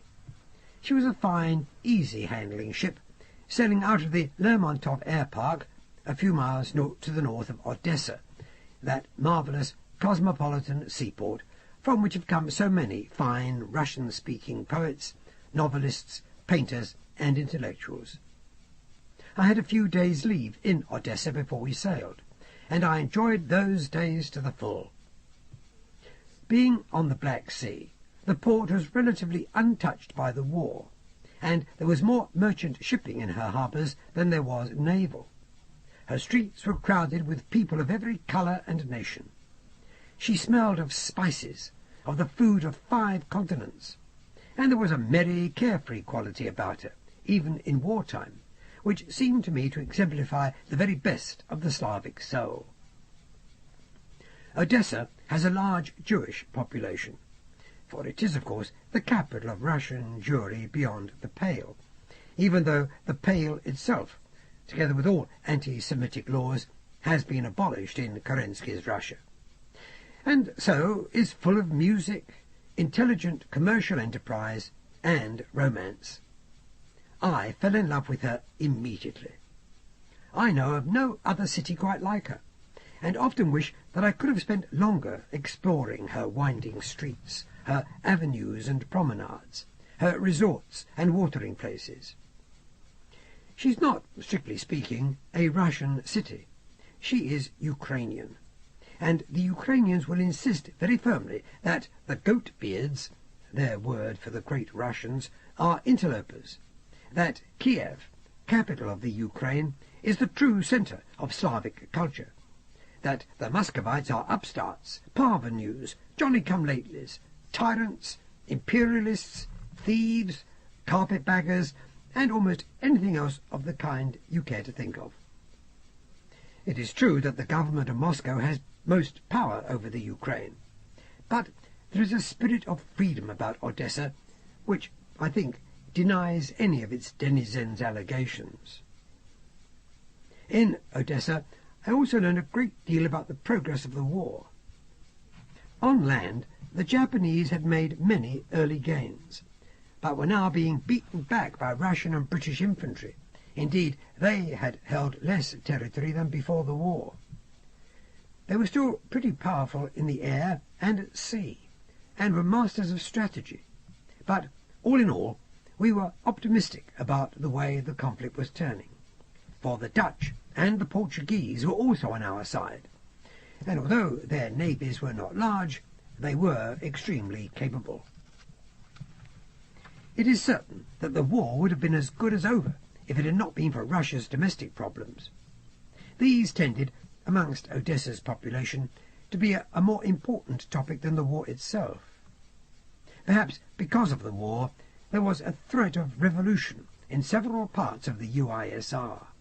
Indeed, whole parts of the Ukraine were currently in the hands of large armies calling themselves Free Cossacks, many of them deserters from various cavalry regiments.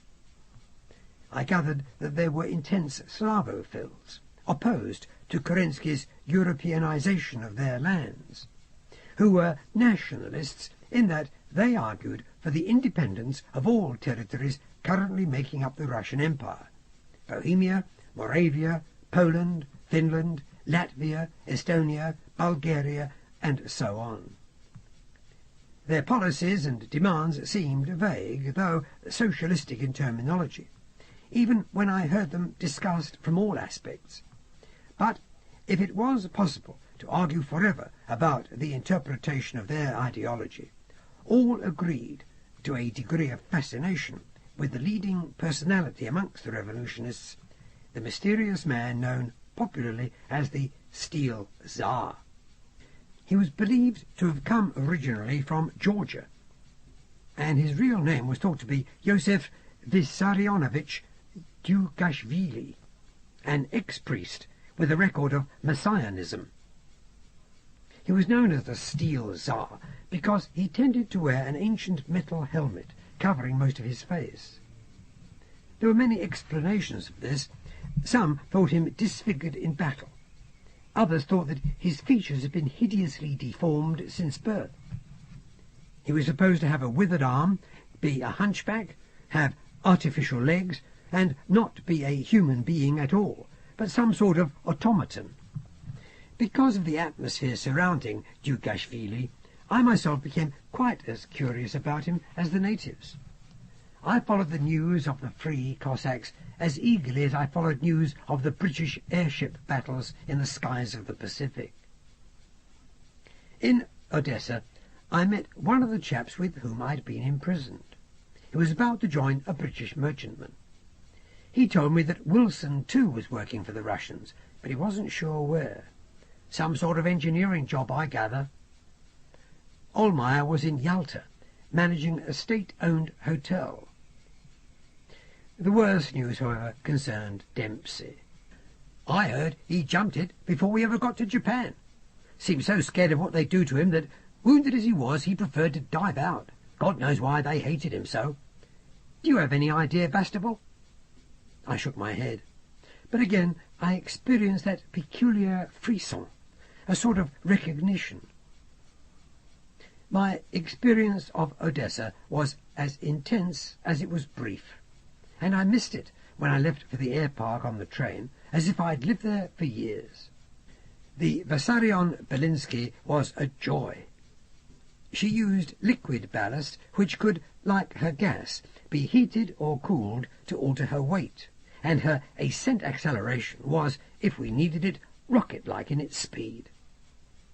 She had a top speed of 200 miles per hour, but could be pushed quite a bit faster than that with a good wind behind her.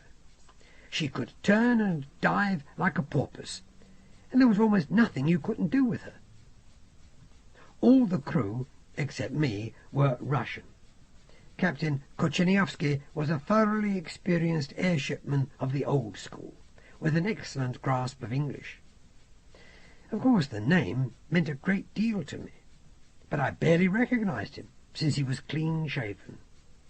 He did not appear to know me at all, and I was forced to remind myself that few of us come to my understanding of the nature of our existence. He knew nothing of alternate worlds.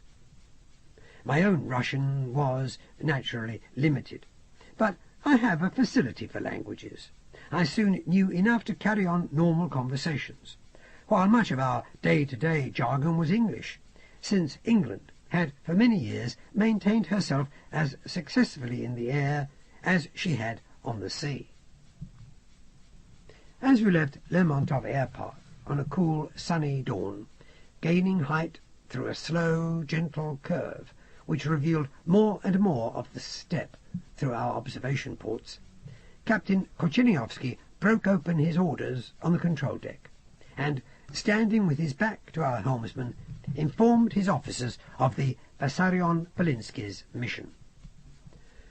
I was not the only one both surprised and disappointed. It seemed we were victims of a typical piece of Muscovite bureaucratic muddle, and there I was, since I'd signed up for a minimum of a year, with absolutely nothing I could do about it. Kocheniovsky's heavy Polish face was sober, and his voice sonorous as he began to read the orders. With typical courtesy, he spoke English for my benefit. We are to proceed at all fastest speed to Yekaterinoslav, which is currently sustaining heavy attack from rebel forces. We are to join other ships under the command of Air Admiral Krasnov. He pinched his eyebrows together. It was obvious that he had no taste for the commission, which would involve him in giving orders which would inevitably lead to the death of other Slavs. Everyone was agitated by the news. They had been expecting to defend their country against the Japanese. Instead, they were assigned to domestic policing duties of a kind which all the officers found distasteful and demeaning. I did not really mind missing a scrap with the Japanese, but I was bitterly sorry that I was unlikely to see any real aerial action. I joined the service out of a mixture of desperation and boredom. I appeared to be doomed to a continuation of those circumstances. Moreover, I should sooner or later have blood on my hands, and it would be the blood of people I had absolutely nothing against. I had no idea of the issues. Socialists always quarrelling amongst themselves because of the strong element of messianism in their creeds, and I could see little difference between Kerensky's brand or Dugashvili's. My only consolation was that at least I might have the opportunity of observing the Steel Tsar, or at any rate his works, at first hand. Pilniak, a second lieutenant of about my own age, with huge brown eyes and a rather girlish face, though it was in no way effeminate, grasped my uniform shoulder. Like him, I wore the pale blue of the Russian Volunteer Air Force, and laughed. "Well, Mr. Bastable, you're going to see some Cossacks, eh? A bit of the reality most Europeans miss." He dropped his voice and became sympathetic. "Does that bother you? The Steel Tsar rather than the Mikado?" "Not a bit," I said. After all, I thought wickedly, I had originally been trained to fight Russians. But I have never been able to find consolation in cynicism for long, and this lasted a few seconds. Perhaps we'll find out if he's human or not. Pilniak became serious. "He's human, and he's cruel. This whole thing is essentially medieval in its overtones, for all they claim to be socialists and nationalists. They want to put the clock back to the days of Ivan the Terrible. They could destroy Russia and everything the revolution achieved. There have even been instances of pogroms in one or two of the towns they've taken, and God alone knows what's going on in the rural districts. They should be stopped as quickly as possible. But they're gaining popular support all the time. War brings out these basic feelings. They are not always controllable. Our newspapers beat the drum of Slavophilia, of nationalism, in an effort to stir up patriotic feelings against the Japanese, and this happens." "You seem to speak as if this uprising was inevitable." "I think it was. Kerensky promised us heaven on earth many years ago, and now we find that not only have we not made heaven, but we are threatened with hell in the form of invasion. This war will leave many scars, Mr. Bastable. Our country will not be the same when it is over." "The Steel Tsar is a genuine threat. What he represents, Mr. Bastable, is a genuine threat."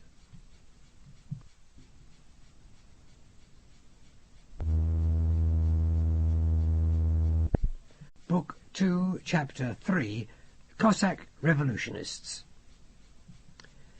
Yekaterinoslav was soon below us, and it was obvious that the city was undergoing attack. We could see smoke and flames everywhere, little groups of figures running hither and yonder in the suburbs, the occasional boom of cannon fire, or the tiny snapping noises of rifle shots.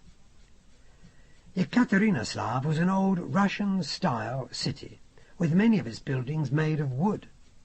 Tall houses with elaborately carved decoration, the familiar onion domes of churches, spires, steeples, several brick-built apartment blocks, and shops near the centre. On the nearby Dnieper River, most of the boats were burning, or had been sunk. Occasionally a ship, its paddles foaming the water, would go by the city, and sometimes it would loose off a shell or two. Evidently these were naval ships, commandeered by the revolutionists. Pilniak knew Yekaterinoslav pretty well. He stood beside me, naming streets and squares. Some distance from the city, amongst demolished farmhouses and ruined fields, we saw the main Cossack camp, a mixture of all kinds of tents and temporary shacks, including more than one railway carriage, for the main railway line ran to Yekaterinoslav, and much of its stock had been captured. "That's it," said Pilniak in some excitement. "The Free Cossack Host. Impressive, you must admit." He raised binoculars to his eyes. "Most of their heavy artillery is further down the line, along with their armoured vehicles. They're saving up the cavalry for the final charge. There must be 10,000 horses down there." "Not much good against airships," I said. "They look a pretty unruly mob to me. Wait until you see them fight, Then you'll know what cavalry tactics are all about." As a matter of fact, it did my heart good to hear someone using those terms. The last time I had heard people discussing cavalry tactics had been in the mess, in my own world, of 1902. "You talk as if you're on their side," I said. He paused, lowering his glasses. Then he said seriously, "Everything in the Russian heart is represented by our Cossacks. Every yearning we have is symbolized by their way of life. They are cruel, they are often illiterate, and they are certainly unsophisticated by Petersburg standards. But they are the Cossacks. The central government should never have imposed conscription. They would have volunteered in time, but they wanted to show that they were making their own decisions, not Petersburg's. This rebellion came about as a result of conscription. I had not heard this mentioned in Odessa. It is one reason. There are many. Traditionally, the Cossacks have enjoyed a certain amount of autonomy. When the Tsars tried to take it away, they always found themselves in trouble. They have large communities, we call them hosts, which elect their own officers, their own leader, the ataman, and are very touchy, Mr. Bastable, about these things." "Apparently," I said. "So, in destroying this rebellion, you feel you are in some way destroying your own sense of freedom, of romance?" "I think so," said Pilniak. He shrugged. "But we have our orders, eh?" I sighed. I did not envy him his dilemma. The ship had been sighted by the Cossacks. There was some sporadic artillery fire from the ground, a few rifle shots, but luckily they had little or no anti-aircraft weaponry. The poor devils would be sitting ducks for our bombs. The ship was turning slowly, heading for the air park on the southern side of the city. Here we were to rendezvous with the other ships of the volunteer fleet. Pilniak continued to peer through his binoculars. "Looks as if they are massing," he said. "They know they haven't much time now. They're going to try to take the city entirely with cavalry. It's not the first time they've done it, but they have covering fire to some extent, and some armoured battle cars." "Who's defending Yekaterinoslav?" I asked. "I think we dropped some infantry a couple of days ago, and there's some artillery too, as you can see. They were only sent to hold out until we arrived, if I'm not mistaken." Now we could see the air park. There were already half a dozen good-sized ships tethered at mast. "Those are troop carriers," he said, pointing to the largest. "By the way they are sitting in the air, I'd say they still had most of their chaps on board." Even as he spoke, the captain came on deck behind us and saluted us. "Gentlemen, we have our wireless orders." We approached him. He was mopping his brow with a large brown handkerchief. He seemed to be barely in control of his own agitation. "We are to proceed in squadron with 3 other ships, led by the Afanasy Tuchaninov, and there we shall release our bombs on the rebel camp before they can move their horses out." He was plainly sickened by the statement. Whatever the Cossacks had done, however cruel they were, however insane in their ambitions, they did not deserve to die in such a manner. His announcement was greeted with silence throughout the control deck. The captain cleared his throat. "Gentlemen, we are at war. Those soldiers down there are just as much enemies of Russia as the Japanese. They could be said to be a worse enemy, for they are traitors, turning against their country in her hour of greatest need." He spoke with no real authority. It would not have mattered a great deal if the horsemen were Japanese. It still seemed appallingly unsporting to do what we were about to do. I felt that fate had once again trapped me in a moral situation over which I had no control. Some of my fellow officers were beginning to murmur and scowl. Pilniak saluted Captain Kochiniovsky. "Sir, are we to place bombs directly on the Cossacks?" "Those are our orders." "Could we not simply bomb around them, sir?" said another young officer. "Give them a fright." "Those are not our orders, Kostomarov." "But, sir, we are airship men. We are servants of the state," insisted the captain, "and the state demands we bomb the Cossacks." He turned his back on us. "Drop to 200 feet, height coxswain." 200 feet, sir." The grumbling continued until the captain whirled around, his face red with anger. "To your post, gentlemen! Bombardiers, look to your levers!" Grimly, we did as we were instructed. From the masts, which were now behind us, there floated up 3 other ships. 2 positioned themselves on our port and starboard, while the leader went ahead of us. There was a funereal atmosphere about the whole operation. As he gave his orders, the captain's voice was low and bleak. The wireless began to buzz. Our operator lifted his instrument. "It's the flagship, sir," he told the captain. The captain came to the equipment and began to listen. He nodded once or twice, and then gave fresh orders to the helmsman. He seemed to be almost cheerful. "Gentlemen," he said, "the Cossacks are already charging. Our job will now be to try to break them up." The task was hardly congenial, but anything had begun to seem better than bombing a camp. At least it would be a moving target.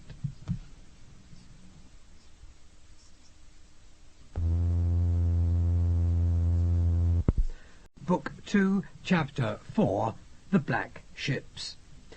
I very much doubt, Moorcock, that you will ever know the experience of confronting a Cossack battle charge, or indeed that you will ever witness it from the control deck of a sophisticated aerial cruiser. Led by Admiral Krasnov's flagship, we raced lower and lower to the ground to give specific accuracy to our aerial torpedoes. As we approached, we were barely 50 feet up, and ahead of us was a mountain of black dust, in which were silhouetted the massed forms of men and horses. This at least felt more like a fair fight. Standing on the bridge, peering forward, Captain Kochiniovsky issued the command, "Let go volley number 1." Levers were depressed, and from their tubes in the bow of the gondola, aerial torpedoes buzzed towards the yelling Cossack host. The torpedoes made a high-pitched noise as the air was sliced by their stubby wings, and then a deep-throated boom sounded as they entered the Cossack ranks. Yet, for all they were inevitably deadly, the torpedoes hardly seemed to make a scrap of difference to the momentum of the charge. Next, as the riders passed below us, we released our bombs, lifting to about 150 feet as we did so, and then dipping down again to fire off another volley of torpedoes. The ship creaked to the helmsman's rapid turning and returning of the wheel, to the height coxswain's sure hand on his valve controls. I've never flown in a tighter ship, and as we did our bloody work, I prayed for the chance of a real engagement with ships of equal manoeuvrability. The Cossacks split ranks as we came down on them again, and at first it seemed they were in a panic. Then I realized they were tactical breaks to move out of our direct line of fire. They showed enormously disciplined horsemanship. Now I understood what Pilniak had been talking about, and admiring such courage and skill, I felt even less pleased with myself for what I was involved in. On a wireless order from the flagship, we released the last of our bombs and went rapidly aloft. Now we could see the results of our attack. Dead and dying men and horses were strewn everywhere. The ground was pitted with craters, scattered with red flesh and broken bones. It was sickening. Pilniak had tears in his eyes. "I'd blame that Starets for this. The mad priest Dugashvili. He's not a socialist. He's a lunatic nihilist, throwing away those poor lads' lives. It's common enough to transfer one's own guilt onto an easy villain, but I was bound to agree with him about the so-called Steel Tsar. Not for the first time, however, I wished that the airship had never been conceived. Its capacity for destruction was horrifying. On the bridge, Captain Kocheniowski was pale and silent. He gave his orders in quiet, tense Russian. Whenever my eyes met those of one of my fellow airshipmen, it seemed we shared the same thoughts. This could be the beginning of civil war. There is no kind more distressing, no kind which so rapidly describes the pointlessness of human killing human.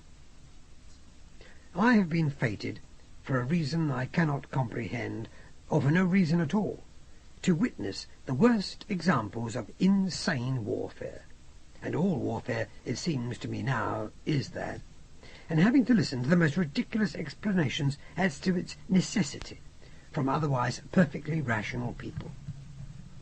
I've long since become weary, Moorcock, of the debate. If I appear to you to be in a more reconciled mood than when your grandfather first met me, it is because I have learned that no individual is responsible for war, that we are all, at the same time, individually responsible for the ills of the human condition. In learning this, and I'm about to tell you how I learned it, I also learned a certain tolerance for myself and for others, which I have never previously possessed. We'd not managed to halt the Cossack charge, even though we had weakened it. As we returned to the air park, I saw the second stage of our strategy. On the outskirts of the city, the larger troop carriers were releasing their cargo. Each soldier fell from the great gondolas on his own thin wings. In rough formation, the airborne infantry began to glide towards the earth, guiding themselves on pairs of silken sails to the ground, where they reformed, folded their wings into their packs, and marched towards the trenches already prepared for them. Next, on large parachutes, artillery pieces were landed and moved efficiently to their positions. As the Cossack host approached the suburbs, it was met by a sudden burst of fire. I heard rifles and machine guns, the boom of howitzers and field guns. Pilniak said to me, "I wish I was down there with them." I merely wished that I was nowhere near Yekaterinoslav. "Does the Steel Tsar lead his own charges?" I asked. Perhaps I was hoping that the man had at least died for his folly. "They say he does," Pilniak grimaced, "but who could be sure? He's quite an old man, I gather."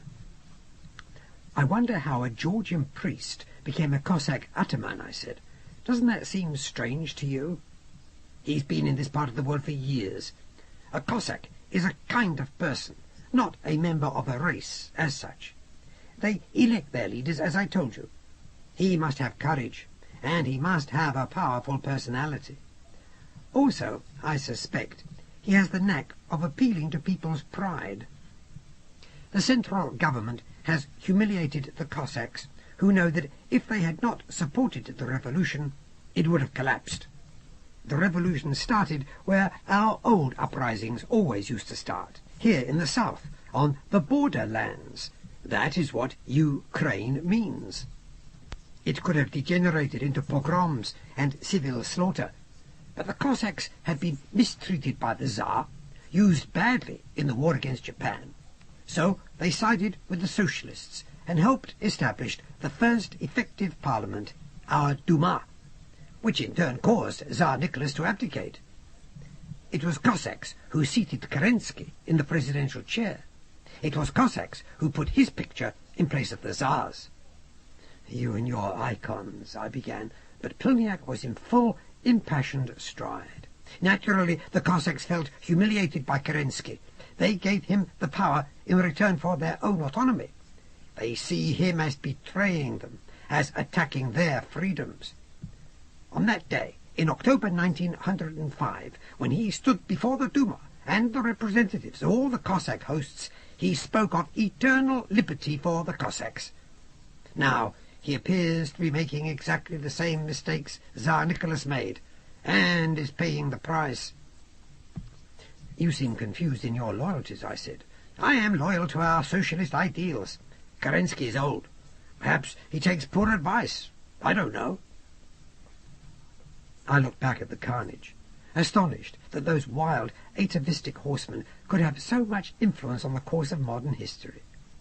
If it was true that they had only demanded their own freedom, rather than political power as such, then it was not surprising that they felt betrayed by those they had supported. There were many people who had shared their experience throughout history. Dugashvili promises them their old liberties back, said Pilniak bitterly, and the only freedom he actually brings is the freedom of death. He's still a peasant priest at heart. Russia is cursed by them. They have something which the Russian people find hard to resist. Hope? I said dryly.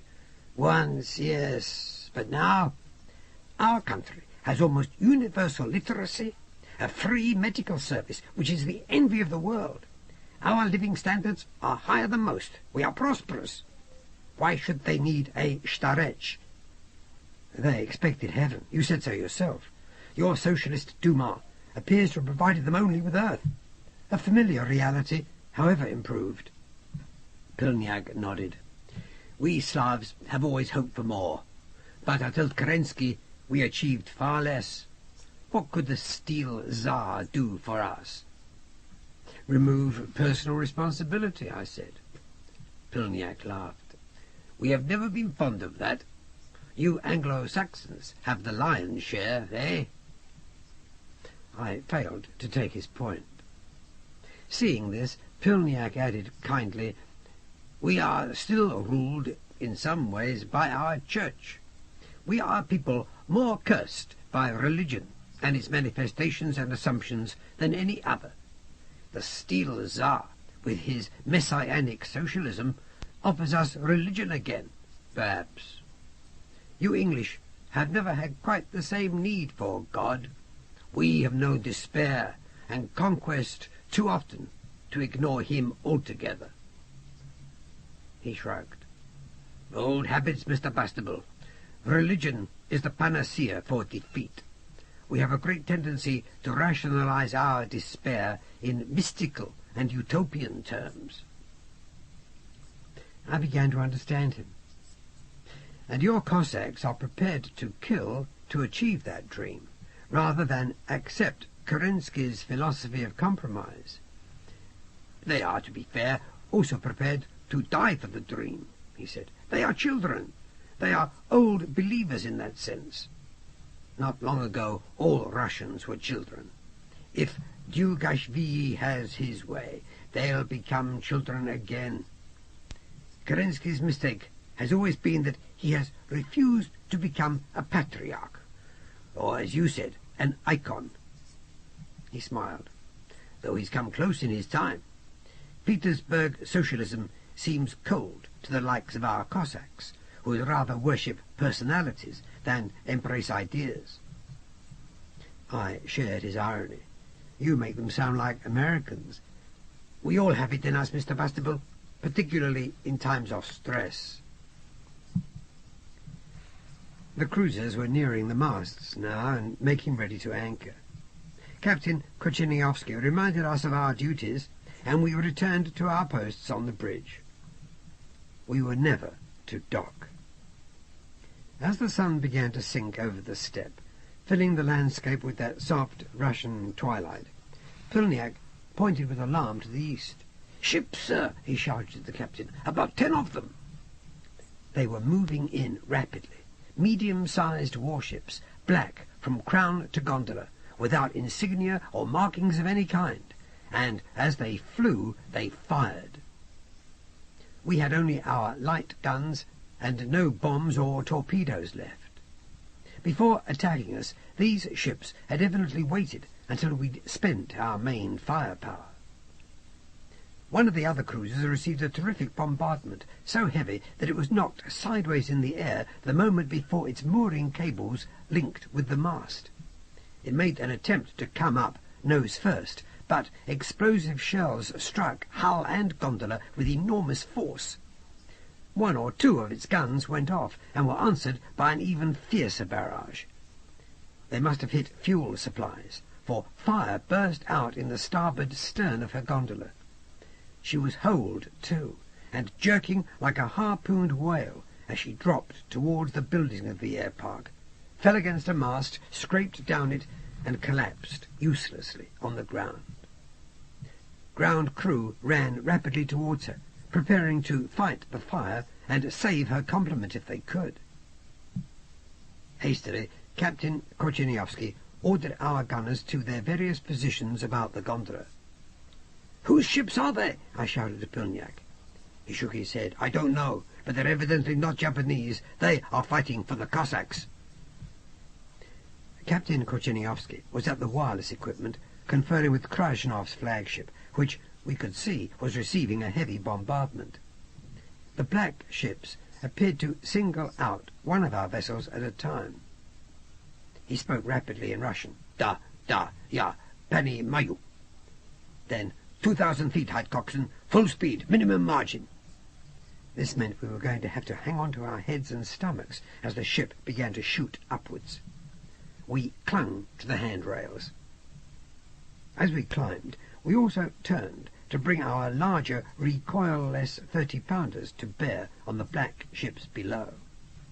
It was a beautiful piece of airmanship, and it was rewarded almost immediately as we scored 2 good hits on one of the leading enemy craft.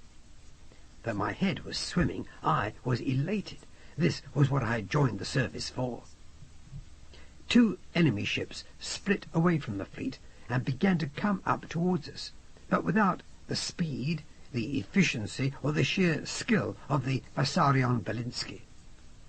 We had little else at that point but our superior airmanship, for we were outgunned and outnumbered. We continued to rise, but at a slower rate, still firing down on the 2 black ships, which swam upwards, implacable and deadly, like sharks moving in for the kill. We reached the clouds. "Forward, at half speed," Captain Korcheniowski instructed the helmsman. He was very calm now, and there was a peculiar little smile on his face.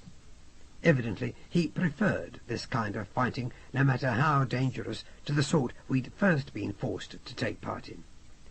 "Cut engines," ordered the captain. We were now drifting, partially hidden by the clouds, inaudible to our enemies. "Are we going to engage them, sir?" Pilniak wanted to know. Korcheniowski pursed his lips. "I think we might have to, Lieutenant Pilniak, but I want to get us as much advantage as possible. Turn the main vanes 2 points to port, helmsman." The ship began to come about slowly. "Another 2 points," said the captain. His eyes were cold and hard as he peered into the cloud. "Another point." We'd almost made a complete turn.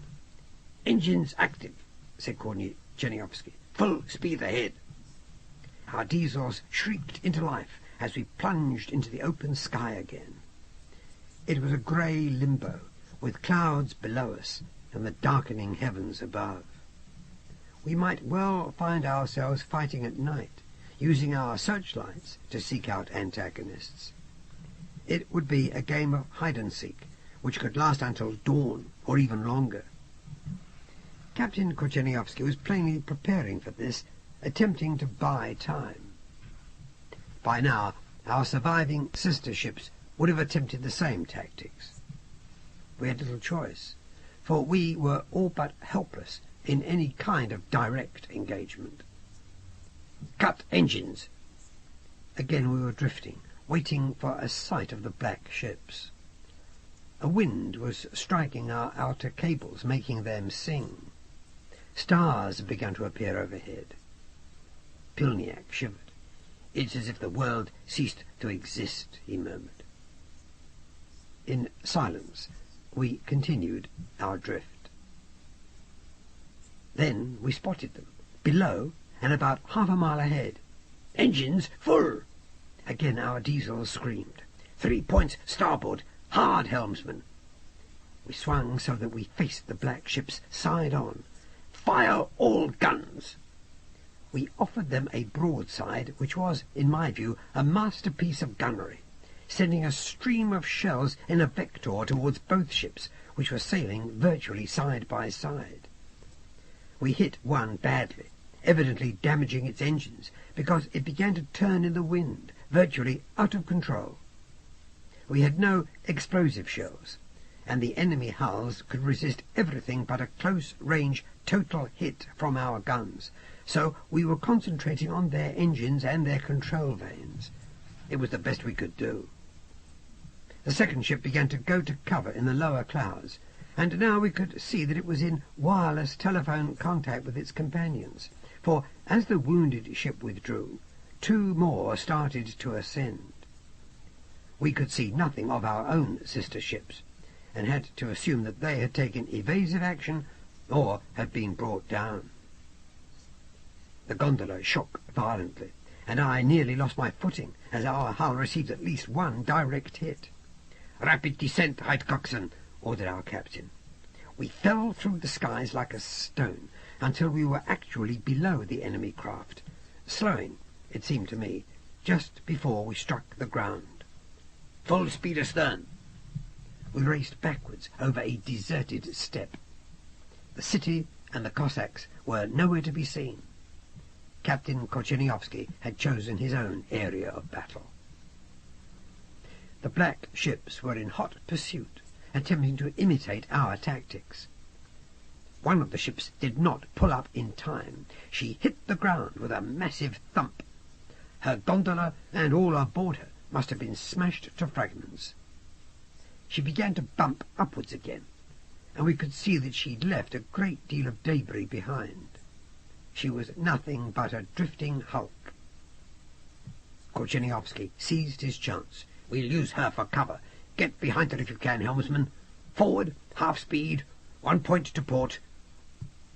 Just as we swam in beside the ruined ship, her companion's guns began to go off.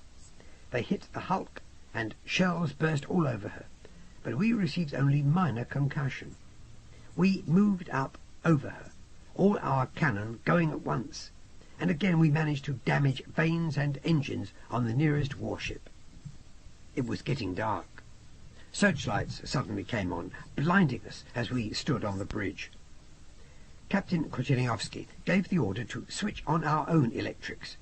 It would make us visible to the enemy, but at least we would not be entirely blinded. "Give them another broadside," said Captain Korcheniowski quietly. Our guns sought the source of the searchlights, and we saw the last black ship begin to retreat upwards, perhaps trying to lure us into pursuit.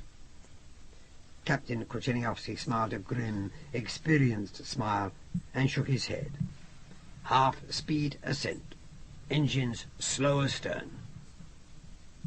We climbed away from our enemy into the clouds again. I was mightily impressed by our captain's superb tactics. Pilniak was elated, in spite of himself. "That's showing them what real air fighting's all about," he said.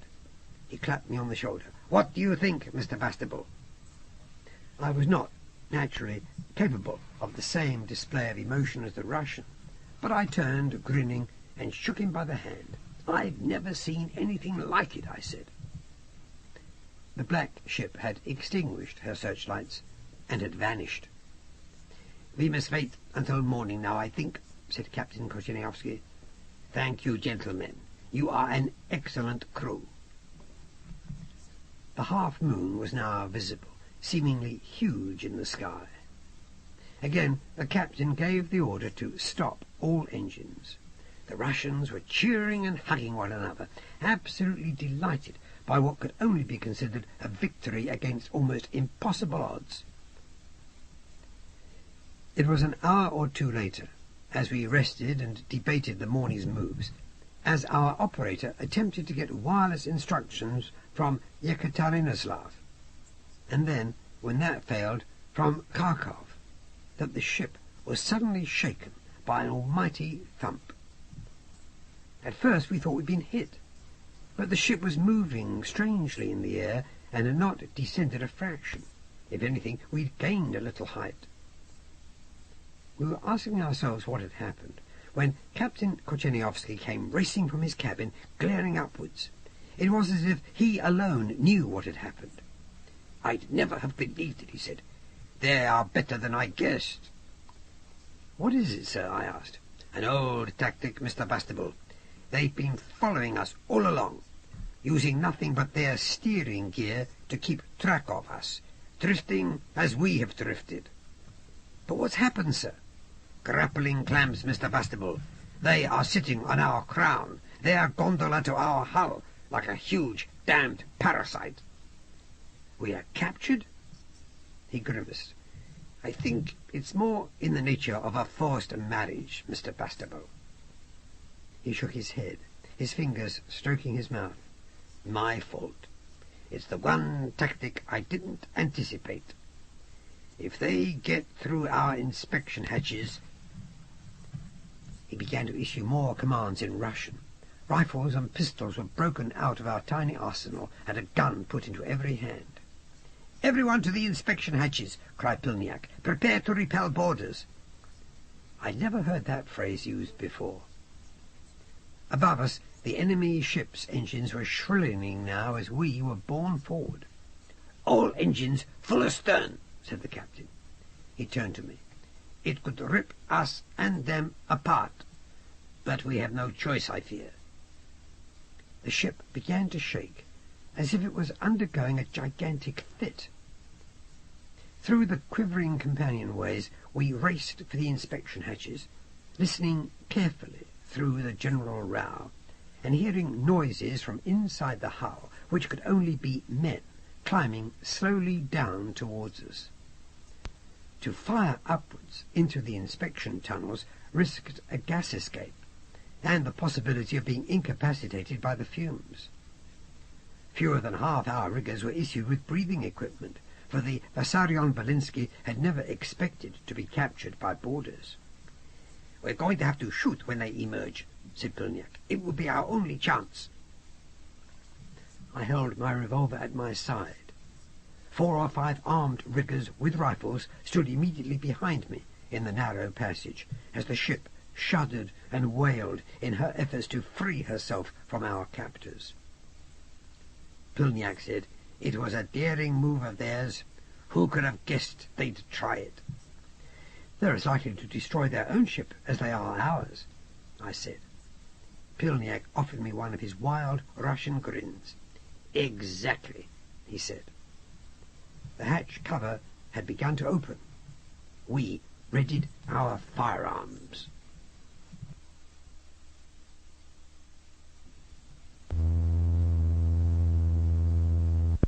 Book 2, Chapter 5.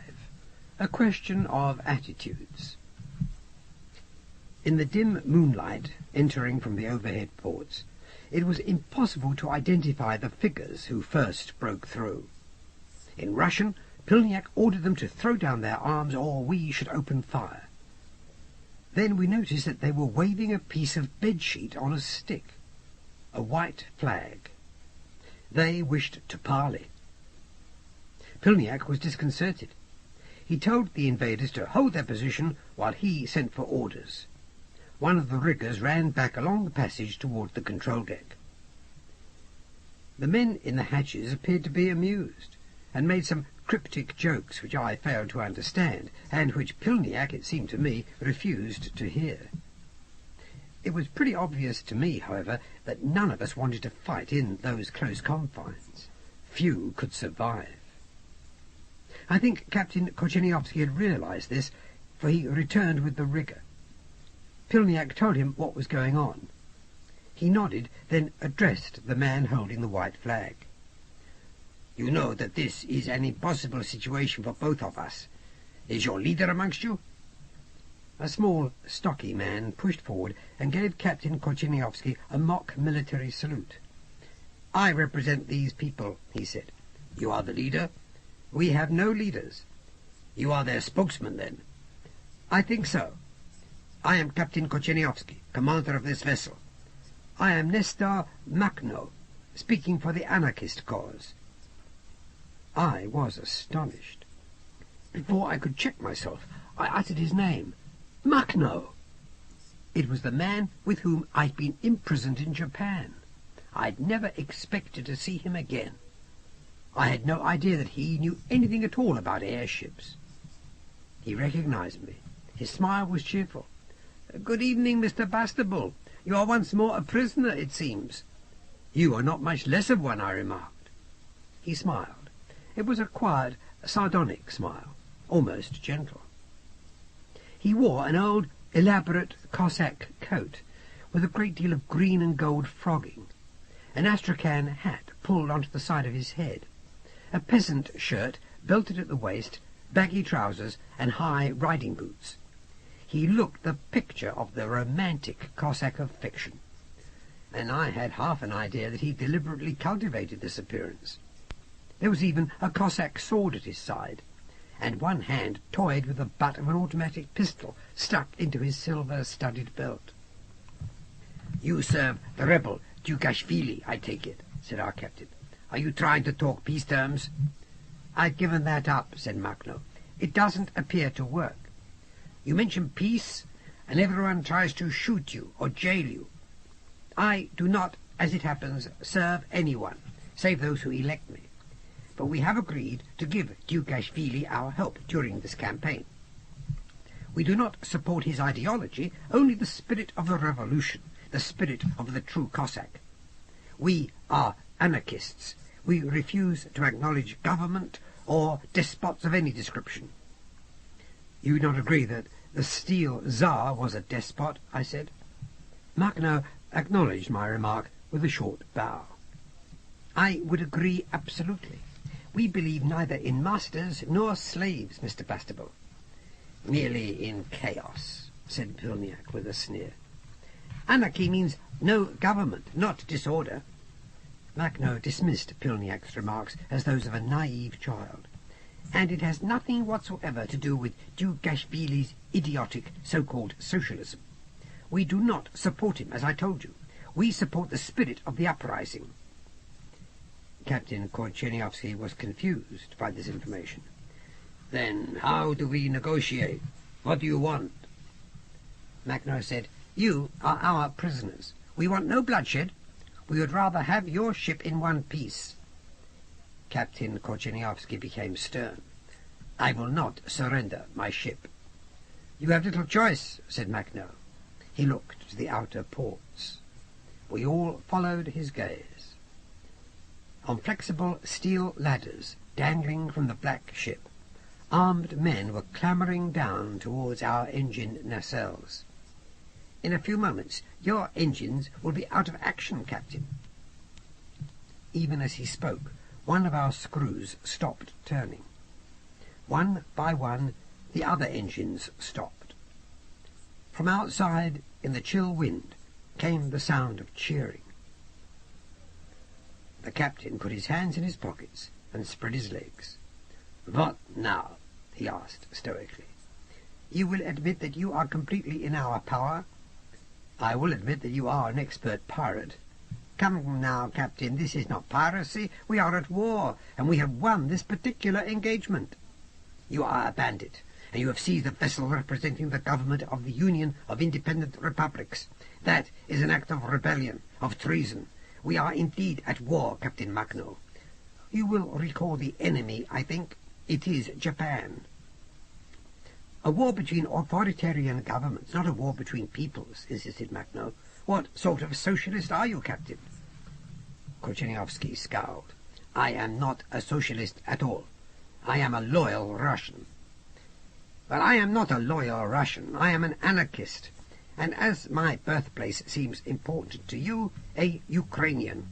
We oppose all governments, and in particular the central government of Petersburg.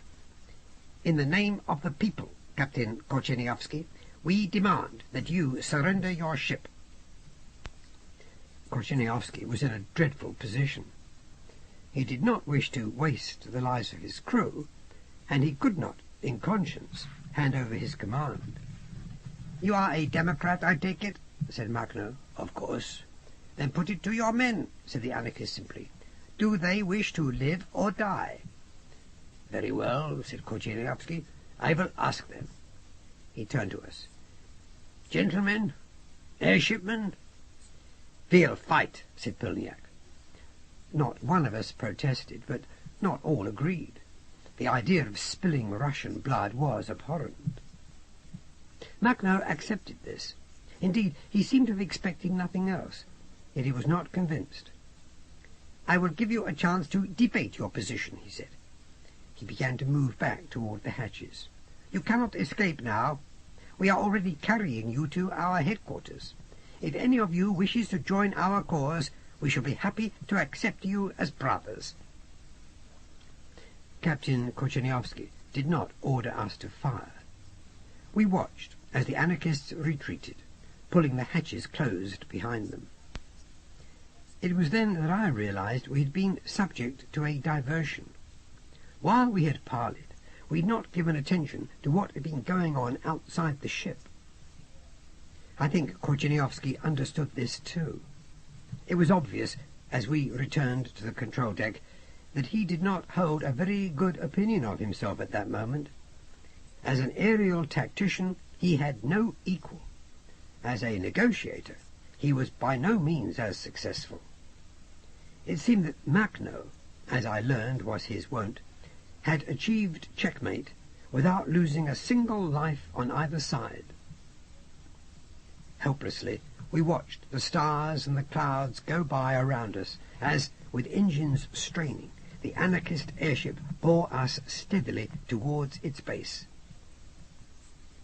On the control deck, Captain Korcheniowski was sending a wireless message through to Kharkov, attempting to receive instructions and to give some idea of our position. Eventually, after several attempts, the operator turned to him. "They have cut our antennae, sir. We can neither send nor receive." Korcheniowski nodded. He looked at Pilniak and myself. "Well, gentlemen, have you any suggestions?" "Makhno has us completely in his power," I said. "Unless we attempt to reach his ship through our inspection hatches, we have no way of stopping him." Korcheniowski bent his head as if in thought. When he looked up, he was in control of himself. "I think we can all get some sleep," he said. "I regret that I did not anticipate this particular problem, gentlemen, and that we have no orders to cover it. I think I'd better say here and now that I release you from my command." It was a strange, almost oriental thing to say. Again, it gave me a better insight into the Slavic temperament than I had a few months before. I respected Captain Korcheniowski's attitude, however. He was a man of honour who believed that he had failed in his duty. He was now giving us carte blanche to act individually as we thought best. In a sense, I'd been extraordinarily impressed by the exchange between Makhno and Korcheniowski. Both appeared, for all that they seemed to be in conflict, to have at root the same sense of duty to those they led. Once Korcheniowski had been proven, in his own eyes, incompetent, he no longer felt that he had any right to command at all. I had the feeling that Makhno, and perhaps many of the Cossack atamans, took the same view. Unlike so many politicians or military leaders, they made no attempt to justify their mistakes, to cling to power. For them, power held enormous responsibility, and was merely invested in them temporarily. I was learning, I think, one or two things about the fundamental issues surrounding Russian politics, something which was not normally put into words by any side, by any observer. These issues were at once simpler and more complex than I had once supposed. Pilniak was saluting. "Thank you, sir," he said. I had no choice but to salute as well. Korcheniowski returned the salute and then went slowly back to his cabin. A notion suddenly came into my head. Good God, Pilniak, he doesn't intend to shoot himself, I hope. Pilniak watched the departing captain. I doubt it, Mr. Bastable.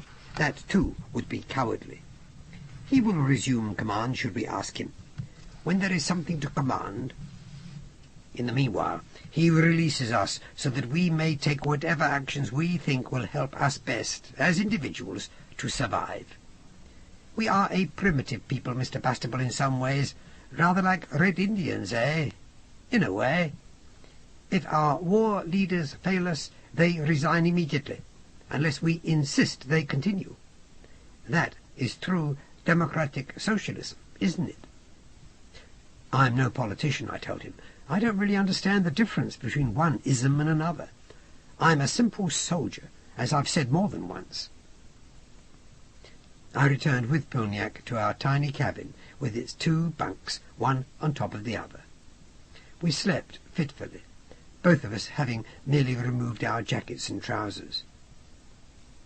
By dawn, we were up, taking coffee in the mess. Captain Korchiniovsky was absent. A few minutes later, he joined us. You will be interested to learn, he said, that we appear to have reached the bandits' camp. We all rushed out of the mess and up to the observation ports. The ship was dropping close to the ground. Trailing mooring ropes had been dropped from the howl. Even as we watched, we saw a mass of Cossack horsemen racing towards the ropes. One by one, they were seized by at least 6 riders. In triumph, the Cossacks dragged our ship back to their headquarters, while Makhno's black battle-cruiser let go its grapples and drifted some yards off to fly beside us. We saw anarchists wading to us from their own gondola. I was almost tempted to wave back. There was no mistaking Makhno's feat. He was a very clever man, and plainly no fiery charlatan. I can make no sense of his politics, but I continued to keep a high opinion of his intelligence. Slowly, ignominiously, our ship was hauled to the ground by the whooping Cossacks. They were evidently not the same men who had attacked Yekaterinoslav, but it was equally evident that they knew what we had done during the Cossack charge. I got a better look at them now. In the main, they were small men, swarthy, heavily bearded, dressed in a mixture of clothing, much of it fairly ragged. All were festooned with weapons, with bandoliers, with daggers and swords. All rode wonderfully. They were plainly rogues, but were not by any means mere bandits. Soon our keel was bumping along the ground, as the ship was tied to wooden stakes set for that purpose into the earth on the outskirts of a small one-street town, which seemed to have been taken over piecemeal by the rebels. Our discussion soon concluded that we had best play things by ear and avoid armed conflict if possible. We stood there, looking out at the Cossacks, while they grinned and gesticulated at us. They did not seem to be threatening our lives. They were overjoyed with the capture of a central government ship, and seemed to bear us very little malice. I mentioned this to Pilniak. I agree, he said. It is true they do not hate us, but that's the last thing which will stop a Cossack from killing you if he so feels like it. I realized that we were in somewhat greater danger than I had originally thought. The Cossacks did not accept the usual conventions concerning a captured enemy, and it was questionable now whether or not we should experience the next day's dawn. Captain Korcheniovsky remained in his cabin. As we stared out at our captors, the tension in the gondola began to grow. Overhead we could hear men climbing over our hull, laughing and exchanging jokes with the Cossacks on the ground. Eventually, Pilniak looked at me and the other officers, and he said, "Let's get this over with, shall we?" We all agreed. Pilniak gave the order to lower our gangways, and as the side of the gondola opened out, we marched in good order down the steps towards the Cossacks. We had expected everything but the cheer which went up. The Cossacks are the first to acknowledge nerve when it is displayed as we displayed it. Perhaps Pilniak had known this. Only Captain Korcheniowski refused to leave the ship, and we accepted his decision. Pilniak and I were in the forefront. As we left the gangway, he approached the nearest Cossack and saluted. Lieutenant L.I. Pilniak of the Volunteer Air Fleet. The Cossack said something in a dialect which defeated my imperfect Russian. He pushed his military cap back on his forehead by way of returning the salute. Then he made his horse walk backwards in order to clear a space for us, waving us on towards the village. Still rather nervous of what the Cossacks might decide on a whim to do, we began to walk in double file towards the rebel headquarters. Pilniak was smiling as he spoke, and I returned the smile. "Chin up, old man. Is this what the British call showing the flag?" "I'm not quite sure," I said. "It's been a long while since I had occasion to do it." The Cossacks, some mounted, some on foot, were crowding in on us. They were pretty filthy, and many of them were evidently drunk. I've never smelled so much vodka. Some of them appeared to have doused themselves in the stuff. They offered us catcalls and insults as we walked between their lines, and we were almost at the first buildings of the village when the press became so tight that we could no longer move. It was then that one of our riggers, near the rear, must have struck out at a Cossack, and a fight between the two began. Our carefully maintained front threatened to crack. I think we probably would have been torn to pieces if, from our right, a horse-drawn machine-gun cart had not suddenly parted the ranks. One man drove the little cart, while another discharged a revolver into the air, shouting to the Cossacks to desist. The man with the revolver was Nestor Makhno. "Back, lads!" he cried to his men. "We've no grudge against those who misguidedly serve the state, only against the state itself." He smiled down at me. "Good morning, Captain Bastable. So you decided to join us, eh?" I made no reply to this. "We're heading for your camp," I said. "We accept that we are your prisoners." "Where's the commander?" "In his cabin." "Sulking, no doubt." Makhno shouted something in dialect to the Cossacks, and once more the ranks fell back, enabling us to continue on through the streets until Makhno's cart stopped in front of a large schoolhouse which flew the rebel flag, a yellow cross on a red field. He invited Pilniak and myself to join him, and told the rest of our chaps that they could get food and rest at a nearby church. We were reluctant to part from the crew and fellow officers, but we had little choice.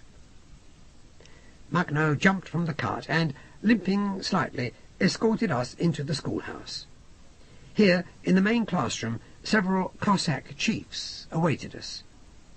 They were dressed far more extravagantly than their men, in elaborately embroidered shirts and caftans, and with a great deal of silver and gold about their persons, and decorating their weapons. The strangest sight, however, was the man who sat at the top of the classroom, where the teacher would normally be. He lounged forward on the desk, his face completely covered by a helmet, which had been forged to represent a fierce, mustachioed human face. Only the eyes were alive, and these seemed to me to be both mad and malevolent. The man was not tall, but he was bulky, wearing a simple grey muzhik shirt, grey baggy trousers tucked into black boots.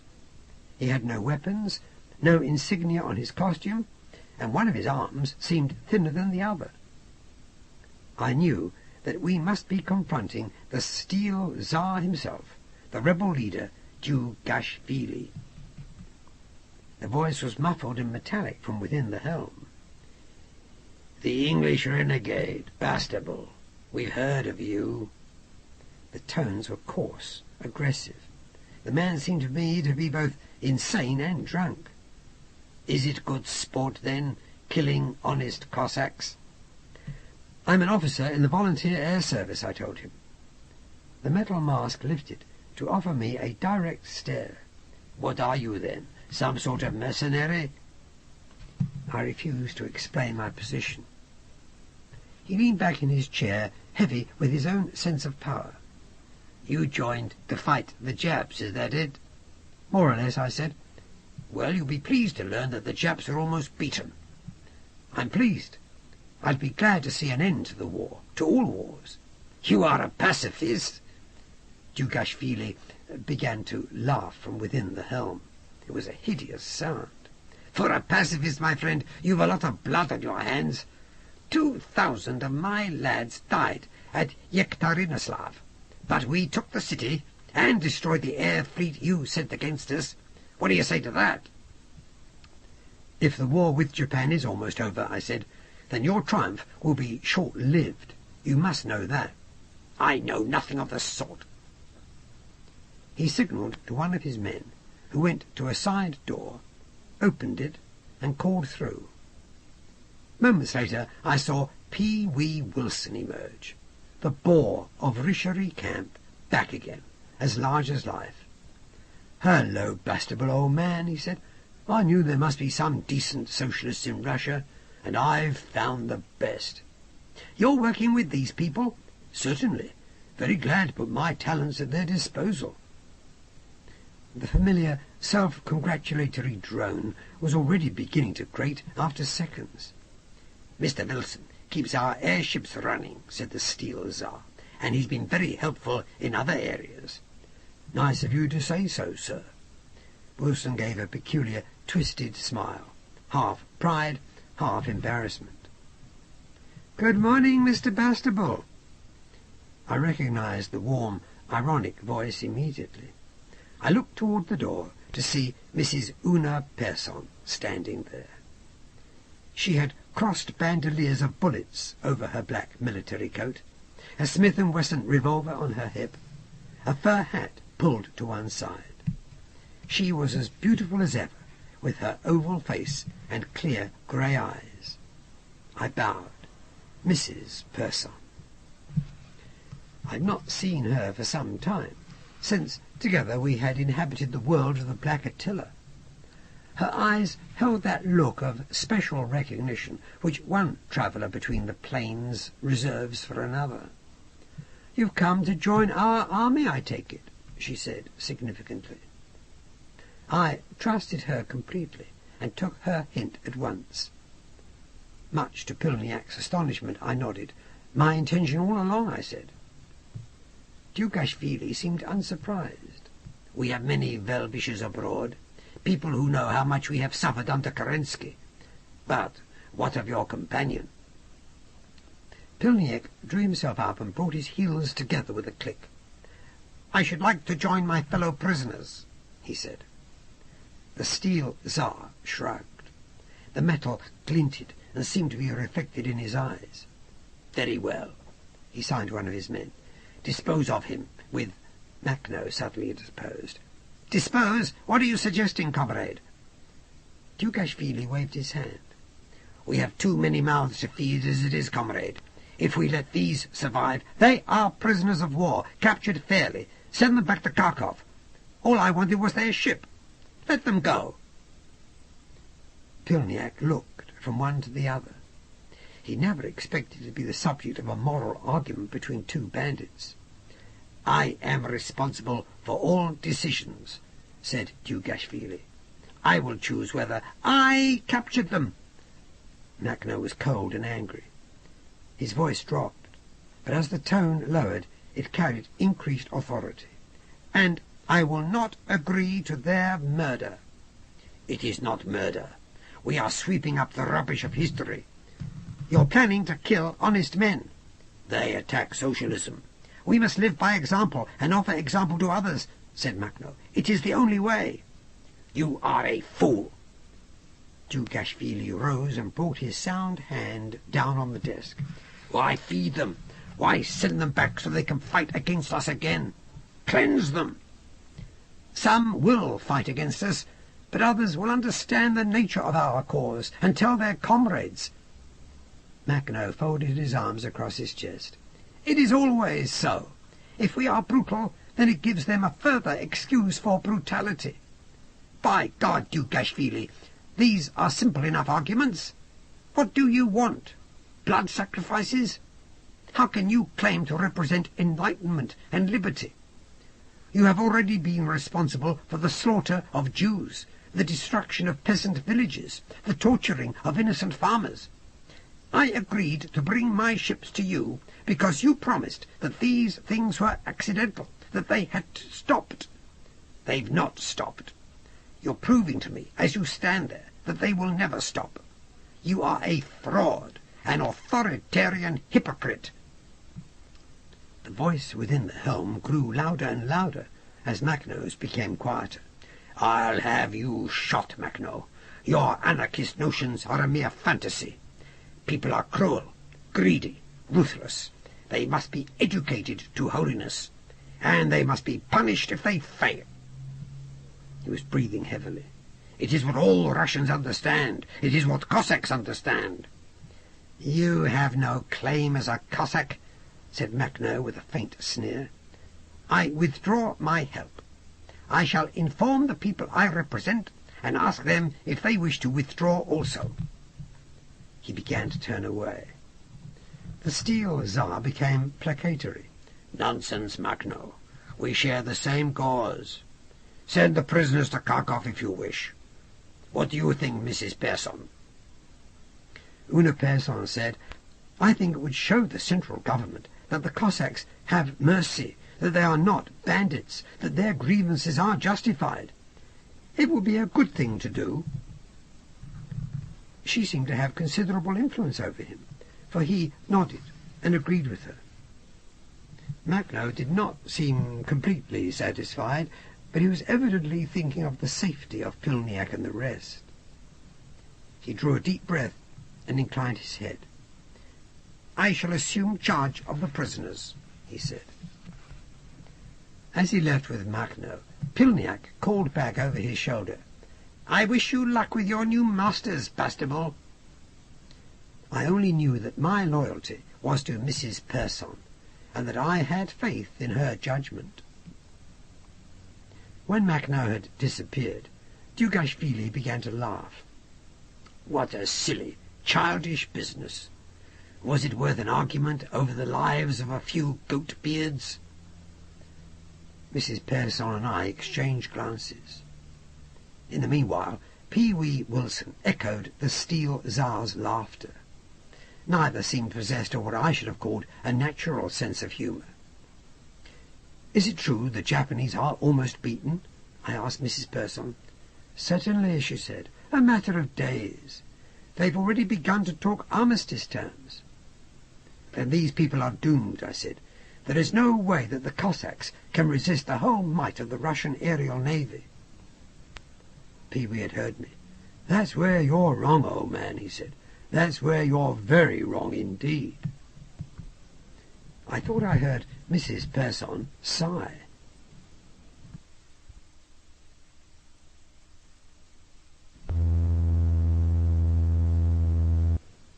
Book 2, Chapter 6.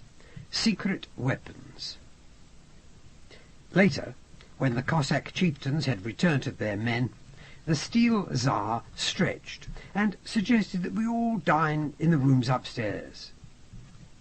I had not had a chance to speak privately to Mrs. Persson, and, indeed, had been cornered by Wilson, who had told me how he'd been picked up during the raid on Rishiri and dumped, as he put it, in Kharkov, because he had made the mistake of telling people he was an engineer, and they had needed engineers in the railway works. He left the city soon afterwards and had been on a train captured by rebels. The rebels had brought him to Dugashvili, and the revolutionists had taken a liking to him. He's got real imagination, old man. Unlike the imbeciles in London and Shanghai who wouldn't give me a chance. All I needed was a bit of faith and some financial support. You wouldn't believe the inventions I've got in my brain, old man. Big ideas, important ideas. Ideas, old man, which will shake the world." I found myself nodding, almost asleep. "The Steel Tsar, old man, is giving me an enormous opportunity to build stuff for him which will help him win the revolution.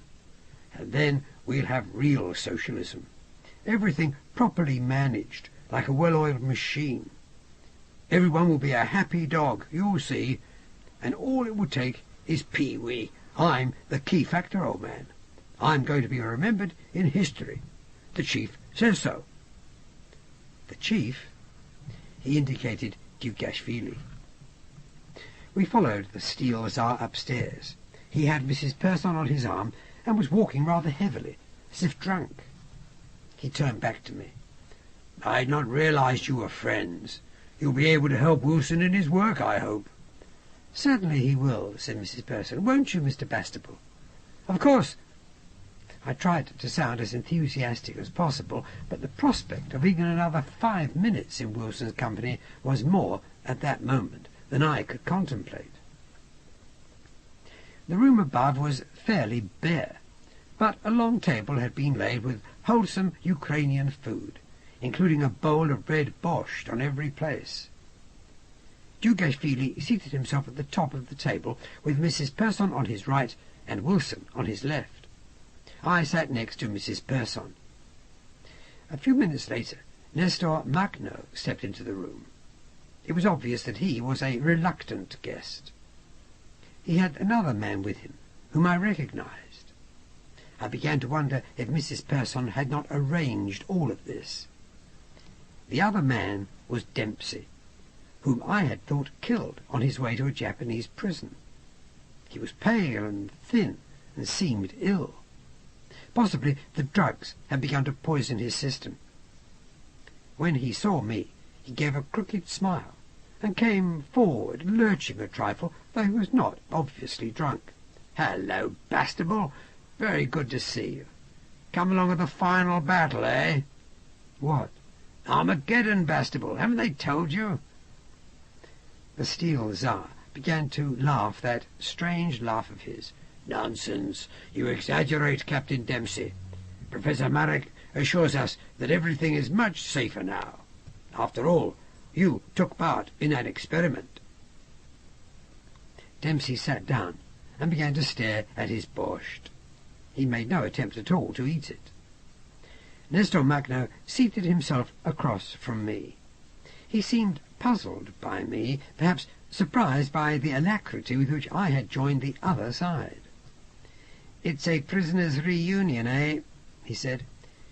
"Did you know, Comrade Dugashvili, that 4 of the people at this table have been prisoners of the Japanese?" "So I gather." The Steel Tsar was opening a small plate in his helmet to expose a mouth pitted with pockmarks. Now I was prepared to believe the rumour that it was vanity which caused him to wear the ferocious mask. He began to feed himself with small, careful movements. He turned to Makhno. "Did you deliver the prisoners to Kharkov?" "Not personally. They are on their way."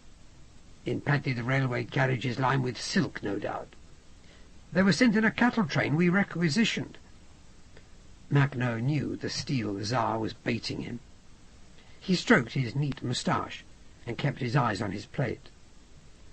"For so cunning a tactician, you are lily-livered as a warrior," continued Dugashvili. "It would seem to me, comrade, that there is even a chance you are weakening our endeavours." "We are fighting against the central government," said Makhno obstinately. "We are not fighting for you, comrade. I made that plain when we brought in our ships." "You brought your ships because you know you are not strong enough to fight alone. Your ridiculous notions of honour are inappropriate at this time." "Our notions are never inappropriate," said Makhno. "We simply refuse to rationalize murder. If we have to kill, we kill in self-defense, and we continue to name it for what it is. We don't dress it up with fancy pseudo-scientific words." "The people like those words. It makes them feel secure." said Mrs. Persson sardonically, as if to an intimate friend. I wondered if she knew Macno. It was even possible that he was a colleague.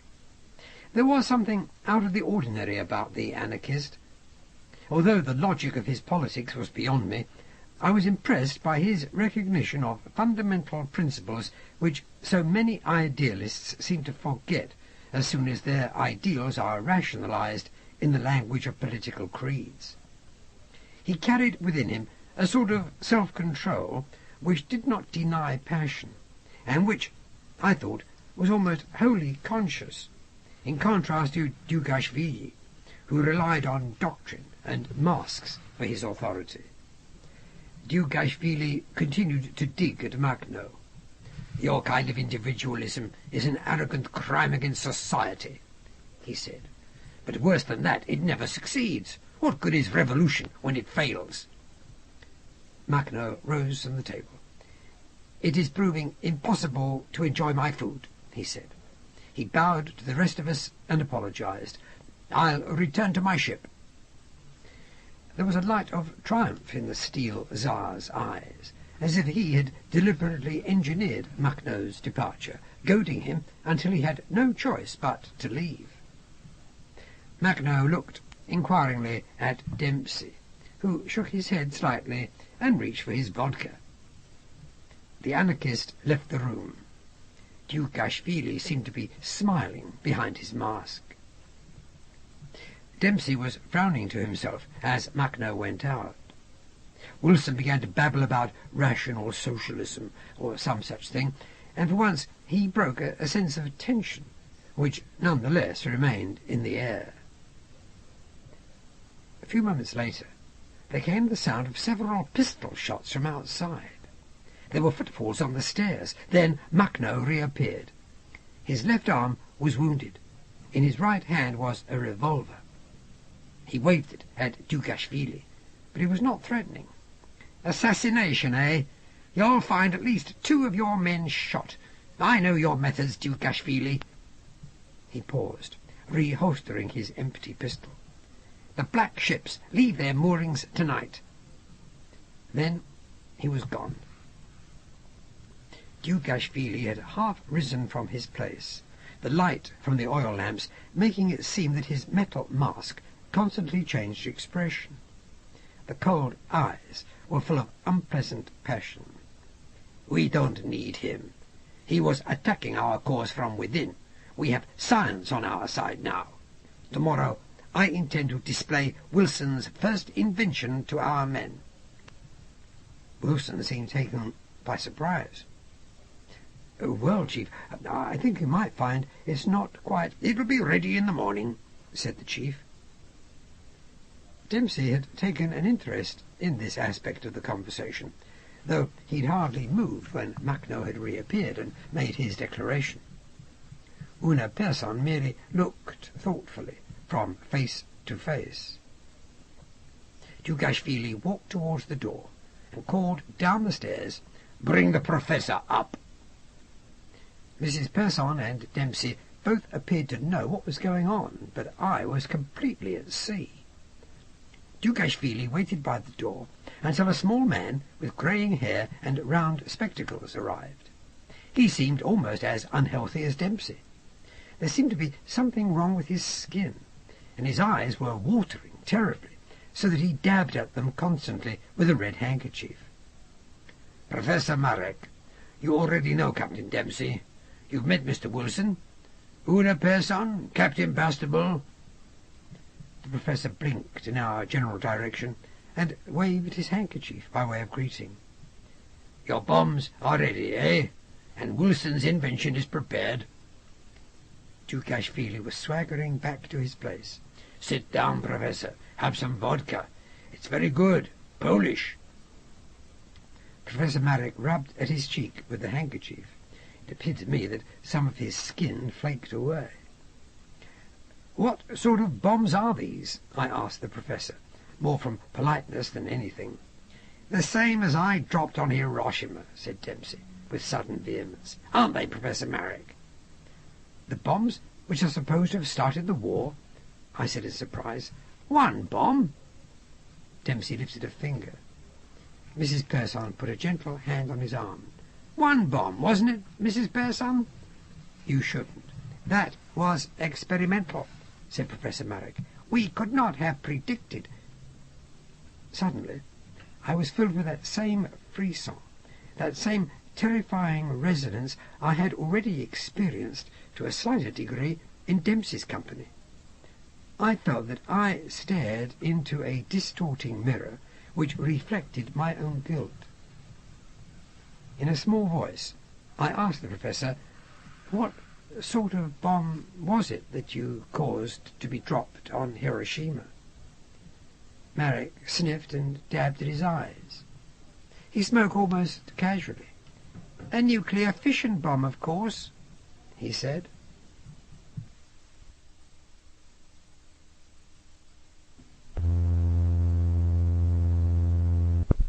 Book 2, Chapter 7, A Mechanical Man. Stunned by Marek's revelation, I could do little more than sit silently, with my brain in the most profound and horrible confusion, as I tried to make some sort of sense, no matter how bizarre, of what I just learned. I tried to remember when I had first begun to feel some relief from the weight of guilt I had borne for so long. Had I experienced a kind of miracle? Had Cornelius Dempsey taken on my sin as his own? Had history been revised merely so that I should no longer have to think and dream of those millions I had helped destroy? Was all of this a singularly vivid hallucination, taking place in the space of hours or days, as I lay dying of thirst in the ruins of Teku Benga? No possibility seemed too strange. I stared across at the man who, in some terrible way, was my twin soul. Had the young anarchist who had introduced me to Kocheniovsky at the Croydon Aerodrome subtly transformed the situation so that he, rather than I, steered the Shan Tien on her last mission to bomb the airship yards of Hiroshima? And were my adventures up to now merely a result of his success? Here was a future in which I was not responsible for that unforgivable crime. So difficult was this idea to grasp in practical terms that I eventually gave up, forcing myself to listen while Dugashvili continued his egocentric monologues, his boastings, and his diatribes. He had made us drink with him. As a result, my anxieties were lulled, but my confusion increased. He poured glass after glass of vodka into that little aperture which revealed his discoloured lips, and he spoke of conquest. He planned to conquer Russia first, then the whole Slav world, both East and West, would eventually succumb to what he called the justice of world revolution. The Muslims and the Jews must always be controlled, he said, but this was more difficult. They listened to different echoes, he said. Often they did not respond to the same means of control as their Christian counterparts. He seemed to be telling us that while, as an ex-priest, he had a fair idea how to manipulate the Slav, he was baffled by other races. "Finally," he barked through his food, by way of a joke, "there is always a solution to these questions." Like so many fanatics, he possessed an appalling streak of timidity and terror, which feared all that was not absolutely familiar. As his power increased, he would doubtless attempt to destroy anything that made him anxious. "In the lost childhood of Judas," said one of the poets of the Irish Empire, "Christ was betrayed." And what if Judas, not Jesus, had the power to shape history? What bestial monster would he make of human society? Was every demagogue, by definition, a Judas seeking to wrest the power of Christ from the world? Should we not always point the finger at such seekers after earthly power, no matter what their credentials or affirmations, and say to them, By virtue of your calling, you are our betrayer. Bishop, politician, son of the people. Perhaps, I thought, I'd been too long in Muckno's company. Again, I glanced across at Dempsey. He was fairly oblivious of me, and Mrs. Person's attention was always elsewhere, though once she motioned me to silence, as if understanding the shock Marek's statement had been to me. Both she and Captain Dempsey appeared to be waiting something out, as if they had anticipated the evening's events. For all my increased confusion, I also had the oddest sense that something in my brain, or at least my perceptions, was changing. All attempts to make logic of my situation were failing, if I insisted on logic as a fundamentally linear quality. Only when I let go, as it were, of those attempts did a kind of pattern emerge. For a moment or two I saw myself as many individuals, each fundamentally the same, yet, because of some small difference of circumstance, often leading radically different lives in radically different versions of our world. Time and space were the same thing, and they existed simultaneously. Only we who attempt to impose linearity on time and space are confused. We become the victims of our own narrowness of vision. It is true we can manipulate nature to a small degree and make use of her benefits, but we could not create the wind which blows the sails, or the electricity which powers the motor. Our natural animal instinct to use these elements makes us believe in our folly that we have some grasp upon existence, some means of turning the very stars to our own ends. Perhaps, through persistence, we could even do that. But we should still not have controlled the universe. We should merely have made use of its bounty. Our attempts to manipulate time and space are like puny parlour tricks. They are impressive to the simple-minded. But what if time and space are merely as complex and subtle as our own brains? We have so far failed to understand one. Why should we believe we have the power to understand the other? And what if they are infinitely more complex than anything we can ever hope to understand, except perhaps through our technologies? Should we not content ourselves with putting our own little planet in reasonable order before committing ourselves to any larger plans? Yet, I thought, as some peculiar kind of clarity emerged momentarily from my terror and drunkenness, a human creature could learn to exist in that uncontrollable environment where time and space merge, and separate and swirl as one simultaneous thing. But how could one cling to one's own identity, knowing that an infinite number of other versions of oneself existed throughout the multiverse? What was the quality which allowed Mrs. Person, for instance, to move seemingly at will from this version of our history to that? Why was she not mad?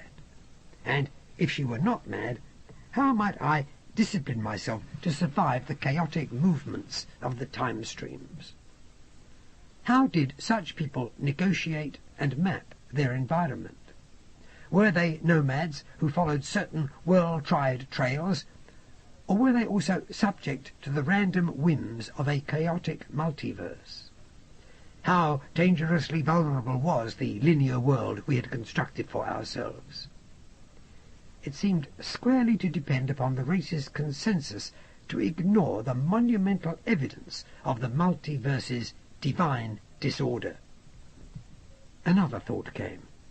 If I were not hallucinating, had I perhaps created this entire reality merely to remove from myself the guilt of so much murder?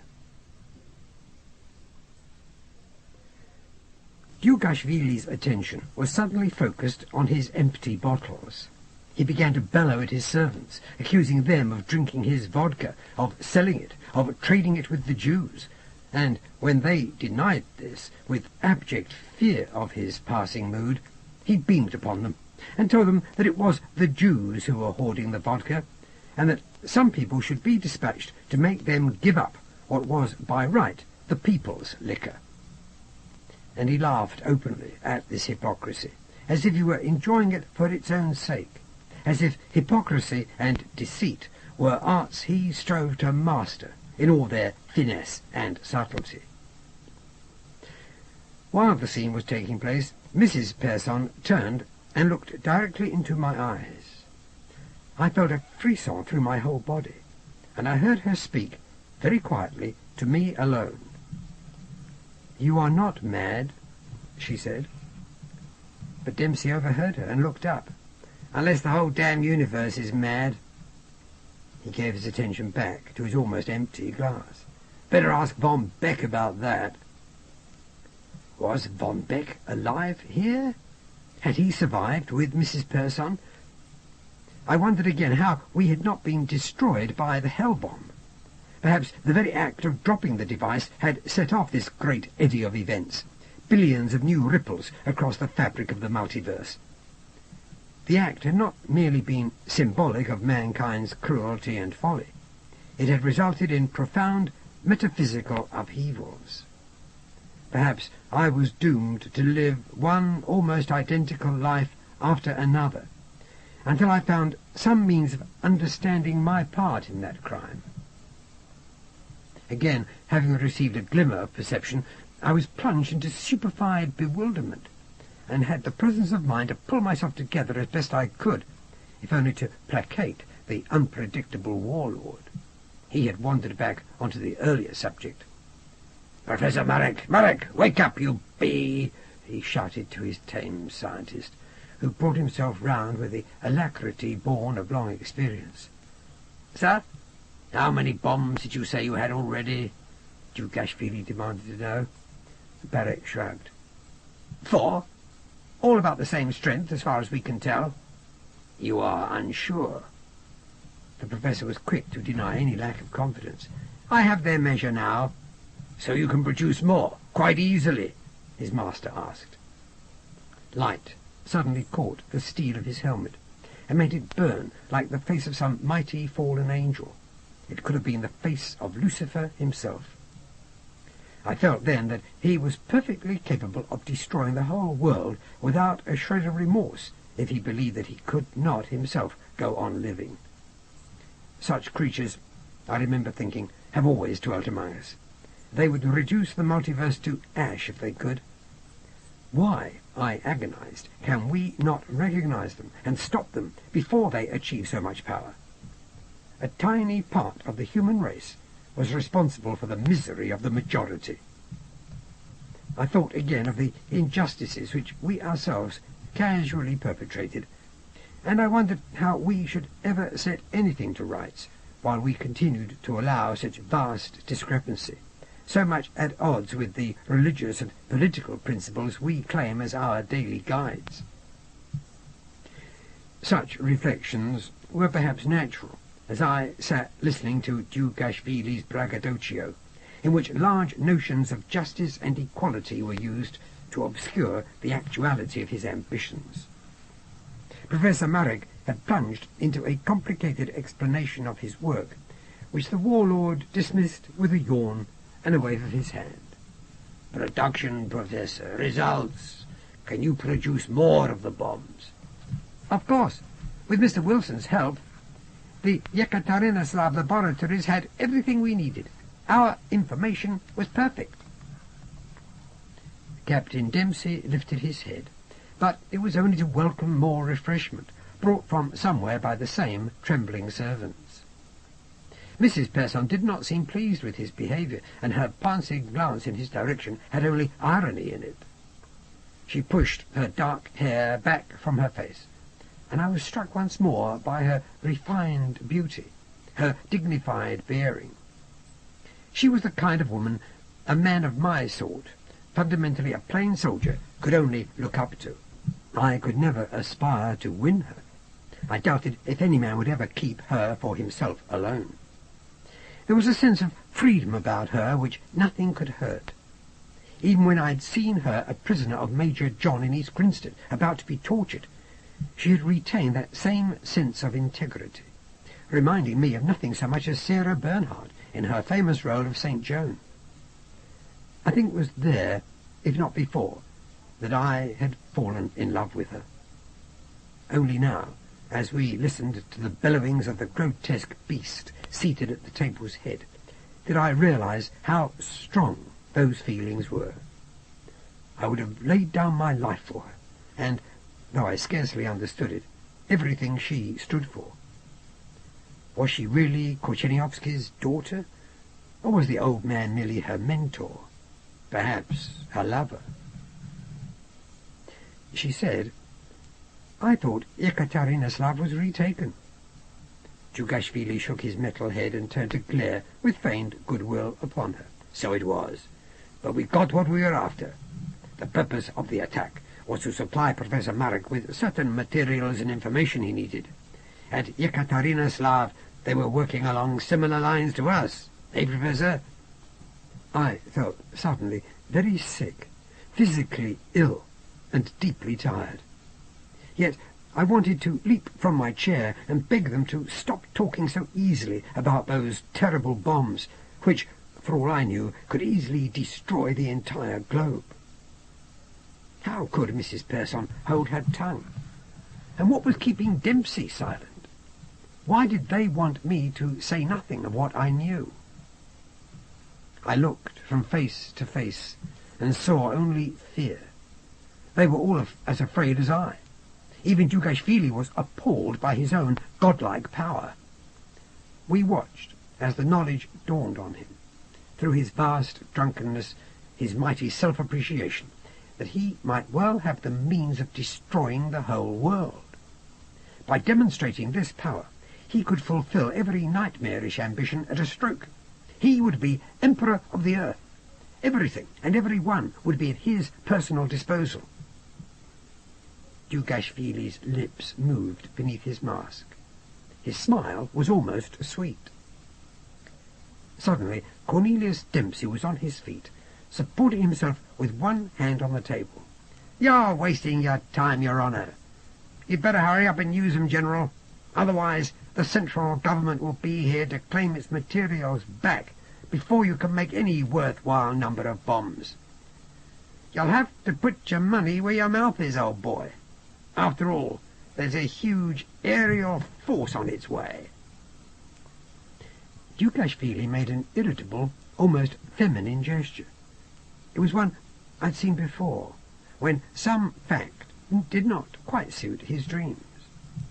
His usual method was to ignore it, or destroy it. "Certainly I shall use them soon, Captain Dempsey. It only needs one ship for our purposes, eh? And we have that now. That's why I was glad to dispense with Macnau's services. He's troublesome and must be liquidated." "No, no, we are saved, old comrade."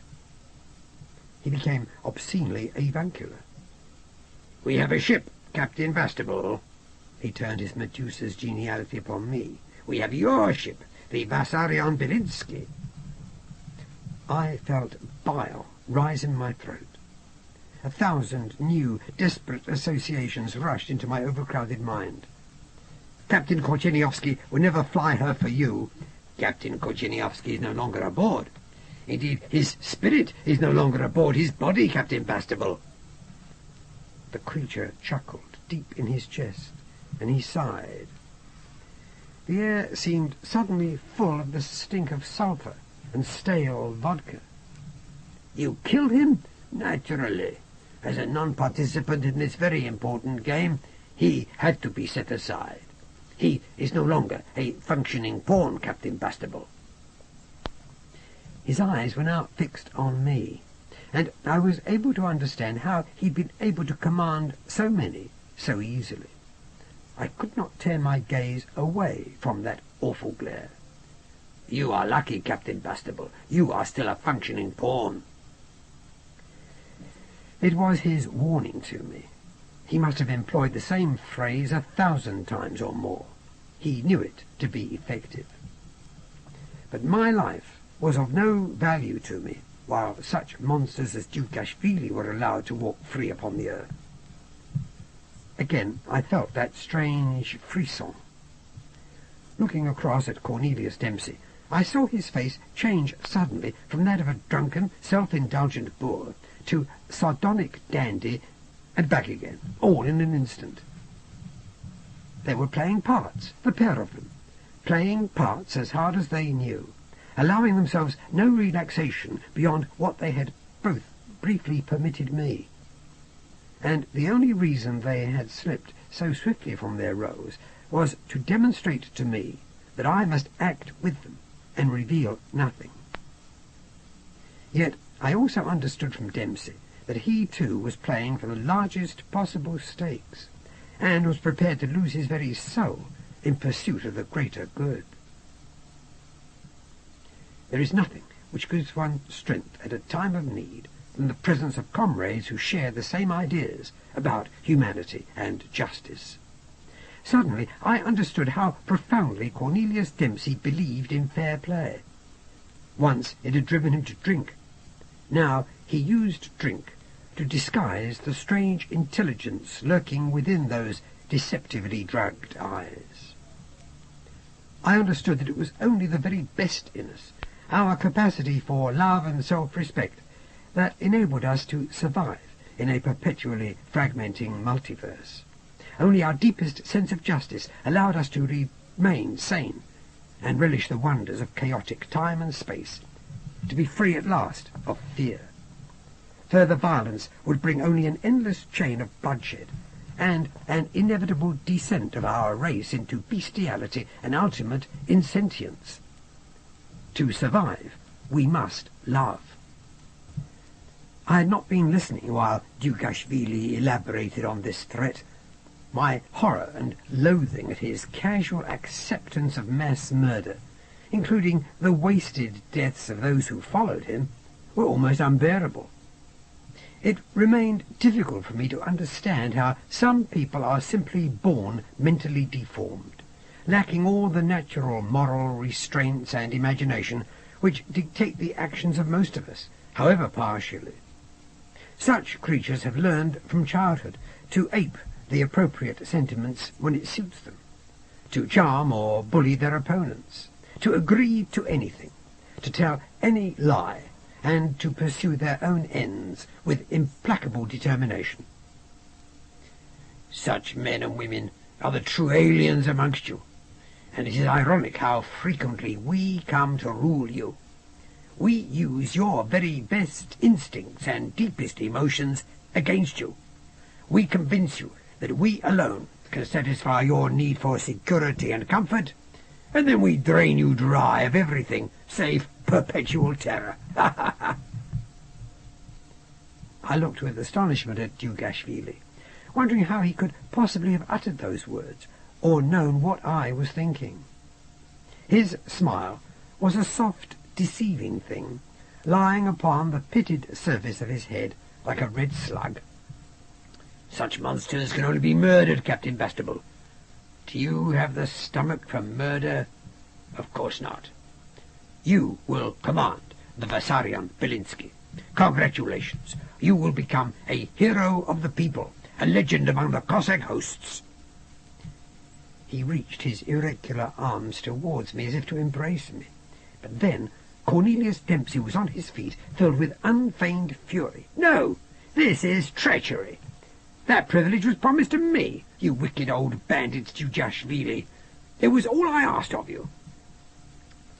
The warlord turned from me to glare at Dempsey, his arms still outstretched. Remember your manners, comrade. Mrs. Persson came to stand beside Dempsey. Keep your promise, comrade, to me. Remember? Dugashvili looked at her with honest disbelief, as if any woman who trusted the word of a man was no more than a proven fool. You developed a taste for mass murder too, Captain Dempsey, I said in a quiet voice. The eyes he turned on me were no longer rational, but were merry with the demon's light, the reflection of the steel mask. Oh, yes, Bastable, quite a taste for it. Dugashvili seemed suspicious suddenly. Yet he kept the original subject. "You will both command the ship. We must demonstrate our power to the central government as we agreed. Therefore we shall kill 2 eagles with 1 arrow and drop the first bomb on Macno's camp. If the bombs are only partially successful and not strong enough to threaten the central government, we simply tell them we destroyed the rebels. We then make an alliance with them until we have perfected the bombs." Professor Marek seemed offended at that. "There is nothing wrong with my bombs, sir. Everything will proceed as it should." Dugashvili lifted a celebratory beaker. "Then let us drink to the total elimination of all who oppose us," he said.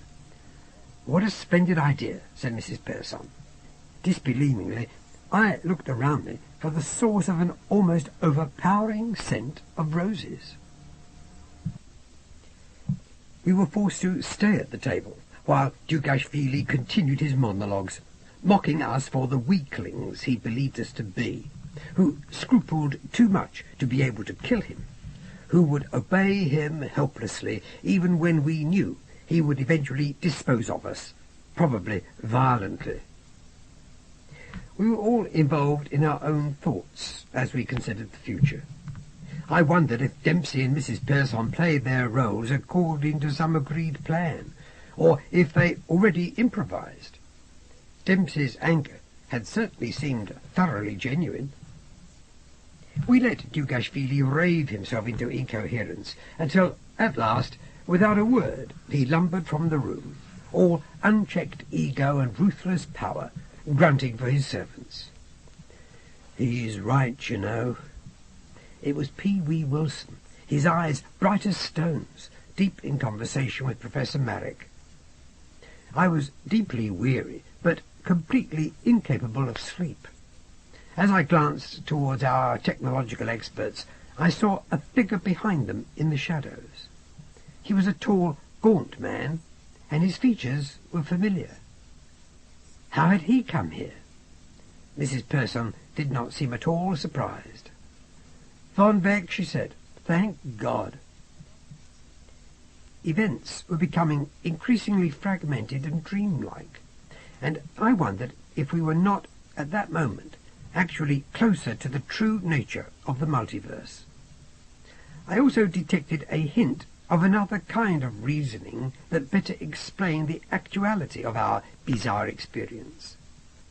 Von Beck was not the same anarchist nobleman I had originally met in my first adventure as a nomad of time, but I observed a strong family resemblance. Mrs. Persson introduced him as Max von Beck. The von Beck was swathed in a long leather military coat. Beneath this was perfect evening dress. He looked as if he had completed his toilet only moments before. He spoke in a soft, drawling voice, slightly accented, and smoked small brown cigarettes, which gave off a sweet, almost herbal odour. The most remarkable thing about him was that he was a full albino, with crimson eyes and fine aristocratic features. As he moved into the light, this dramatic creature looked as if he'd stepped from the pages of a glorious melodrama. "I'm known in these parts as Monsieur Zenith," he said. "Here, a title and an old name are rather inconvenient." He held out his elegant hand, and I shook it. "How do you do, Captain Bastable? There's some talk, I hear, of your joining us." I did not follow him. A questioning look at Mrs. Persson caused her to smile. "We are already a little unsynchronized, Max. We are at present keeping some sort of course. We had a bulge in 2 sectors and almost lost a whole stability zone, which we can't afford." Her words were pretty much meaningless to me, but clearly Monsieur Zenith von Beck knew what she was talking about. He listened soberly. Then he turned to me. "We think you'll want to join the League," he said. "In my view, there's no better alternative for a gentleman faced with the stark evidence of the infinite multiverse, but you will be allowed eventually to decide for yourself." I wondered what Pee-wee and Professor Marek were making of this conversation. When I looked at them, I saw they were apparently frozen. I had an uneasy feeling. Had Monsieur Zenith actually arrested the flow of time? I suppose he was amused by my expression. Time proceeds at many speeds, and there are many courses, he said.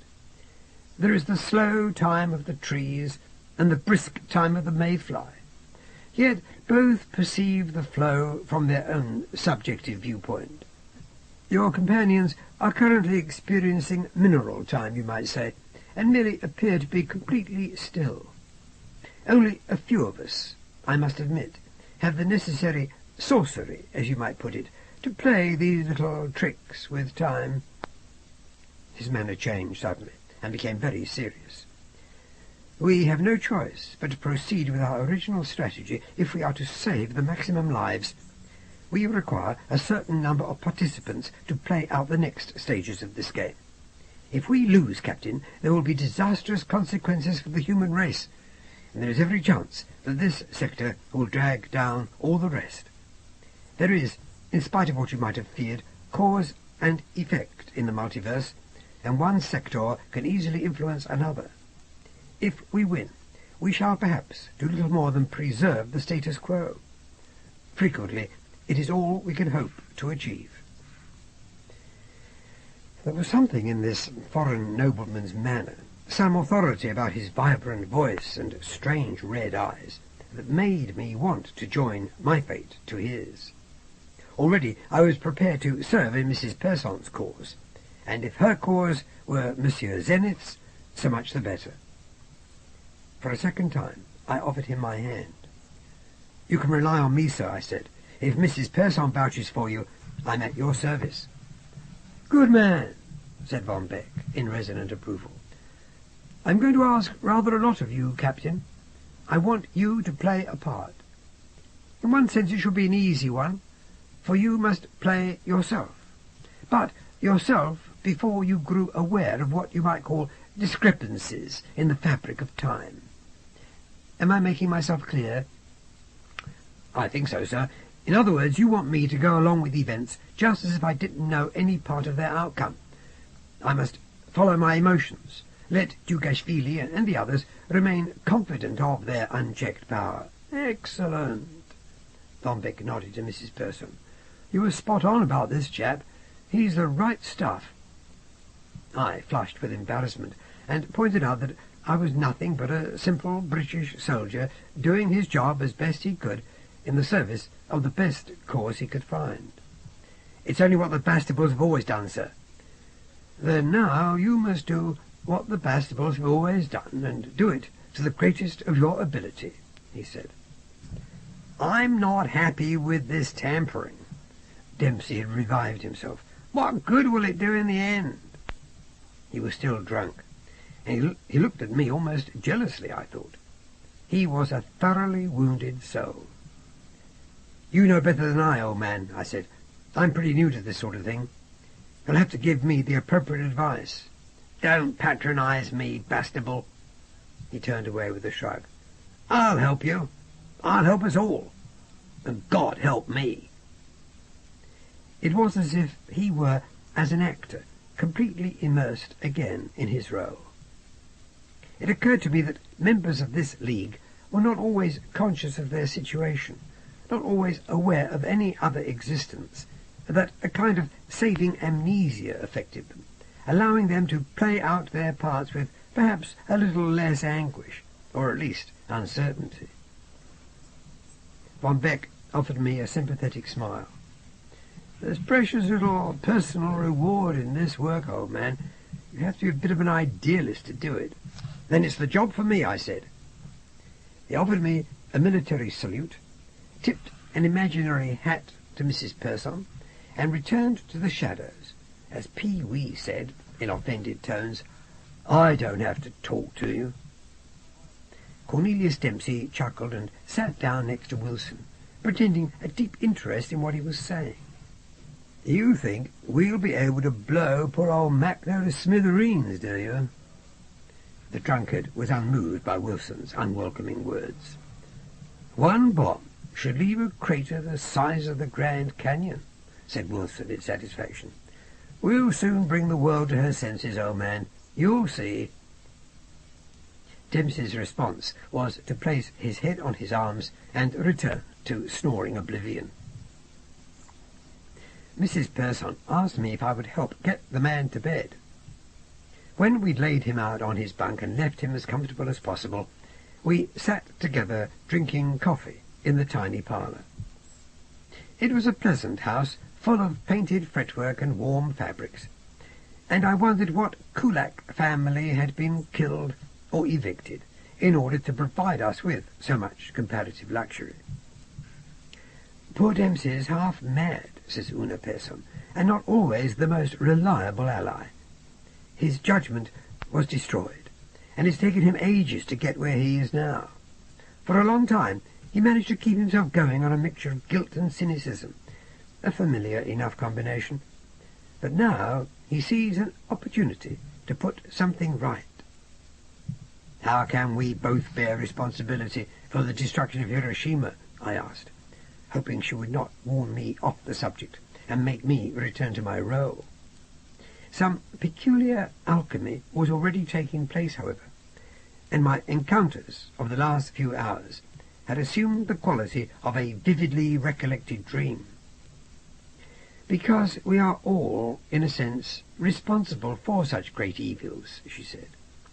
"Perhaps every individual member of the human race has had the experience you and Dempsey share. But that still does not remove your responsibility or mine. It is, however, a shared responsibility. We must all monitor our own actions. Our own actions can lead to something like Hiroshima, to the rise of Dugashvili. It is why we must be forever vigilant, forever attempting to adjust the cosmic balance. Every one of us should aspire, I think, to join the just. That aspiration alone has a certain value." I changed the subject. "I suspect you, Mrs. Persson, of engineering much of this, especially my encounter with Dempsey. This meeting of so many people connected with the first bomb. Does it have something to do with your attempts to minimize the consequences of that event?" "Time," she said, "will tell. At least tell me how Dempsey dropped a nuclear fission bomb on Japan." "Similar circumstances to your own, Captain Bastable." She sipped her coffee. She looked exhausted, and I thought that I was keeping her up. But she continued. "He's a socialist. He became idealistically involved with Chinese nationalists trying to get foreigners out of their country. At that time, Professor Marek was also working for the Chinese socialists. They were the only people desperate enough to believe that he could develop such a bomb. Other countries are working on the idea, of course, including the refining of uranium. That is what was going on at Yekaterinislav. Like you, they had no idea of the power of the crude bomb they made. They intended to drop it on the airship yards." "This is too much." I apologized for asking the question. "It is madness. It isn't possible." But I was by now convinced that it was all too possible for events to be experienced like echoes, over and over again, through all the layers of the multiverse, through all the flowing seas of time, and an infinity of material forms perpetually reproducing themselves.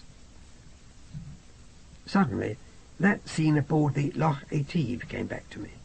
I recalled the faces of that other von Beck, of O.T. Shaw, of Mrs. Persson. A coldness filled me as I remembered the awful, blinding light rising to engulf us, my realization of the appalling crime we had committed.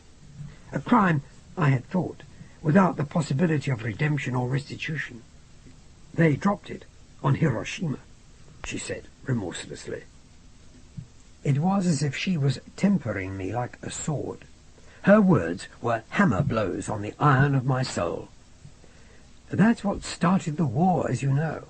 It destroyed the entire city. Dempsey's vessel was his own. He put all his savings into buying it and going off to join the Chinese. It had a London registration.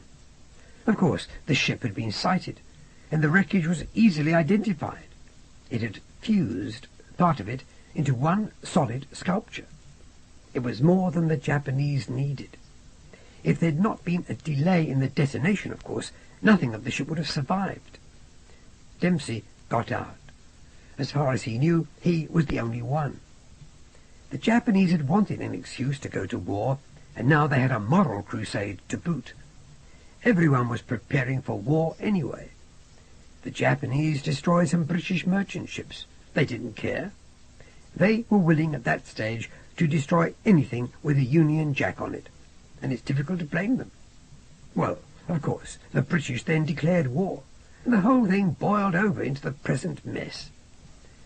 Dempsey was picked up by a Javanese freighter at first, and only later did it dawn on him what he had done, what indeed he'd started. Poor devil.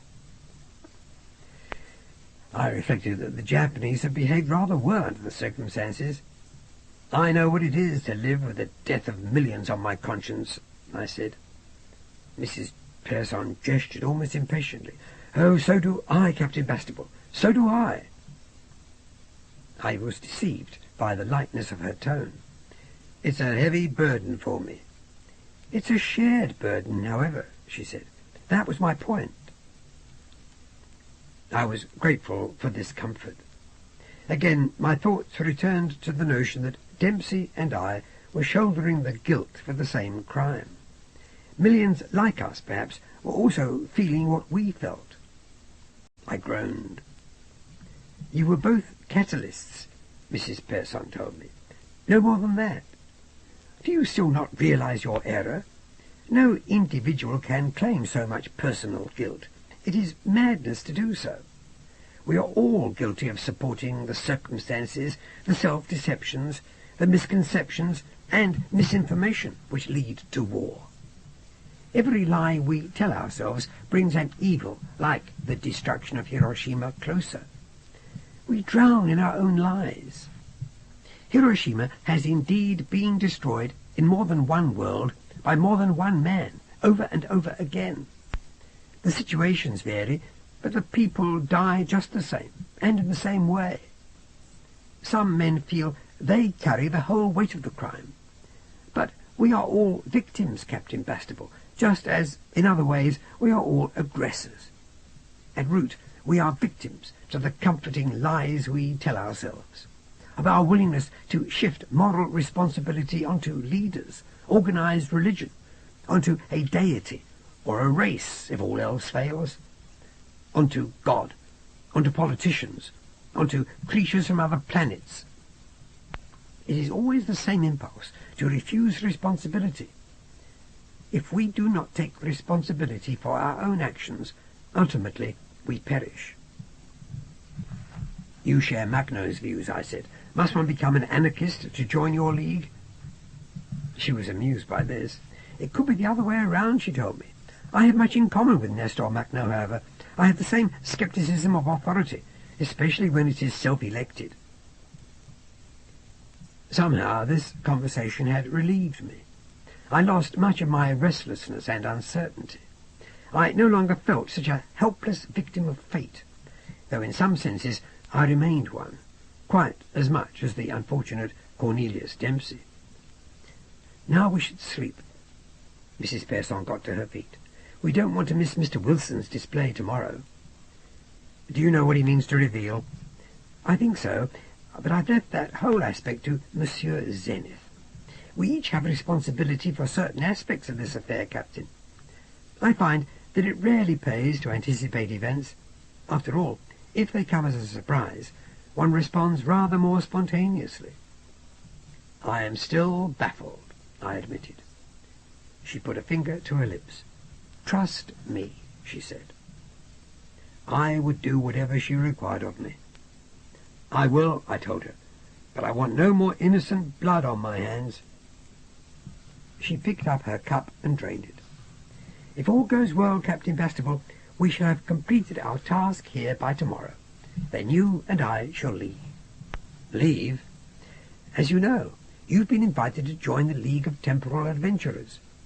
I would like to try to convince you that it is in your best interest, and ours, to do so. I shall listen to you, Mrs. Persson, and you know that I am at your service. However, I have some ambition still to return to my own time, to my own world, where some kind of order at least seemed to prevail. Believe me, she said, it did not last much beyond your time. You did not know it, Captain Bastable, but when you were trapped in the ruins of Teku Benga, you also avoided the experience of Armageddon in your own world. Nothing is free of this terrible wrongness, this bestial violence, this destructive machismo. Oh, I cannot tell you how weary one becomes of it. You must reconcile yourself to the fact, my dear friend, that you will never know that innocence and security again. It was an illusion. Security is hard-earned, and never maintained by violence, even the violence you employed as a servant of your empire. You cannot return to your own time. The League offers you a home and a purpose, a chance to take a little control of your own fate. I accepted what she said without question, but it was not palatable. In the meanwhile, she told me, please continue to follow my lead. This is a very complicated business indeed, Captain. A circle must be completed. A certain marriage must take place. A job, she grinned suddenly in self-mockery, must be done. Next morning we were all called to assemble outside the school in the large quadrangle behind the main building. Cossacks were coming and going everywhere. The entire camp was busy with the rattle and rumble of horses and soldiers, artillery and heavy vehicles. In the distance the armoured trains went by, loaded with men and armaments. Everyone had heard that Yekaterinoslav had been recaptured, that the Japanese were suing for peace, and that central government troops, no longer busy with one enemy, were on their way to put down this unruly uprising before it expanded into fully fledged civil war. The Centralists, of course, had no notion of the kind of armament Dugashvili brought against them. He strutted before his atamans, full of brassy confidence and comradely reassurance, a Cossack among Cossacks, a man amongst men. Have no fears, my friends. This attack will be easily resisted, and very shortly Moscow will be suing for peace. We shall be at the very gates of Petersburg, and those bloodless weaklings, those aliens who seek to control our fate, will be kneeling and kissing the hooves of our horses. One handsome old ataman, splendid in black and silver, tugged at his great grey beard and grumbled, "The airships will blow us to bits. They are cowards. They will not engage us honourably. We can't get at them. Cossack courage is useless against them." "We have Cossack science," the warlord promised, "our own superior science, untainted by their vice and weakness. Our science will easily wipe out the threat of their ships." The steel mask glinted as he raised his eyes towards the pulsing sun. "You will see. Within a week we shall be stabling our horses in the Hermitage, if we have allowed the Hermitage to remain." The ataman became nervous. "By God, Hetman, I hope you'll use no devil's magic. I am an honest Christian. We fight for God and socialism," Dugashvili reassured him, "for the freedom of the great Cossack host. God has put an instrument into our hands which will ensure our freedom for all time, and will enable good socialists to do his work. It is Christ whom we serve, my friend, Christ against the evil forces of anarchy." The old Cossack seemed to accept this, and nodded. Again I was forced to make sure my incredulity did not show on my face. I tried to avoid Mrs. Persson's sardonic eye. "For God and socialism," she murmured, "and we shall destroy all who stand against them."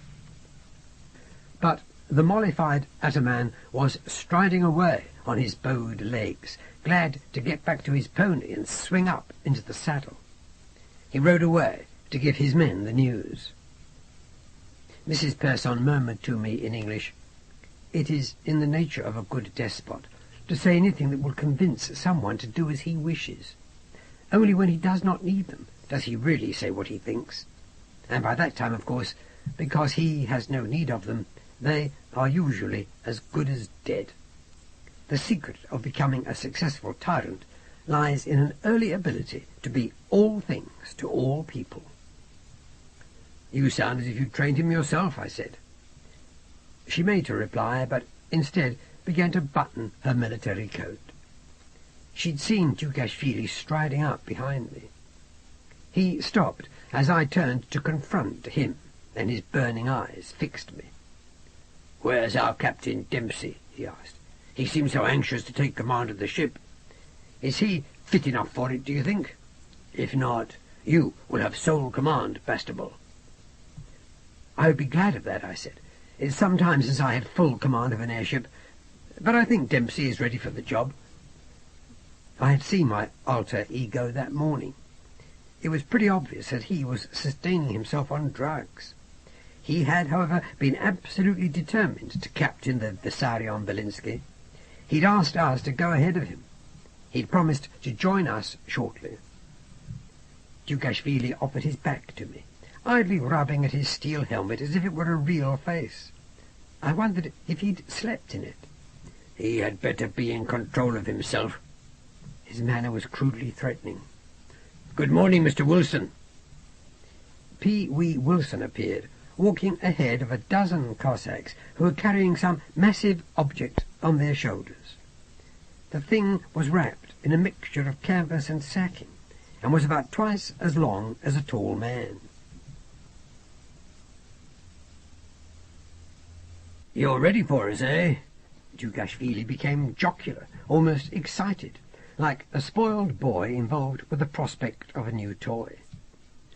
Wilson seemed ill at ease. "Morning, Chief. I hope—" "So do I, Mr. Wilson. Our pride and joy is about to perform, I presume." "Oh, yes, Chief. There are no major problems." "We want no problems at all, Mr. Wilson." It seemed as if the Steel Tsar was goading his creature, amused by his mixture of nervousness and fanaticism, yet at the same time not wanting to be disappointed by whatever it was he had commissioned from the English mechanic. "This is what we need for our morale," Dugashvili informed us confidently. "Mr. Wilson has the measure of our Cossack lads. He knows what impresses them. Have you heard the news, by the way?" He chuckled. "Enemy scouts have already been sighted in the air to the south and the west." "Well, Chief, I hope... I mean, we're ready, of course. Just the ticket for our war effort, eh?" Wilson's own attempt at mirth was chilling. "Perhaps if we had a private demonstration first." "Nonsense, Mr. Wilson. I've every faith in you. This is what we need to rally our boys. We have to show them that our science is not only superior, but also more familiar. This will bring their legends to life. They are sustained by legends, these people. It is their substitute for reason, believe me." His contempt for those he used suddenly came to the surface, and he checked himself. He could not afford to lose a single Cossack regiment at this stage. He seemed to become impatient with himself, and again made a strange little gesture. He began to walk backwards, signalling for the men to bring the huge object into the centre of the quadrangle, and motioning for the watching Cossacks to stand back. They were a colourful mixture in their bright kaftans and uniforms, with their swinging swords and bandoliers glinting in the morning light. Dugashvili positioned himself in the centre of his captains and called to Pee Wee Wilson, who still seemed uncertain of what he was supposed to do. He directed the men to lower the object to the ground, and then, using ropes, raise it to an upright position. After further hesitation, he began to pull at the rags swathing it. It looked like a huge Egyptian mummy, clad in unsanitary winding-cloths. "Come, come," Dugashvili called. "Do not be modest, Mr. Wilson. Let us see your scientific miracle, the proof of our superiority." Captain Bastable and Mrs. Persson are clearly very curious to know what we have invented between us. Suddenly, with rapid, almost desperate movements, Wilson began to tear at the canvas and sacking. The thing was made entirely of metal, but only as he stripped away the last of the coverings did we see what it was. A gigantic human figure made entirely of steel, and wearing, in metal, the regalia of a Cossack hetman.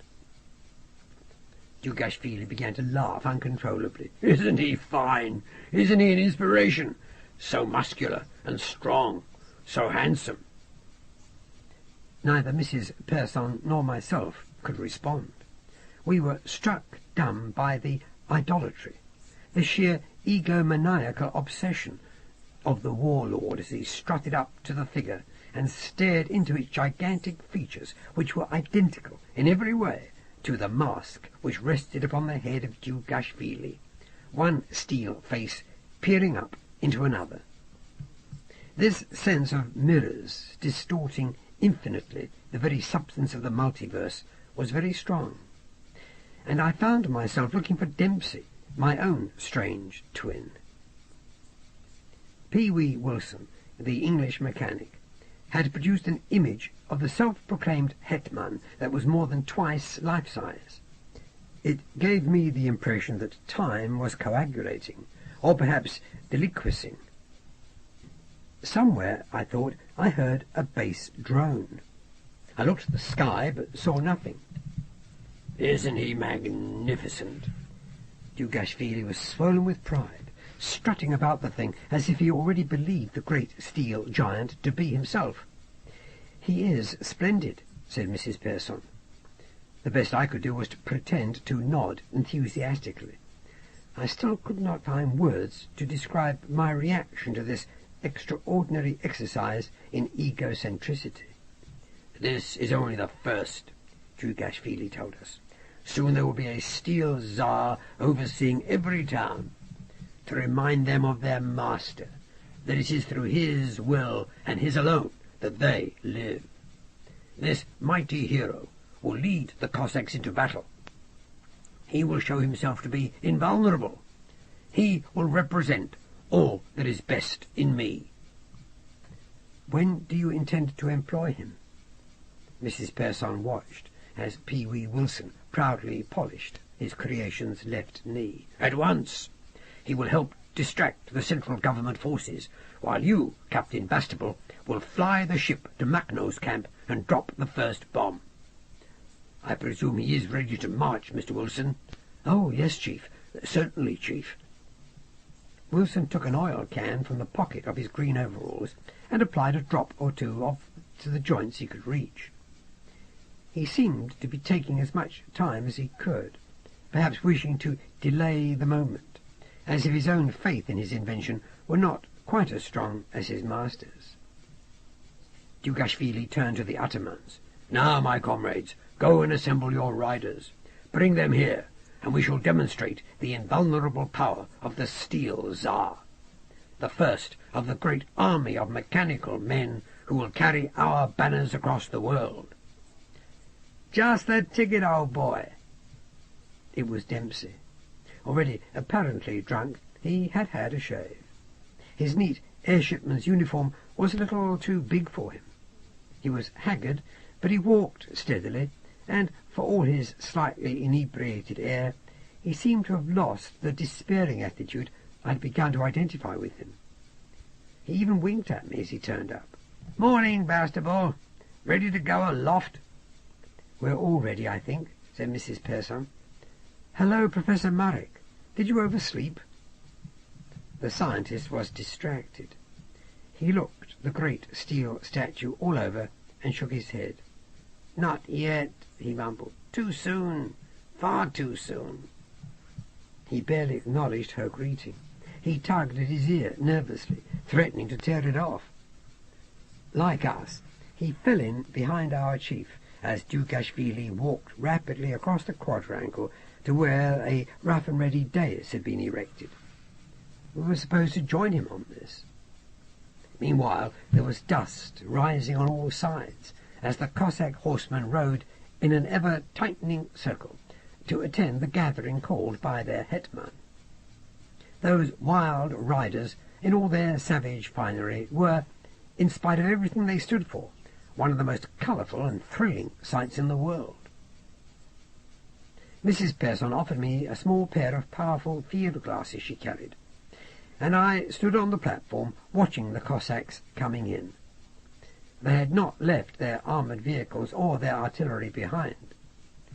As they reached the school, they fired off their carbines in salute, and Dugashvili returned their greeting with a fatherly wave. Pee-wee Wilson was running round and round the great steel figure, checking every part of it. He seemed a little more relaxed now, as if he was confident his invention would not disappoint his chief. Now the Steel Tsar lifted his arms and addressed the great mass of his followers, his voice amplified by some natural echo, so that all could hear it. "Free Cossacks," he cried, "your blood has been spilled in the holy cause of liberty and socialism. The central government has sent her might against us. All the powers of her science are being brought to bear upon the Cossacks. They would destroy us forever. They would make Cossack history mere folk tales, and the great noble deeds of the hosts turned into comic stories. Such dishonour is impossible to contemplate, impossible to tolerate. But now we have our own pure science, untainted by their alien blood. We can create our own miracles. Behold!" His pointing finger focused thousands of pairs of eyes upon the dominating figure of the metal man, which rose to the school's roof and which could be seen from all sides. "Here is a Tsar made truly of steel. He is an impregnable battle leader, worthy of the free Cossacks. He will lead you against anything the enemy can muster.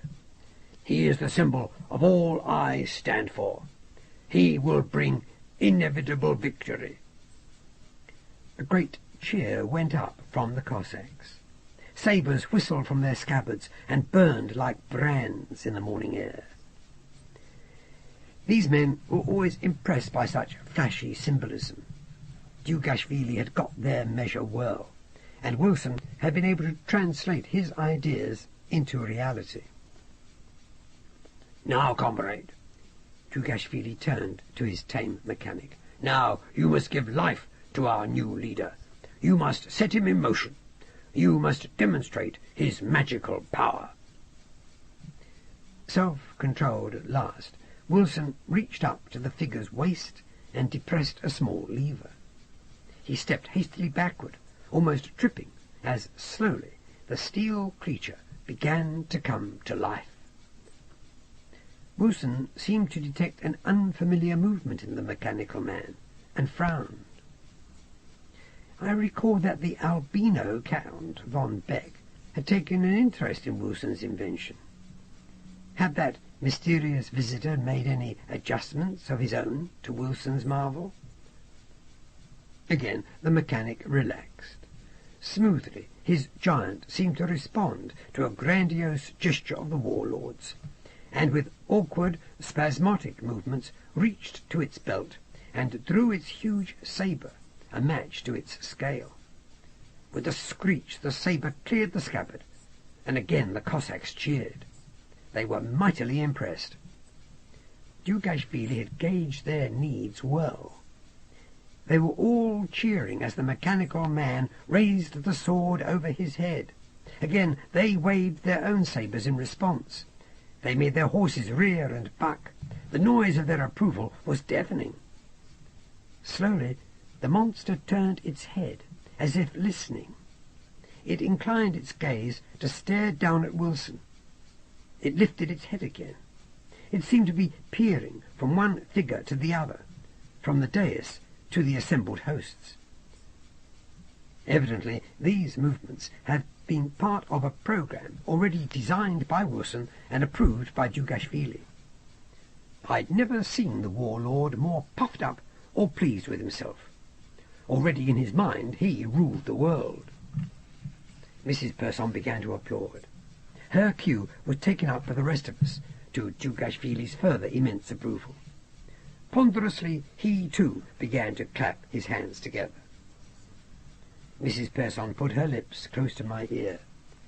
He loves public adulation as much as his Cossacks love icons.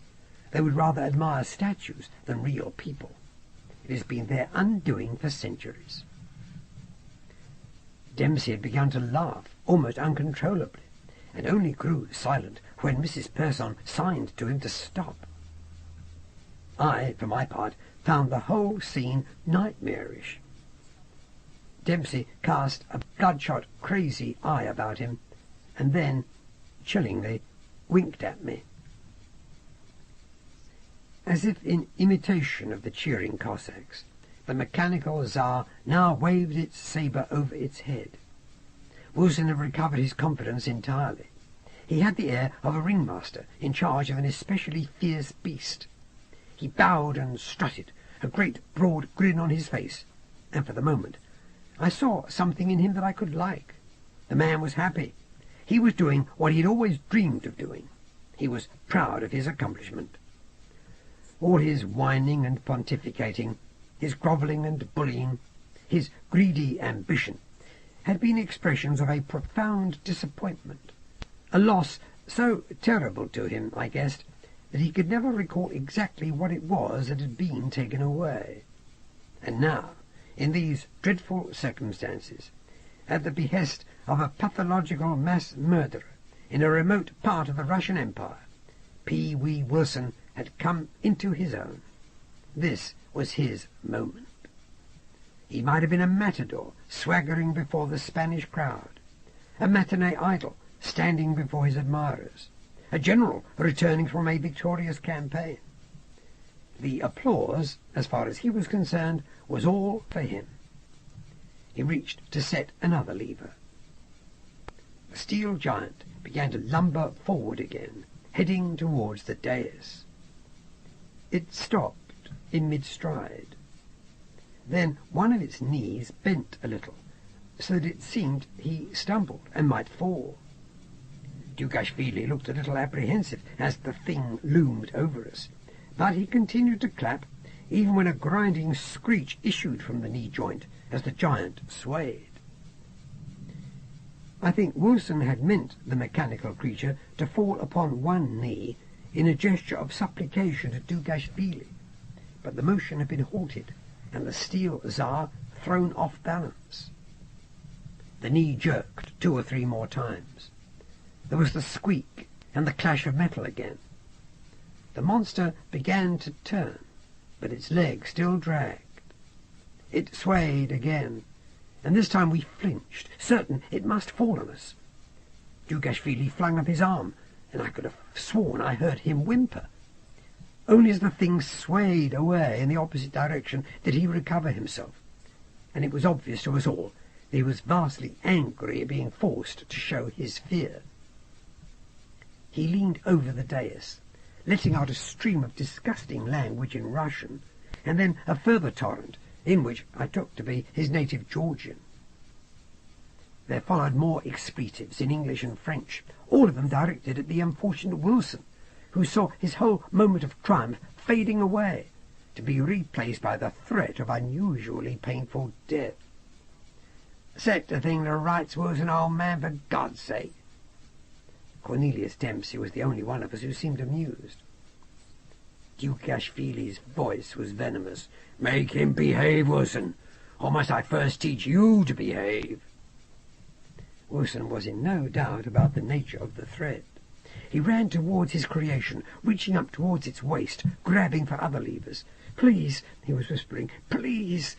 He seemed to be begging the mechanical man to obey, and pleading for his life at the same time. The whole scene sickened me.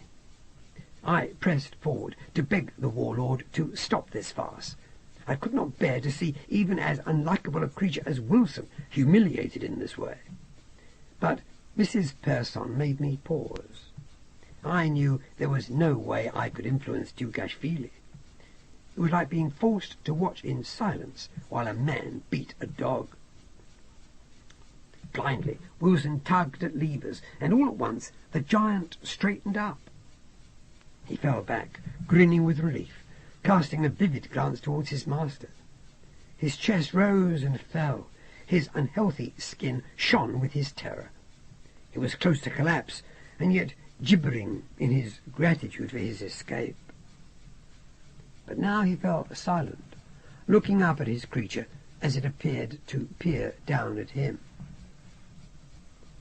The Cossacks had stopped cheering. The whole vast host was hushed, and those of us on the dais moved forward, also silent. It was as if the air were filled only with the sound of Wilson's erratic, terrified breathing. His placatory grin toward the dais had no hope in it. Dugashvili's mouth seemed to move in a grimace of hellish amusement, and then he flung back his metal head and began to laugh. None joined him. Marek muttered something about the levers and made to descend the steps, but Dugashvili stopped him with a flat of his heavy peasant hand. "This is entertaining. Let us see what happens." "The levers are wrongly placed. I can see it from here. They are in different coloured metals." No matter, wait." Again Dugashvili chuckled. "Watch." The great steel warrior was moving again. The sword arm rose higher, inch by creaking inch. Wilson took a step backward. Then he took another. Suddenly, a sound like the roar of Babel issued from the metal mouth. It was as if every member of the human race gave voice at once. Wilson covered his ears, screaming, "No!" He shook his head. "That's wrong! It's wrong! I didn't!" The voice swelled again from the metal throat. It was unbearable. "Can't you stop the thing, Marek?" I asked the scientist, but he shook his head, gestured towards his master, and shrugged. Wilson stumbled away. Now the giant moved in 2 long strides to stand over him, as, in his uncontrollable fear, he fell to the dust of the quadrangle. "This wasn't how it was supposed to be!" Wilson's scream was, to my ear, almost the scream of a betrayed child. I still remember it. I've never heard a sound like it. Then, with swift inevitability, the sword began to descend. Wilson's scream was suddenly stilled. The sabre had sliced him from crown to breastbone. His blood rained upon the canvas of the dais, upon Dugashvili and Marek, who craned forward now. Wilson's body collapsed like butcher's meat into the dust. Dempsey began to cough. It was a dry, hard noise, echoing in the silence. Not a Cossack voice was raised. There was still an air of expectancy, as they waited to see what either of the Steel Tsars would do next. I heard the wind sighing over the steppe. Then, with a speed which shocked me, the creature fell with the grinding of cogs and wheels down upon its creator's corpse, until all we saw of poor Pee-wee Wilson were his carefully polished boots. Professor Marek was saying to his master, "It was too soon, comrade. He didn't give himself enough time. He was too hasty. The levers were in the wrong places. It is very important where they—" Dugashvili clapped the scientist on the back, and again his brutal laughter filled the air. Well, this is poetry, Professor. What poetry? The stuff of epics, eh? Very well arranged. Excellent." He was praising Marek, I think, for Wilson's murder. In this way he made the man his ally in evil. Marek could neither deny nor agree. He left the dais and began to cross the square, heading towards the fallen giant and the crushed figure which lay beneath it. He approached uncertainly, as if he feared the thing would come alive again and turn its fury upon him. Dugashvili was addressing his Cossacks again, his arm raised in a triumphant salute. "The traitor Wilson has paid the price of his treachery. It is fine justice that he is the first to die beneath the vengeful sword of the Steel Tsar. Comrades, the foreigner was a spy for the central government. He planned, in his cunning, to sabotage our war effort, but we anticipated his plans and punished him, for the Steel Tsar obeys only its true master, your hetman. We are revenged, brothers. Freedom! Freedom!" "Poor Wilson," said Una Persson. "What a dreadful lesson." "And a final one," said Dempsey. His body was still convulsing. He moved away. Dugashvili turned to us. "We're all rid of a bore, eh?" He chuckled, calling to the scientist who had reached the fallen giant. "Revive him, Professor Marek. Get him back to the laboratories. He must lead our troops tomorrow." Marek fiddled expertly with the thing, unscrewing levers and putting them in different parts of the mechanical creature's machinery. Who had tampered with the levers? Not Marek himself, I thought. Had Wilson, in his panic, simply made mistakes? Or had von Beck sabotaged the monster after he had visited us? I would never know. There is a line in that great skimling epic of the second ether. "We have searched every inch of charted space and time, and found only ghosts and shadows." As I looked about me then, I too saw only ghosts and shadows.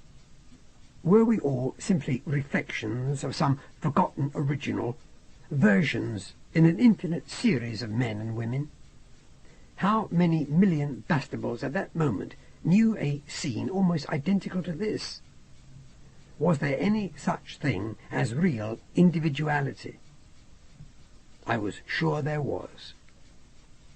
I looked to where Mrs. Persson was comforting Dempsey. I was sure that Una Persson was unique, able to move between the space-time planes of the multiverse. She had no counterparts and few equals. I wondered, with a kind of twisted hope, if the act of joining the League of Temporal Adventurers meant that all those ghosts and shadows of oneself were reincorporated or abolished. Was that the benefit Mrs. Persson had hinted at? And yet to know such a benefit was also to know a peculiar kind of loneliness.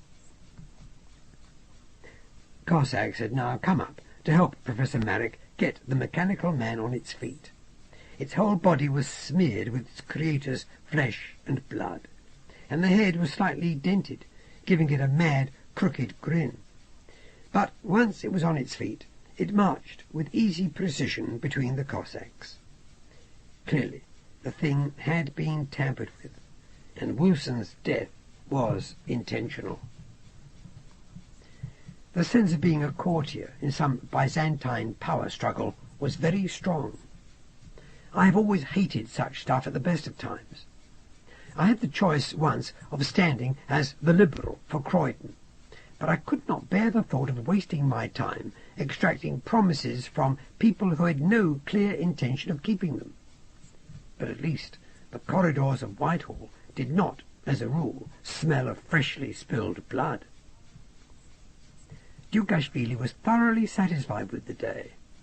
His own brief expression of terror forgotten, he strutted up to Dempsey and put his arm around the airshipman. "Well, my friend, you have joined us. The bombs are aboard, eh?" Dempsey straightened up, pulling away from the warlord's embrace. "They're aboard," he said.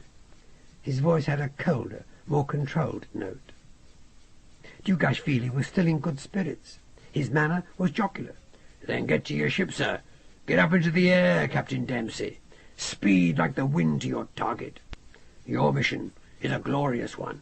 You will redeem us. I wish to witness no further disloyalty to our great common cause." Dempsey was shaking his head with open amusement at Dugashvili's hypocritical rhetoric. "Ah!" The Steel Tsar lifted his head and seemed to taste the air and find it sweet.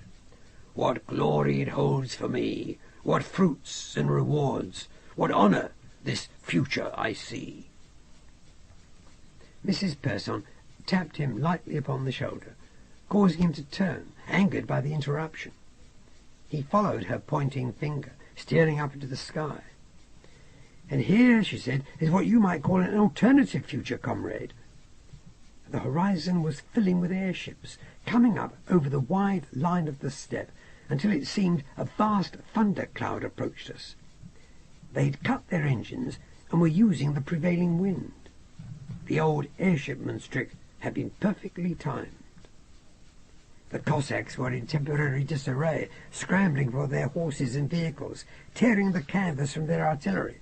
Then, in rapid unison, the engines of the Russian fleet burst into life, and the ground shook to their roar. It was the first wave, troopships bearing the aerial marksmen who preceded the arrival of the great flying ironclads. Even as we stared, the gliding infantrymen began to pour from the huge gondolas, sailing on wings of shimmering silk and firing as they descended. I saw mounted Cossacks charging towards the flying infantry to be cut down by accurate fire from the carriers, which hung low in the sky, offering light artillery cover. I saw horses and men fall in the light of the noon sun, sliced into red ribbons by the steady chatter of the aerial Gatlings, their blood bright as their last night's streams. I turned my back upon the scene. Then we marched away, heading for the secret hangar. There the Vissarion-Belinsky stood ready in her lines, bearing the cargo from hell she must soon release upon the world. I did not look at my companions. I didn't want them to look at me. In my heart of hearts, I knew that I was planning to do all I could to change the course of history, to challenge the forces of fate and, if necessary, perish in the attempt.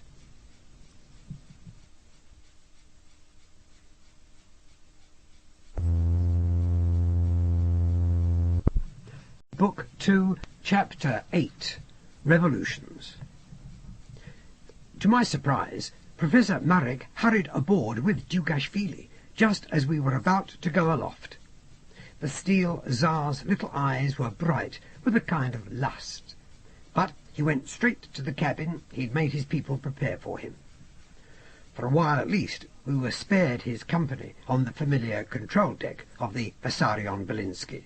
The hangar was lit by crude flares, and not until Dempsey had given the orders to set the engines at idle did the Cossacks push back the great doors and let in the light.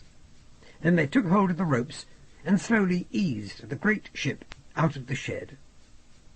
She began to tug at her confining ropes like a mastiff on a leash, and at last we were in open ground.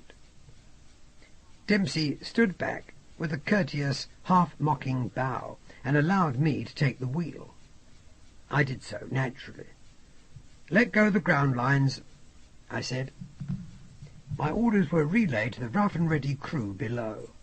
I put the engines to half-speed, and we began to rise into the sky, our turbines pounding like a single heartbeat, lifting effortlessly, light as swan's down, into the early afternoon.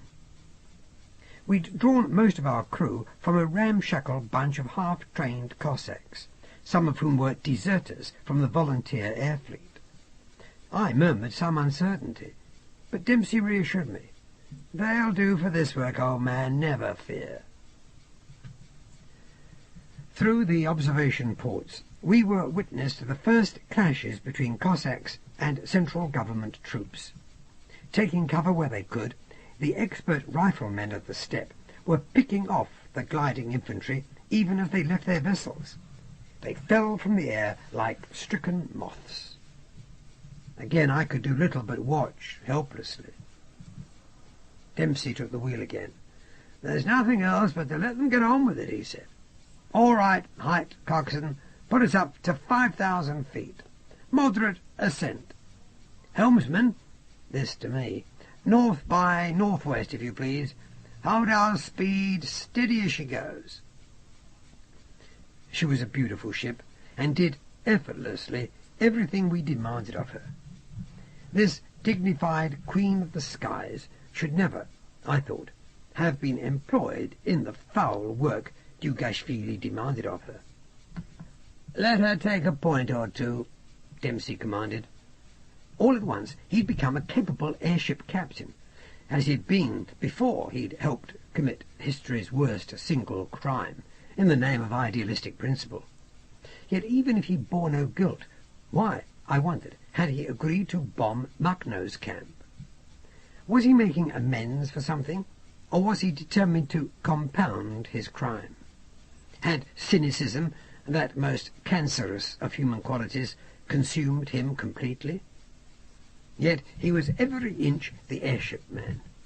His hands were hardly shaking at all as he stood on the bridge, now folding his arms across his chest, watching the ground fall away.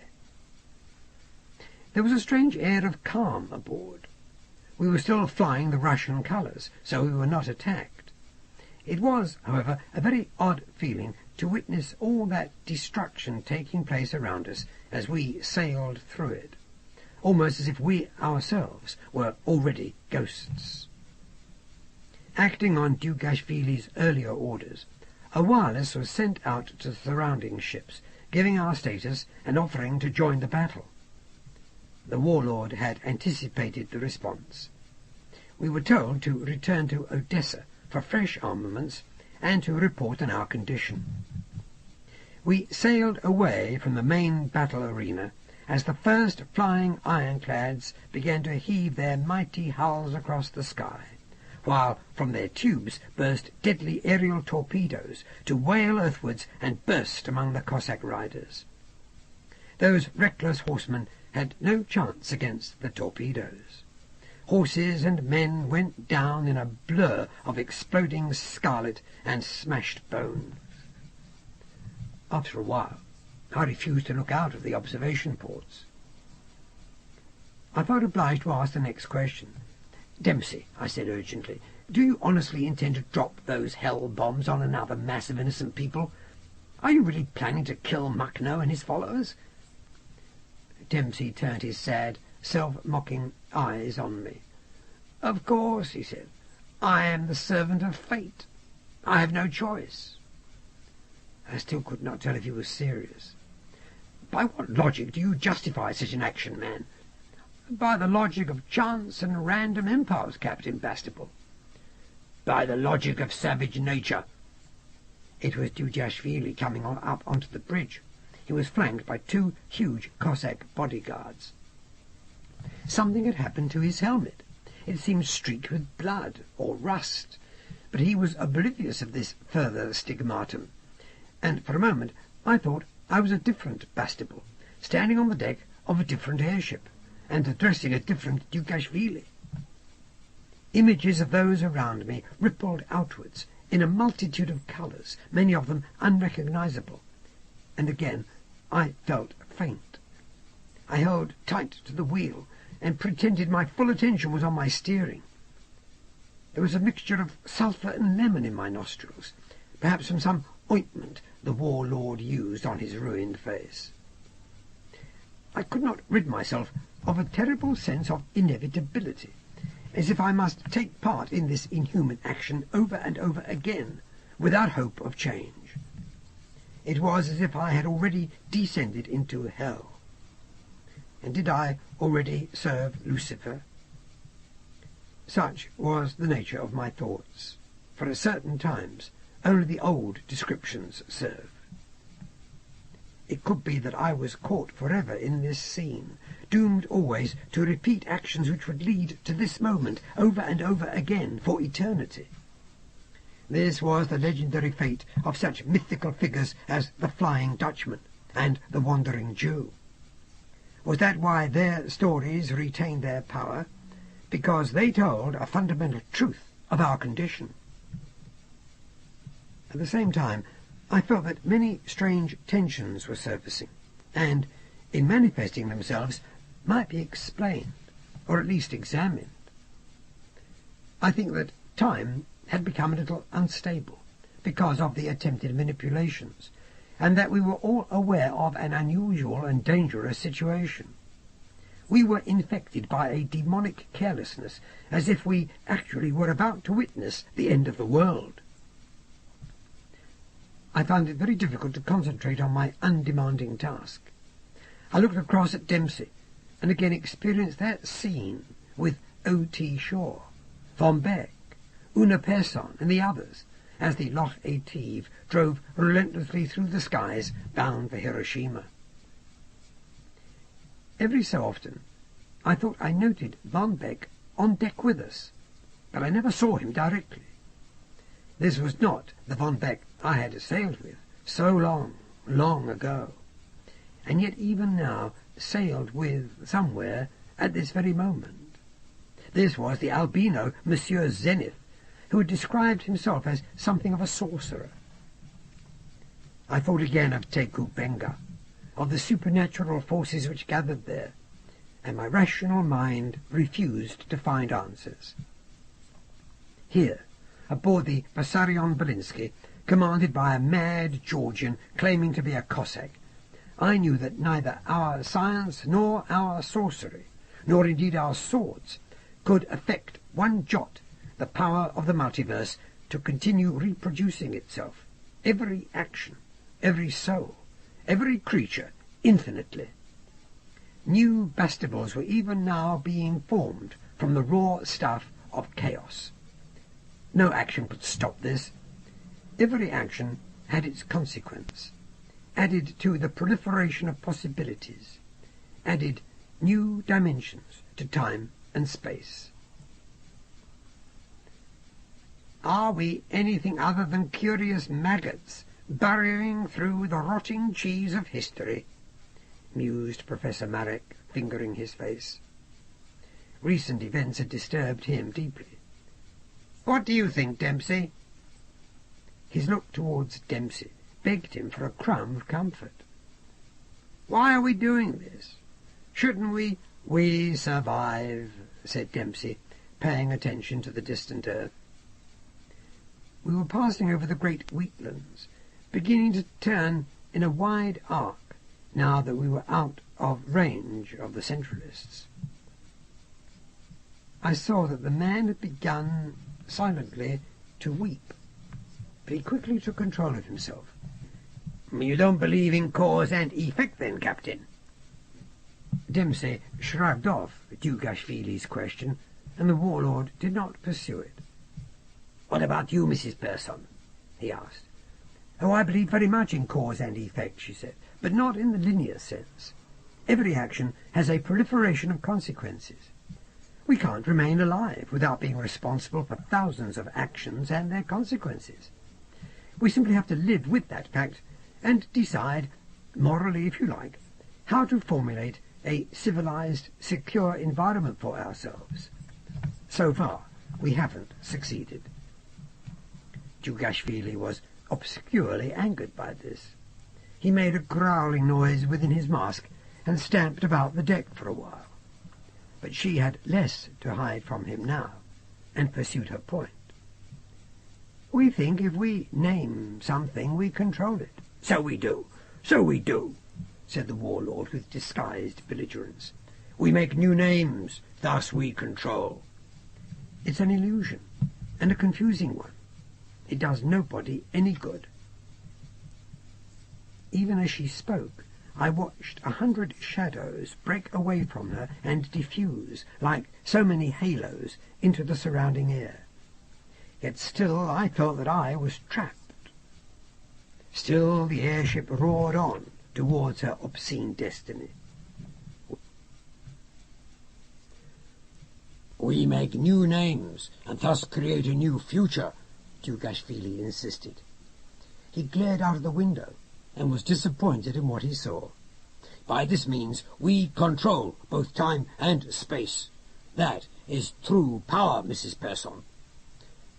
Neither is controllable, she shrugged. One can only choose alternatives.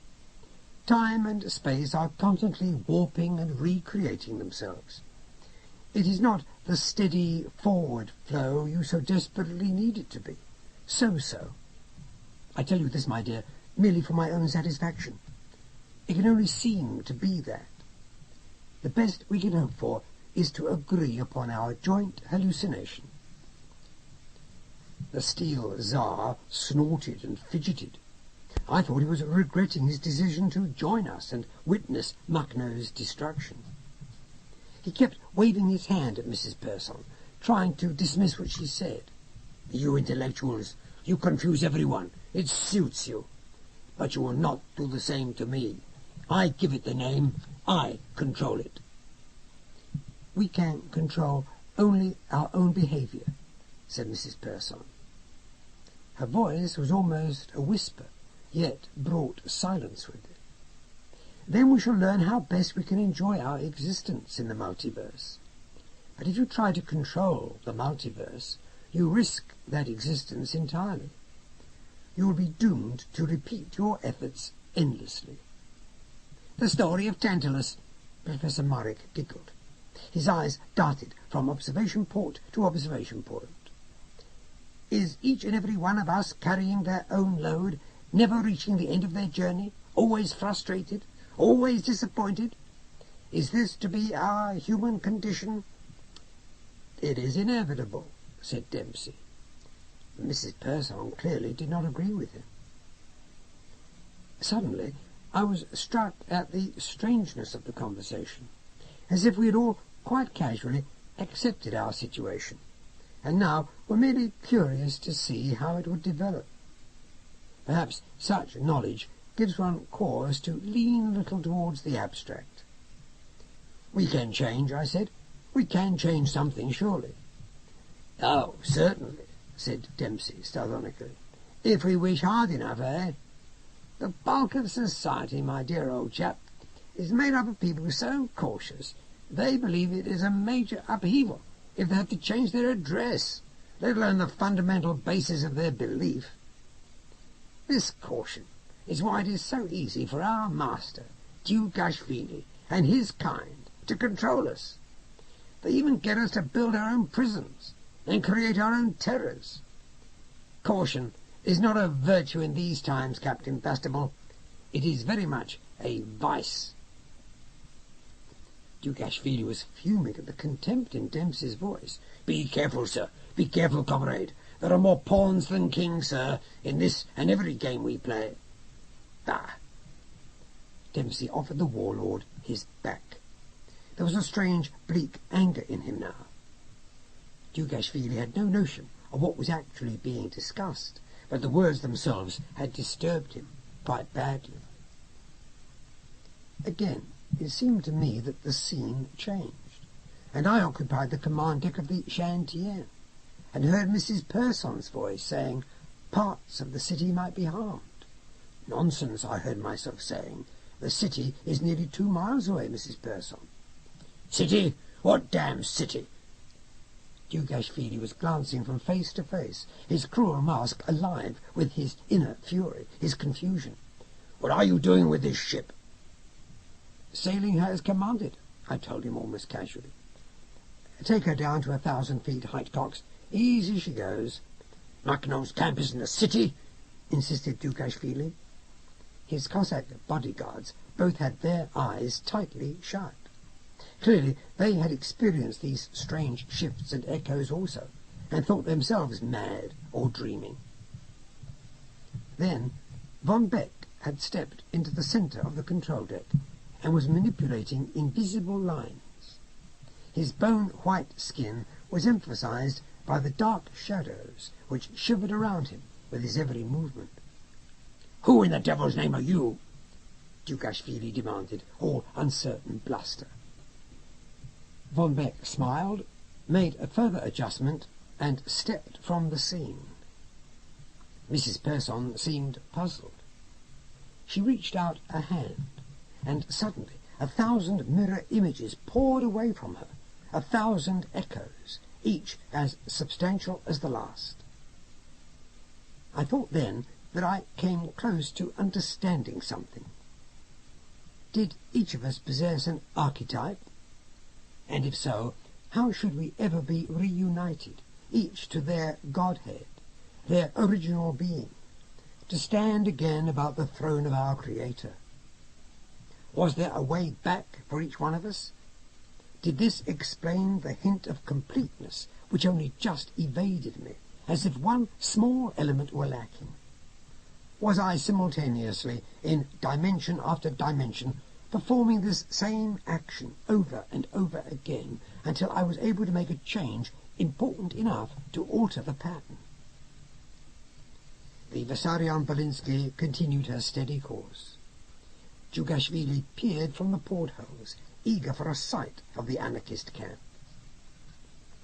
He had refused to respond to what, I'm sure, he regarded as his own hallucination. He rubbed at his eyes. He scratched at his exposed flesh. He moved his steel mask uncomfortably on his head, and again the control deck was flooded with the stink of sulphur and lemons. I found myself helplessly addressing the warlord. "What of your men back there? Haven't you abandoned them?" "What?" He had no interest in my question. It was as if he were puzzled by it, trying to recollect the subject. "Who?" "Your men," I said. "They are leaderless. Shouldn't we return and help them? The volunteer fleet will wipe them out." Yes, but I want to see Macknow's end, not theirs." He spoke in a reasonable whisper, though his eyes were never quiet. "Where's the best view? Or should we get some air? There are fumes in here, smoke. It creates an optical distortion. You've noticed, of course." "You intend to let your followers die?" "I'm with them in spirit. Wilson's mechanical giant leads them. It is down there now, giving them strength, giving them hope. It's a useless icon. It's all they need. They need nothing more, Captain Bastable. Those chaps, anyway, have pretty much served their turn. They are an anachronism. You are a man of science, a modern man. You understand that those people are no longer of this age. History has no further use for them. Their attitudes hamper the advance of scientific socialism." I could feel the blood draining from my face. "You are sacrificing those men, Djugashvili. They trusted you absolutely. You gave them the rhetoric and the goals to make them fight. They will not surrender. I would not expect them to. They could all be killed. For what?" Mrs. Pearson interrupted. She wiped sweat from her forehead and unbuttoned her greatcoat. The heat on the control deck seemed to be increasing. I even checked the engines, fearing one might be on fire, but could see no cause for the heat. "We're in a pretty unstable situation here, Captain Bastable. Watch your language, please." "But why must they die?" I knew I was being naive, but I could no longer bear this savagery, this cold-blooded sacrifice. "For history," he said. "As I explained, the future is yours and mine, Captain, not theirs. They will die to ensure our future." Mrs. Pearson's attention was on Dempsey, who had remained at his position for some minutes, staring steadily through the main observation port. She did not look at me as she spoke. Here, the idea of God has been replaced by the idea of the future. The two notions are, admittedly, all but identical in the way in which they are self-contradictory, and thus always fundamentally confusing to their worshippers, who must look to priests for translation. And so, inevitably, the priests, or whatever they call them, gradually take power. She was speaking rapidly in English. Djugashvili strode up to her and grabbed her arm. "What is this intellectual claptrap? We haven't time for any of that. It becomes increasingly important that we demonstrate our power to the central government. All this foolish talk is meaningless. Soon we shall rule the world. I will reward you, never fear. You will be our first admiral, Captain Dempsey, a socialist hero. When the disaffected millions of the great cities rise to join us, we shall all be heroes. This demonstration will be in their name." Dempsey ignored him, coming back to check our instruments and murmuring to me, 3/4 speed, I think. I relayed the order and felt the ship surge against the wind. "You will lead our airships to Petersburg. You are a fine, brave man, Captain Dempsey. You too, Captain Bastable. You will know every honour our nation can bestow." Not one of us listened to any of this. It was his usual way of attempting to manipulate us. He did not understand that we had all volunteered for this flight, and that we each had our own particular motives.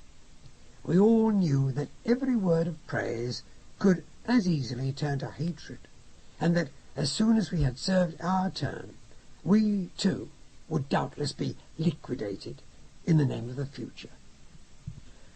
"Thank you, sir," said Dempsey. He looked towards Professor Murray, who sat jotting down calculations on a pad of paper. "Anything unusual, Professor?" "I don't think so." We were sailing through a great sea of greyness. Grey clouds surrounded us. A little rain was spotting the observation ports, and we heard it drumming on our hull. Grey light filled the bridge, increasing Dempsey's pallor, and emphasizing the unhealthy, peeling skin of Professor Marek. The ship at that moment seemed like a ship of the dead. It was as if we were already in purgatory.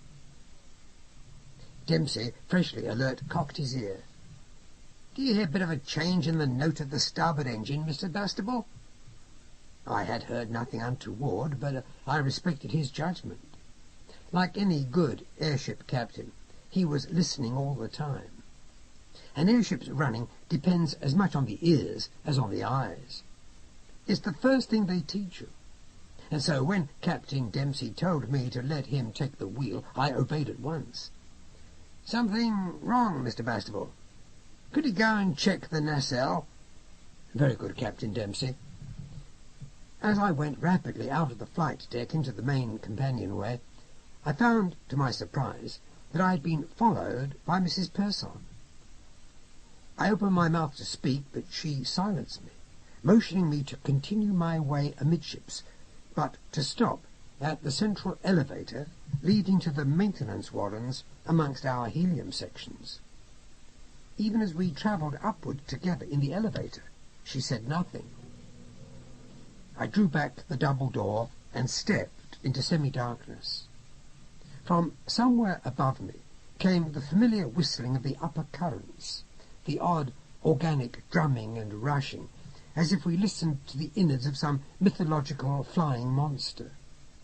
All around us the inspection tubes, silver and brass and pewter, curled like intestines, while the rays which fell between the helium sections from two great translucent skylights overhead were liver-coloured and ominous.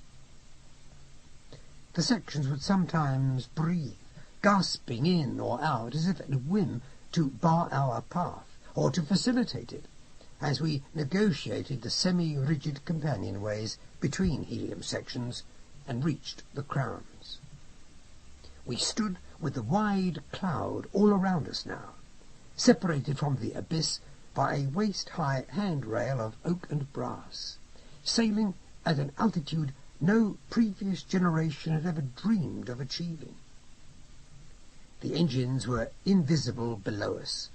We felt their masculine vibrations as the mighty turbines pushed the Vissarion Belinsky on her stately progress through the upper air, her gaudy flags snapping in her taut, glittering yards. She was as proud a craft as ever flew, but on her way to keep a rendezvous with eternal dishonour. Una's hair was blowing around her face like pale fire, and her wonderful eyes looked steadily into mine. She smiled a little. My mind was clouded again. I tried to grasp at small, immediate things. "How much further to Makhno's camp?" I asked her.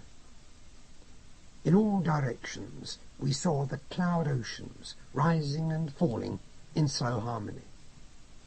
I wanted only to look upon this wonder in silence, with her in my arms. Now there was a mutual feeling. I knew it. I reached towards her. About half an hour. Her voice was impatient, urgent.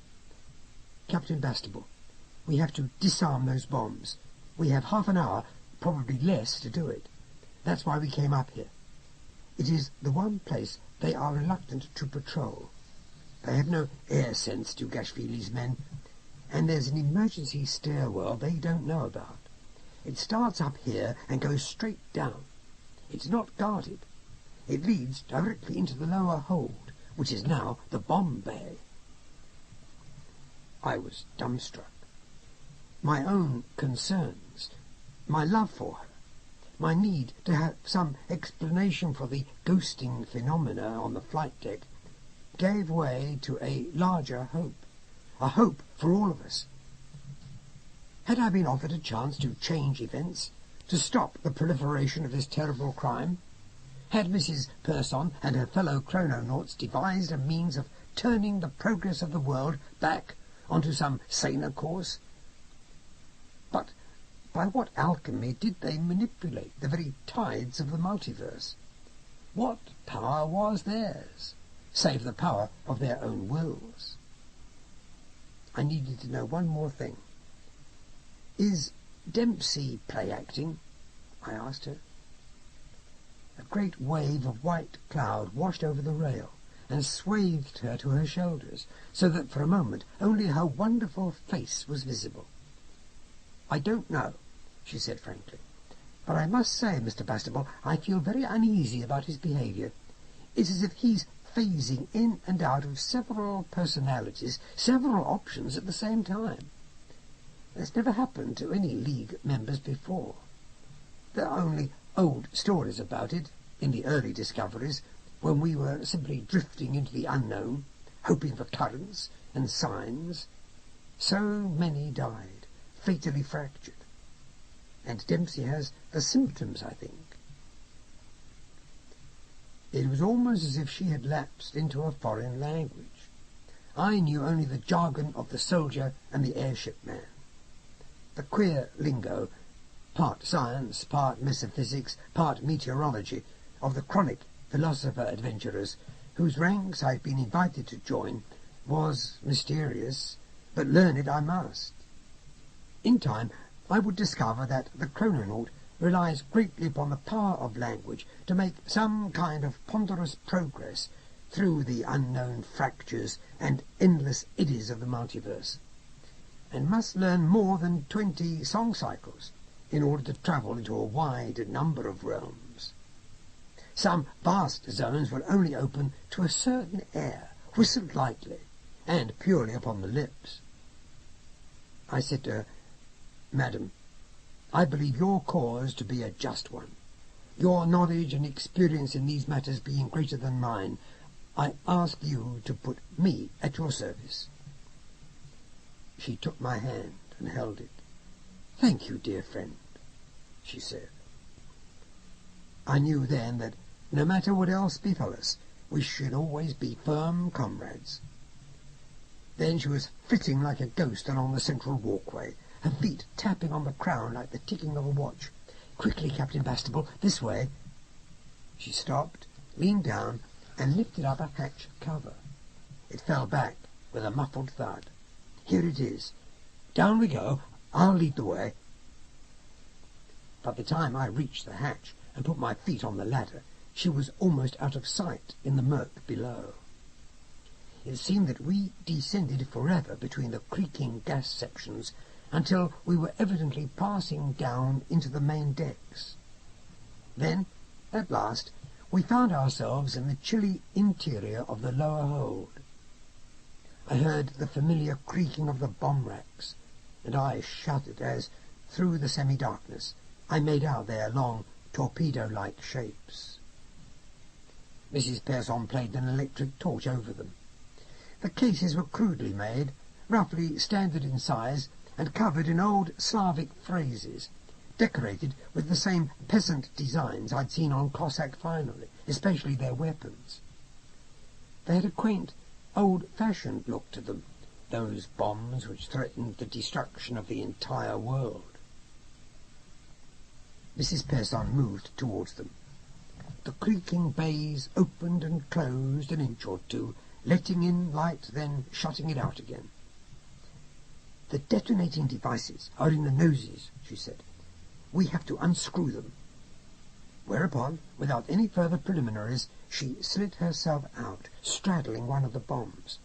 A large wrench in her right hand, she immediately began to work on the device's nose section. "You'll have to help me," she said. "Take this while I use the pliers." Looking down, as the flaps rose and fell, I began to doubt if the racks could accept our weight. I feared the whole of the lower hold would give way and carry us and the bombs with it.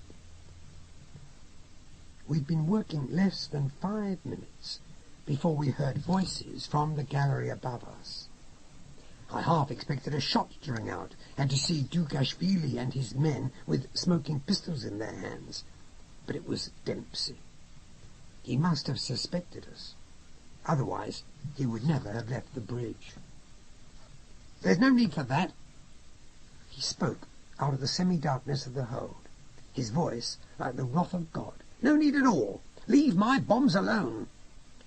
"You've lost control, Captain Dempsey." Mrs. Pearson continued to work on the nose cone. "Have you really gone crazy? This was what we agreed we should do." "It was your plan, Mrs. Pearson, not mine. It was the League's. Surely you aren't going to help Dukashvili kill those thousands of people?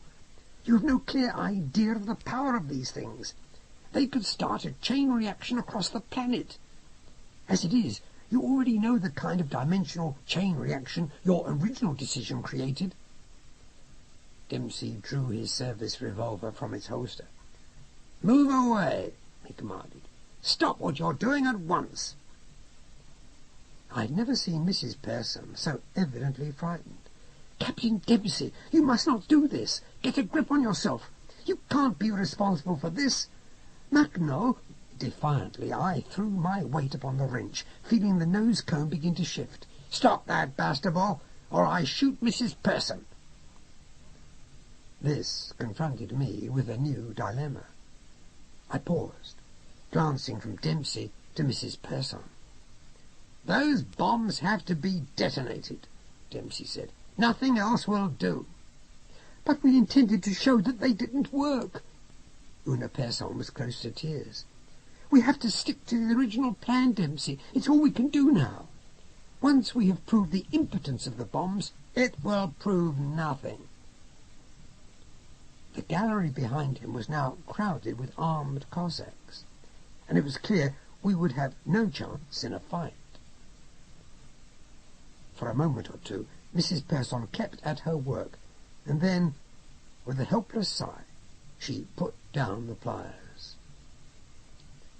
"We'll have precious few chances again," she said. But she seemed to have reconciled herself to this turn of fate.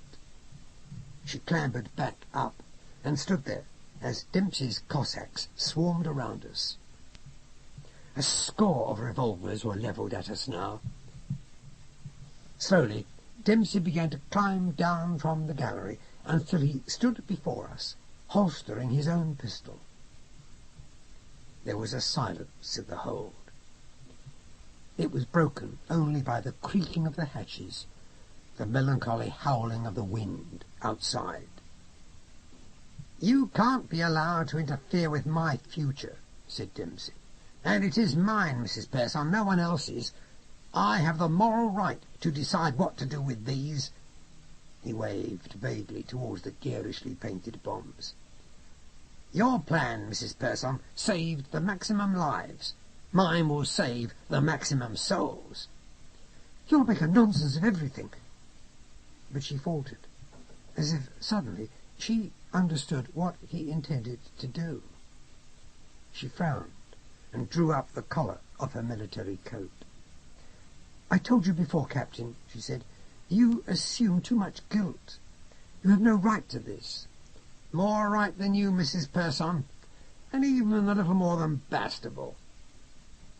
He grinned at us, or rather he attempted to show us a grin.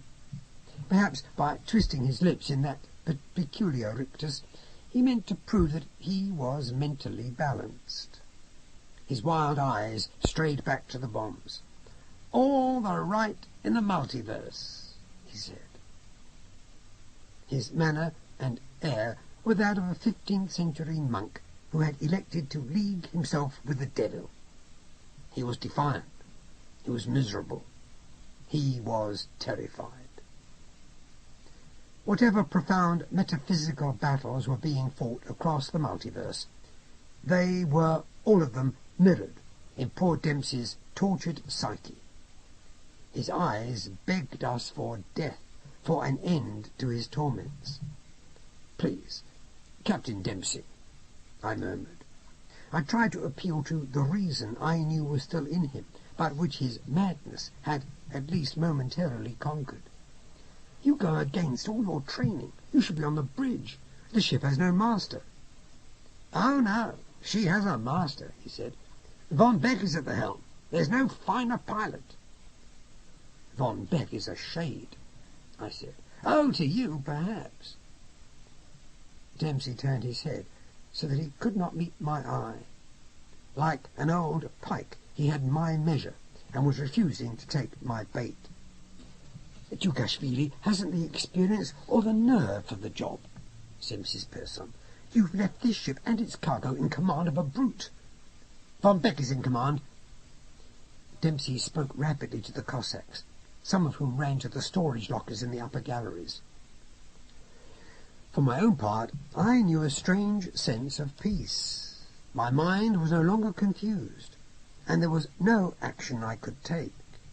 Yet, should an opportunity present itself, I would still attempt to complete our original plan, if only to save Magno. "What does Dugashvili think of this?" asked Mrs. Pearson. Dempsey's grin broadened. Now he seemed genuinely amused. "Unfortunately, there was a loose cable in his cabin. It fell onto his bunk. Struck that helmet thing of his. Not so much an electric chair as an electric bed, I'm afraid. He would have appreciated the joke." "So he died in bed after all." Una Pearson shrugged. "He always boasted that he would." "Oh, he's not dead," said Dempsey. "Just a little forgetful. There's something I want him to see." I was not used to such casual humour on the subject of murder. Sometimes I thought my fellow nomads were from a different age, the court of the Borgias, or some near future, where murder was once more a familiar resort, as the fragile institutions of law and democracy were allowed to crumble.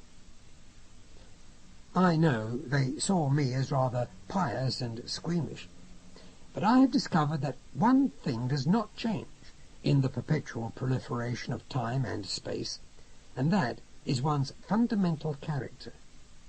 I could not imitate them. Seeing my expression, Dempsey became quite suddenly calm. Almost apologetically, he stretched out his hand to me. "It's all right, old chap. Really. The Dempseys were always on the side of the angels. Honest Injun." The Cossacks returned with 2 packs, which were handed to us. "That's your gliding apparatus," Dempsey told us. "Here, I'll show you how to put it on." He rubbed at his sunken eyes. His voice became suddenly weary. "I'm chucking you off the ship. It's either that or shoot you." Mrs. Pearson showed no reluctance now. She donned the apparatus almost cheerfully. "I still don't hold with this, Captain Dempsey, and my own responsibility here is morally dubious. But since you offer me no alternative, I bow to your version of fate." Having committed myself to her cause, I could only do as she did, and follow her, as we were pushed towards an emergency hatch already standing open. Dempsey remained where he was, watching us. The last I saw of him was his ironic salute. "Goodbye, old man," he said, "and good luck. I hope you get the chance to start again." Then, with a great smack, Mrs. Persson struck the air, and her silken wings opened beneath me, just as I, too, was thrust from the hatch into the air, and felt my gliding apparatus come to life, arresting my wild fall through the skies, and allowing me to turn and spiral like a hawk, high above the wide Ukrainian steppe. Away to the south, I could just see the glinting gold of some orthodox dome, but to the west was nothing but rich and rolling land, enough land to feed the world. I kept sight of Mrs. Persson, whose black coat and dark blue wings gave her the appearance of some monstrous human-headed dragonfly. I looked back to see the great bulk of the Vissarion-Belinsky vanishing into the grey sea of cloud overhead, her black and yellow flags brave and brilliant on her yards, her turbines growling with confident authority. And somehow, then, I felt that Dempsey was doing the only thing he could do, and I respected him for following his own dark star to the bitter, inevitable end. But I prayed for Makhno just the same, as I gave myself up to the wonderful sensation of free flight. I realized I was fulfilling mankind's greatest dream, to fly like a bird, as naturally and as joyously as if the air were our familiar habitat. Yet, slowly but surely, we began to lose height, and eventually were dropping toward the coarse turf to land at last upon a grassy hillock. Mrs. Persson had more experience with the equipment than I. My ankle turned slightly as I landed, but the injury was not serious. I could still walk reasonably well. I began to help Mrs. Persson out of her equipment. She was grumbling. The least he could have done was to drop us near a town, although in these parts they'd probably burn us as witches before asking any questions. She shuddered. I'm an awful snob about peasants, I'm afraid. I mentioned dryly that I thought those of her political persuasion had some sort of egalitarian duty to resist such prejudice. Egalitarianism isn't about prejudices, she said. It's about equal shares of power. It's the only means we have of steering some sort of even course through a future which is forever, by the very nature of the multiverse, unguessable. We have only institutions and a crude, fragile kind of democracy standing between us and absolute chaos. That is why we must value and protect those institutions, and be forever re-examining them. She stopped herself. I'm catching a touch of your earnestness, my dear friend. And then she embraced me, almost in anticipation of what happened next. The wide steppe was suddenly bathed in brilliant light, as if the sun had broken through the cloud, and we bowed our heads before the brilliance, even as it began to fade. We were looking up to where the Vissarion-Belinsky had disappeared, and we knew exactly what Dempsey had done, and why he had not wanted the bombs defused. A moment later, the ground began to shake under our feet, as if an earthquake moved the whole planet, and we were flung down by a gigantic blow.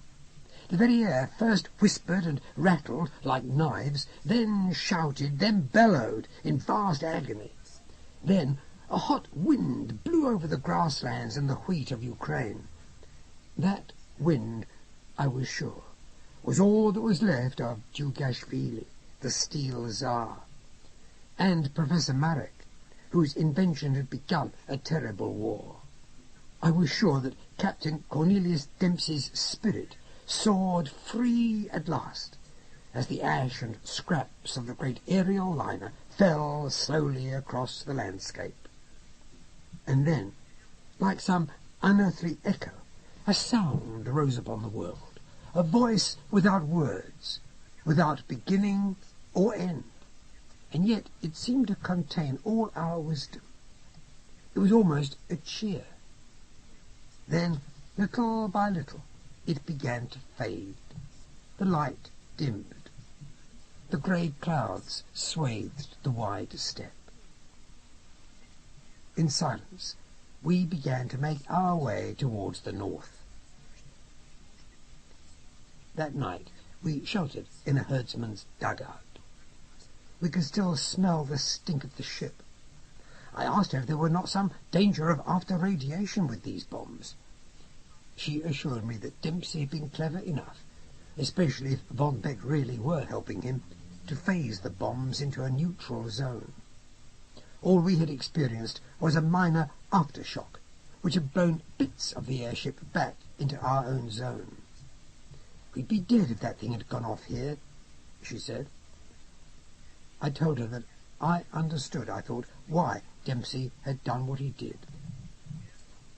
She moved closer to me for my warmth, and again we embraced. "I understand too, but we had agreed on a different plan, a plan which would have saved his life and Marek's. This is just another loss, as far as I'm concerned." She refused to explain exactly what she meant. When she began to cry, I made some clumsy attempt to comfort her. Next morning she seemed to have recovered her spirits, and was striding almost gaily over the rough turf, pointing out the village ahead. "Do you think it's safe to approach?" I told her I could not anticipate the welcome we would get, but that we had little choice. We must throw ourselves on the mercy of the local people. The wind blew her hair away from her face. She had a familiar glow to her skin again. "Do you still feel bitter about Dempsey?" I asked. I tried to convince her that the man had done the only thing he understood. He had sacrificed himself. He had refused to kill Mugno.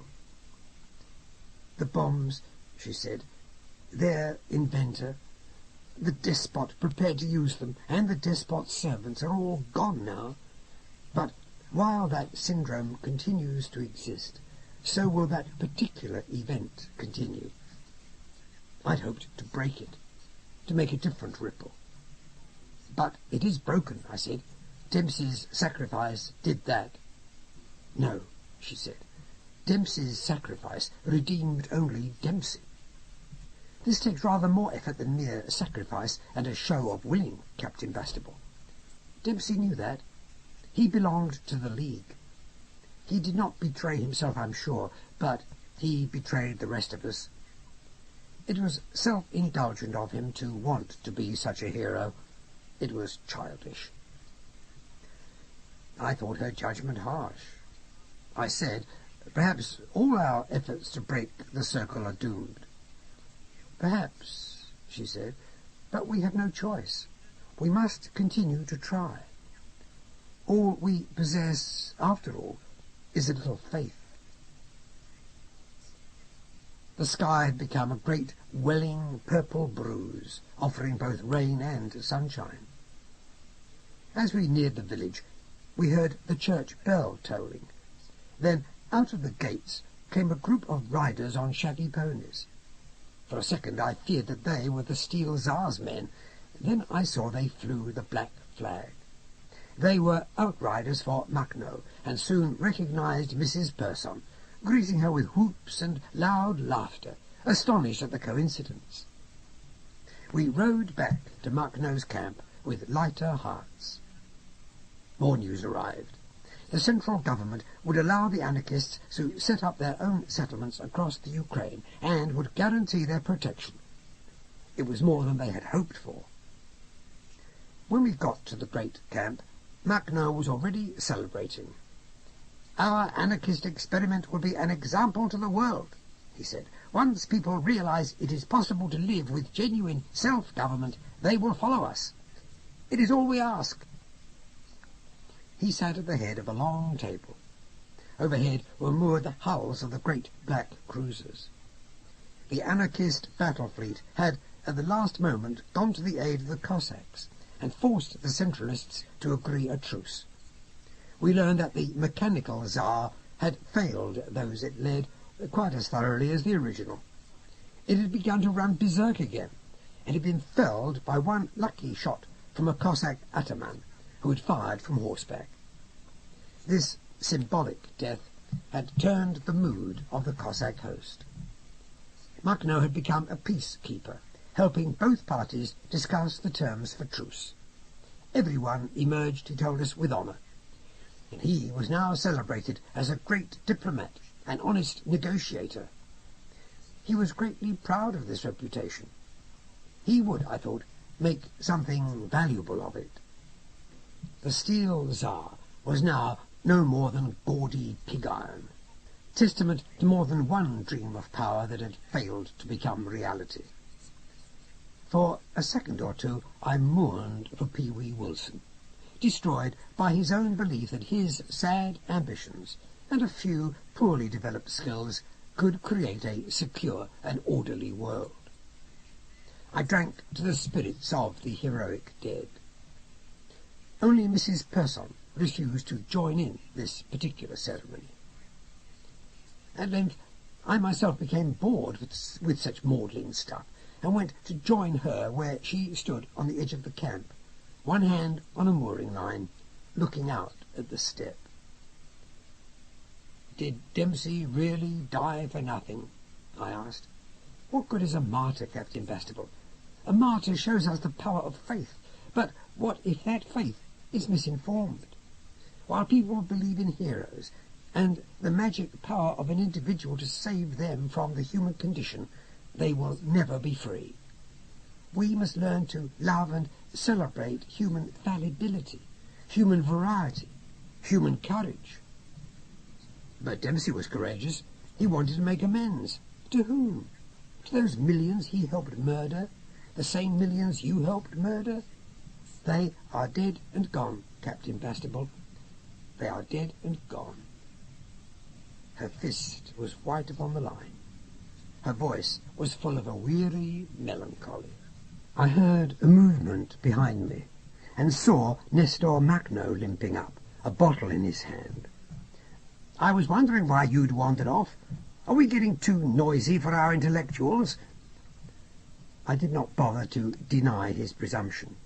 I was no more or less than an ordinary English soldier, albeit a somewhat confused one. Makhno had heard what Dempsey's instructions had been, and he was grateful to us, especially grateful to Dempsey. "Dempsey wished only to make amends," I said. "He said it was his right to do what he did. And, Una, it was his right." Nestor Makhno leaned his back against one of the taut ropes. He moved limply, like a corpse on a gibbet. He was very drunk. "We're all guilty," he said. "We are all innocent. Only when we accept responsibility for our own actions do we become free. And only when every one of us accepts their share of responsibility will the world become safe for us all. Lobkowitz tells us this. Dempsey had an old-fashioned sense of honour. He destroyed himself because of it. Sometimes, as you say, Mrs. Persson, we must re-examine our ideas. Look carefully at what honour means, for instance." She offered him a wan smile. "You enjoy this kind of conversation, eh? I think you're right, comrade." "Dempsey saved all our lives," I said. "That, surely, is worth remembering." "He saved many lives," Makhno agreed. He was more sober now. He put down his bottle and began to pace about, looking up at the swaying, faintly lit hulls overhead. "It is true, but Mrs. Persson's plan might have saved more. While we compete with one another in that way, while we compete against ourselves even, and while we blame one another for our misfortunes, there will always be such conflicts as the one we've just seen resolved. They go on forever. Violence creates nothing but violence, no matter what we call it and what the excuse. And so it goes down all the centuries. Our experiment will show that this is not necessary. We shall be a guiding light for the people of the next century." He began to hum some old Ukrainian melody. Somehow I was cheered by Muckno's words. At last I felt relieved of that terrible burden, that almost unbearable failure of faith in myself. That awful sense of bewilderment had gone, and I had confidence now that I was indeed ready to join the League of Temporal Adventurers, perhaps to take Dempsey's vacant place, and in my own turn make amends for his noble failures. Eventually the anarchist stumbled away, genially waving to us almost by way of blessing. I reached out my arms to Una Persson, and we fell together like children, so glad of the warmth of our love, which kept all the loneliness in the multiverse at bay. I felt the events which began in the temple of Teku Benga were at last resolved. I could begin a new existence, learning how to move at will through the wild currents and waves of an infinity of dimensions. I again had a worthwhile task ahead of me, though I had no notion of what that entailed. I trusted Mrs. Persson. She would be my mentor and my guide through the complexities of the ever-shifting tides of time, the constantly changing, infinitely self-reproducing dimensions of space. I looked forward to perpetual uncertainty, perpetual change, perpetual love. A nomad of the time streams, I would explore a multiverse as complex and as subtle and as creative as my own mind, and I had a companion to help me. I looked forward to life in an eternal present.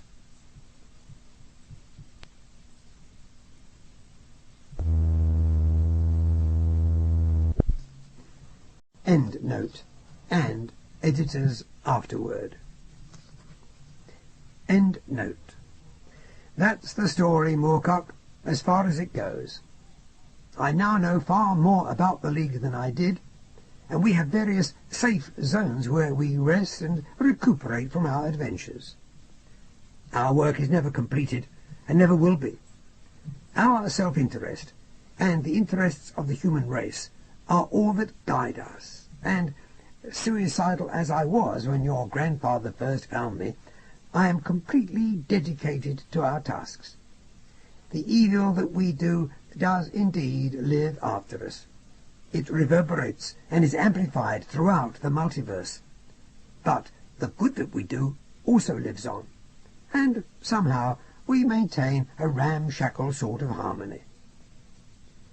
I hope this manuscript reaches you.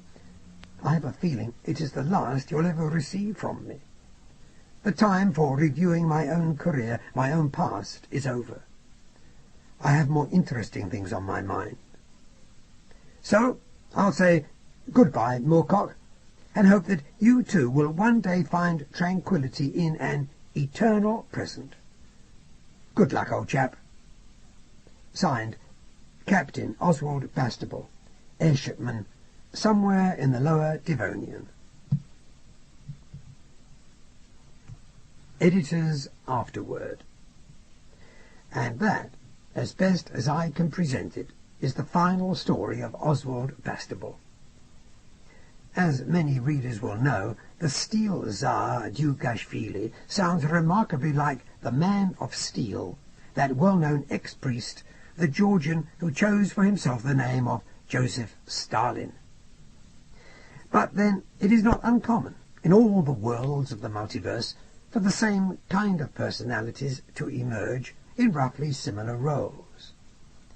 What is usually more interesting is when, through altered circumstances, they appear in very different roles. Although I expect further visits from Mrs. Persson, I gather that there will be no more special news of Bastable, now that he has joined the famous League. I am glad, however, to learn that he has found himself at last, found some sort of direction, and is reconciled both to his crime and his loss of home. Signed, Michael Moorcock, Yorkshire, June 1980.